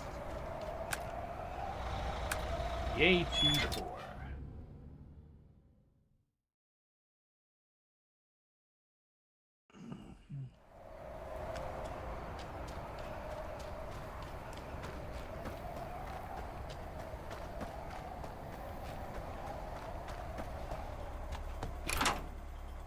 Okay. Those in there. That in there. That and that. Those and this.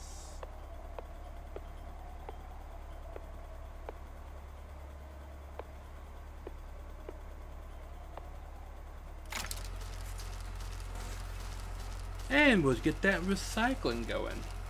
Yes, yes.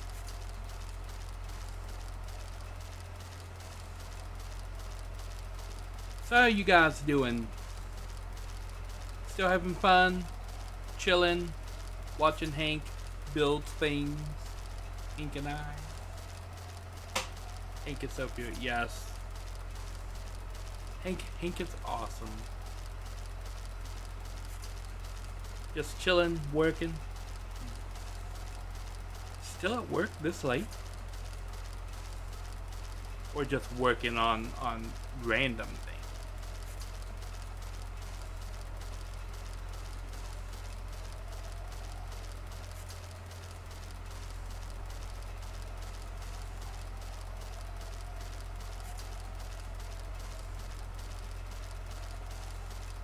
This is taking a long time. It did say 75 seconds. Yep, chilling, yawning a load. Yeah. I think I'm probably gonna be wrapping up in like 20 minutes or so.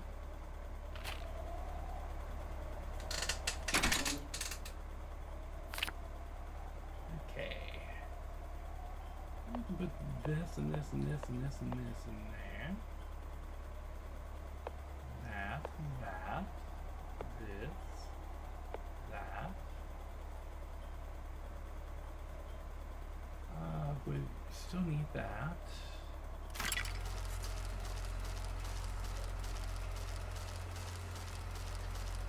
Yeah.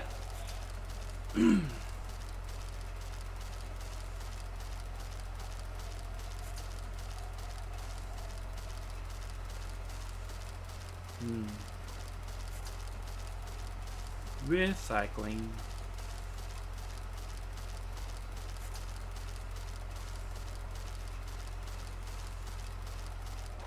Not been sleeping on that soundly and it being 2 a.m. your body's telling you to sleep, then yeah, you should definitely go and get some sleeps. Hank is gonna sleep, see? Hank is sleepy.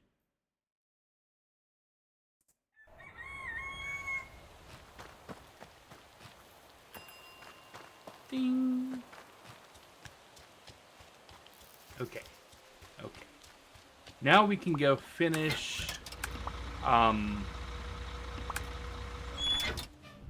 the dining room up here. You can survive to the end of the stream at least. Awesome. I don't have to walk into the room. Don't have to walk into the room, Nari. I can take those out now. I can scoot this all the way over here. And then I can make another one. I'll drop this in there. How much more room does this take up? An entire another spot. That's okay. We'll come back and we will look at that closer a little bit later. Right now, I do want to have one more of these in there.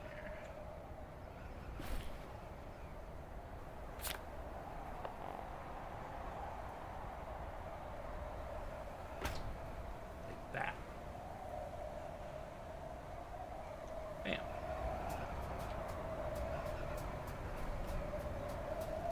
And we can complete this job. Job complete, yes. Congratulations, a movie theater is everything the people look for when visiting the ski resorts. Guests will now have higher expectations for this location. Pager? Pager lets me do everything from here.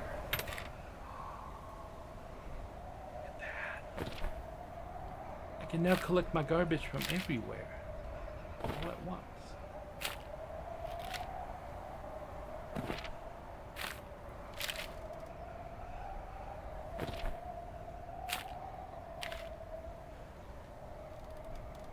Nice.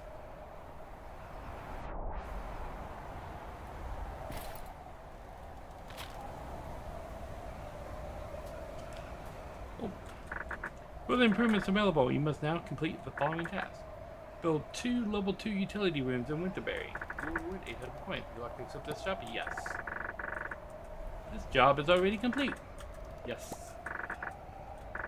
Optimizing fuel. Optimizing fuel usage means nothing but bon voyage or for our visitors. Okay. For the improvements available, you must now successfully complete the following task. Raise the prestige level to 6 in Winterberry. Would you accept this job? Yes. Job complete? Yes. Congratulations! Customers now have higher expectations of this location. Nice. For the improvements available, you must now successfully complete the following tasks. Build 1 level 2 lounge and host 2 guests with the Lazy Bones straight in Winterberry. Would you like to accept this job? Yes. Nice.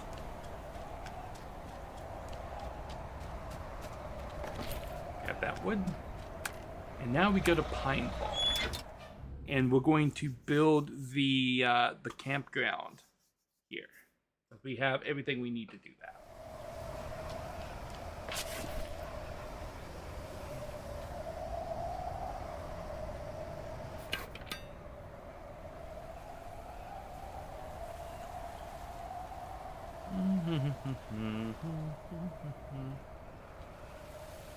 It was here that I got that campground, right? Oh, yes, it's right here. Okay, duh.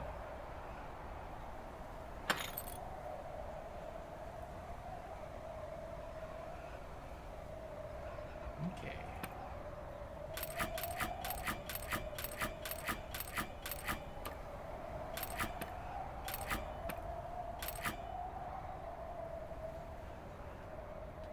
Pickle station, yes. Okay, can I just like drop the campground stuff like right here? No, I gotta do something else first.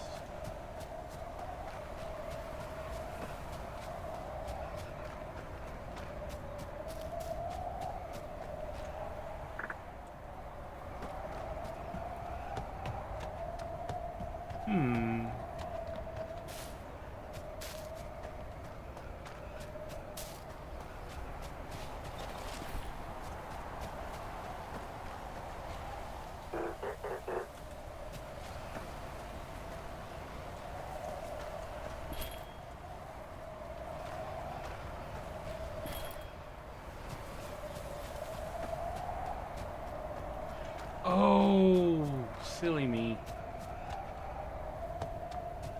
I have to do this, duh.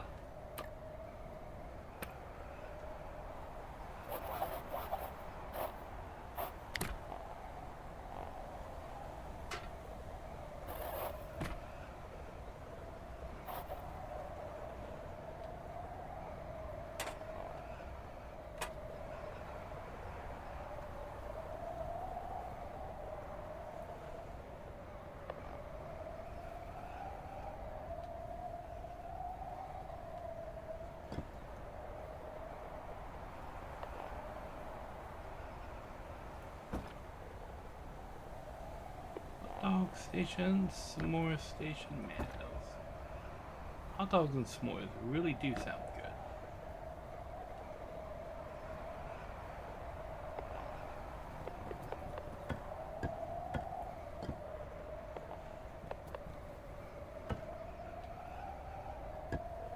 I suppose. Oh, never mind. I can make another campfire setting area.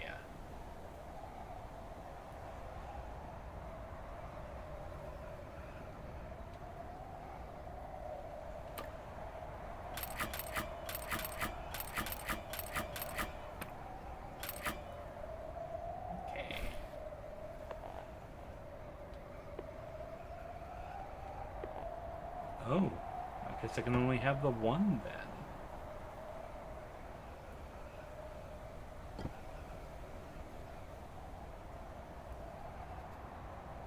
Was there anything else we can set outside that would go with like camping stuff?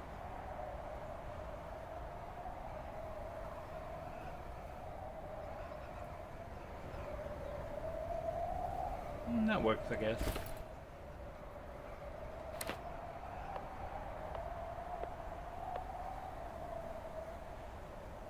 I think that's a better look for Hank, actually.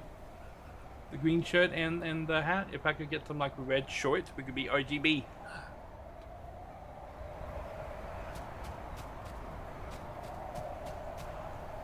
We're definitely gonna have Hank outfits.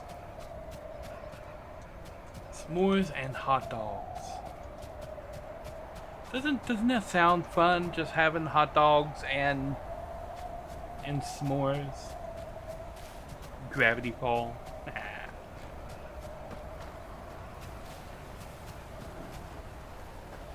Okay, so I gotta find this game, and I just gotta get more reviews in a lot of places, and we gotta finish up like this location.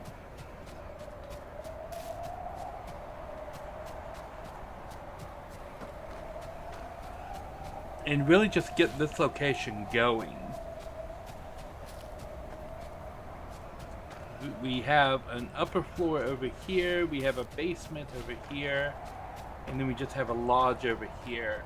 And so I'm thinking we'll put the rooms in this building, And then over here, we'll put like the kitchen and the lounge and stuff. And then over here, we could put like the movie theater and stuff downstairs. And like the museum, like altar, like maybe at the back. Like right here, put the museum like in this whole like back section right there. And then like maybe put like a lounge on the side over here. Have check-in, reception, and stuff in this building. The actual rooms over here. Yeah, I have plans. I have ideas. Hot dogs over there kind of suck. I usually make our own hot dogs around here for Nari Mom and I. But yeah, we just grab things at the store and then cook them ourselves.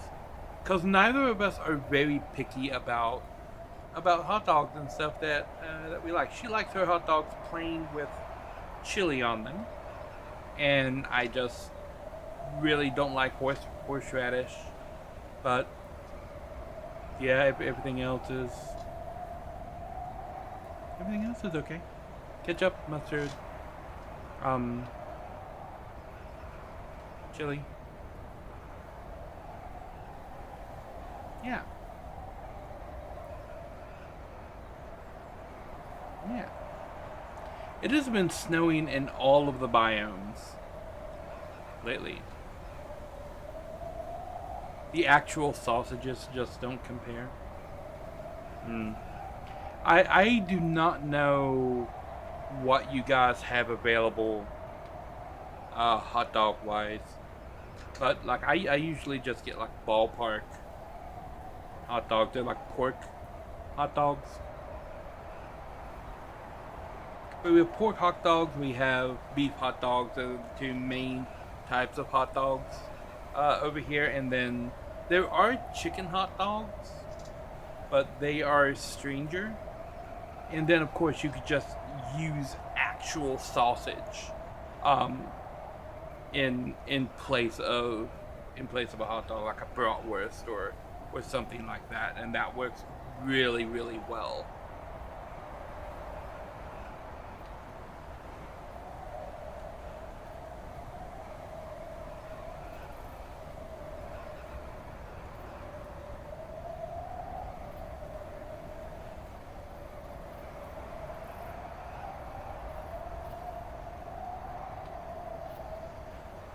Compared to a real hot dog, they just suck.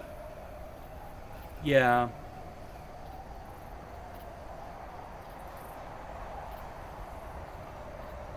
Something to do with the casings?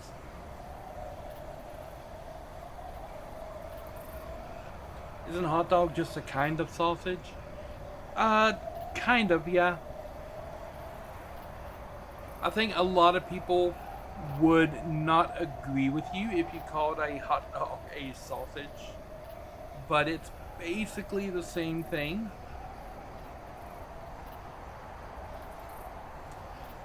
Both beef and pork are types of hot dogs. One of the major differences between hot dogs and sausage is regular sausage cases with hot dog meat. It just doesn't work. Yeah. Because hot dogs typically don't have a sausage casing on them.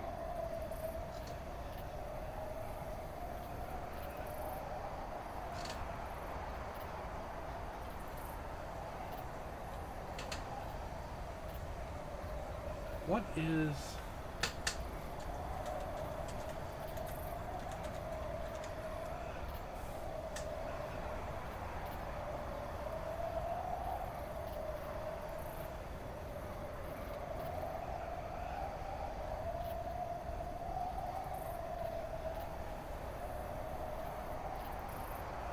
Yes.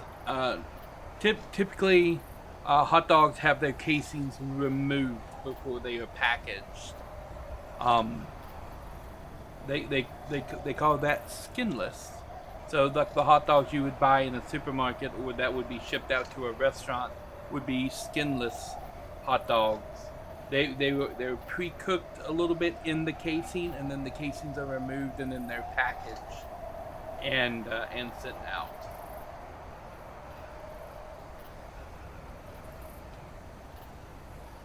And it's a little bit different from most sausages that are typically shipped out in their case. It looks like a hot dog. Go, hot dog is the thinking. Yes. These hot dogs here in the game look like they are still in their casing. You see the little ties like right at the end. And these don't look like hot dog buns. These look like rolls. So these would be loosely considered hot dogs. Why did my shirt turn blue? Is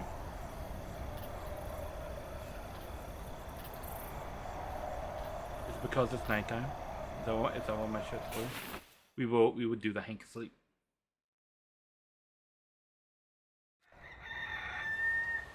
It's blue because it's cold. Now it's like raining and like slushy-ing. Okay. We are going. Progress will be saved. Yes. Yes.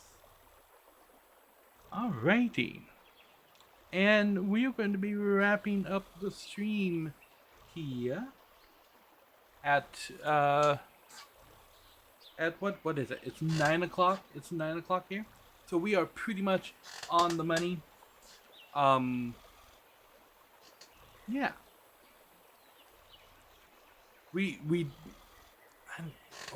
I gotta go make some food for Nari Mom and I. I know Nari Mom wants hot dogs, but we don't have hot dogs. I think we have something in the freezer. I don't know. I have to go find out. But that's gonna be it for Bear and Breakfast for right now. I think we made a lot of really good progress in Bear and Breakfast today. Yeah. We got caught up on a lot of stuff. We've completely finished up Timber Crossing. Next time we can finish up A24 and probably High Lake. We could probably get A24 and High Lake finished up entirely next time, and that would only leave the Winterberry and the Pinefall place. And then, yeah, we would just be completing quests and stuff. We got the pager, which is going to make a lot of things go really, really fast. I'm not going to need to jump from area to area to grab everything, because I can just use the pager now and do everything from anywhere. And really the only thing I need to do with that is to pick up the garbage from Wade. I don't need to worry about heating anymore. Because Gus is taking pages of so retro. Yeah. I do need to still hire Julia because she will take care of the food everywhere. So I do need to finish up Julia's stuff so that I can get her managing my food in all of my resorts.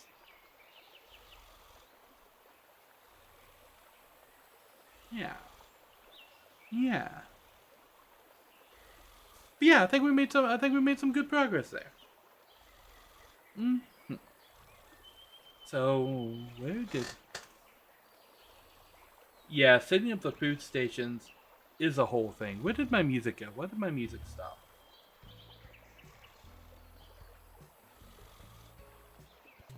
Here we go. Some Castlevania music. Bum bum bum. I don't know. The sounds that are happening in OBS have been all over the place lately. Something updated and broke everything, and I don't know what it is, but I need to figure it out. As for the stream, there's not going to be a stream tomorrow morning. I have another doctor's adventure planned for that. I'm supposed to be seeing the pain specialist, but I don't know if they're going to let me see the pain specialist. Because they didn't let me last time. So, there may be doctor stuff. There's definitely going to be me going to the doctor.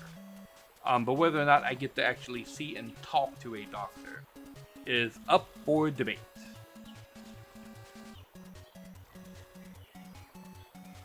Yeah. Anywho, let's see who's out there in Twitch land doing some fun stuff that we can raid in on real quick. Bum, bum, bum, bum, bum. Let's see. Oh, DG. I think she's still doing her subathon, or yeah, her subathon. So let's. Oh, did she have her raids turned off again? Oh, she might have her raids turned off.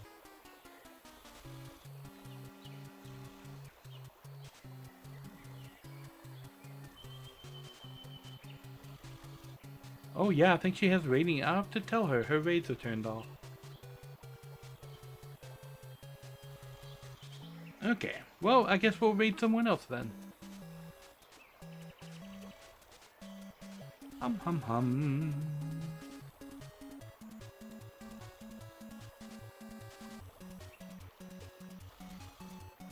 Let's see.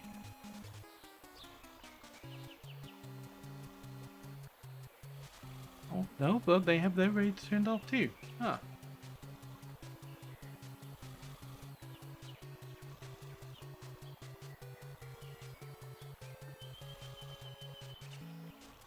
Okay, let's raid Issen. Playing Core Keeper.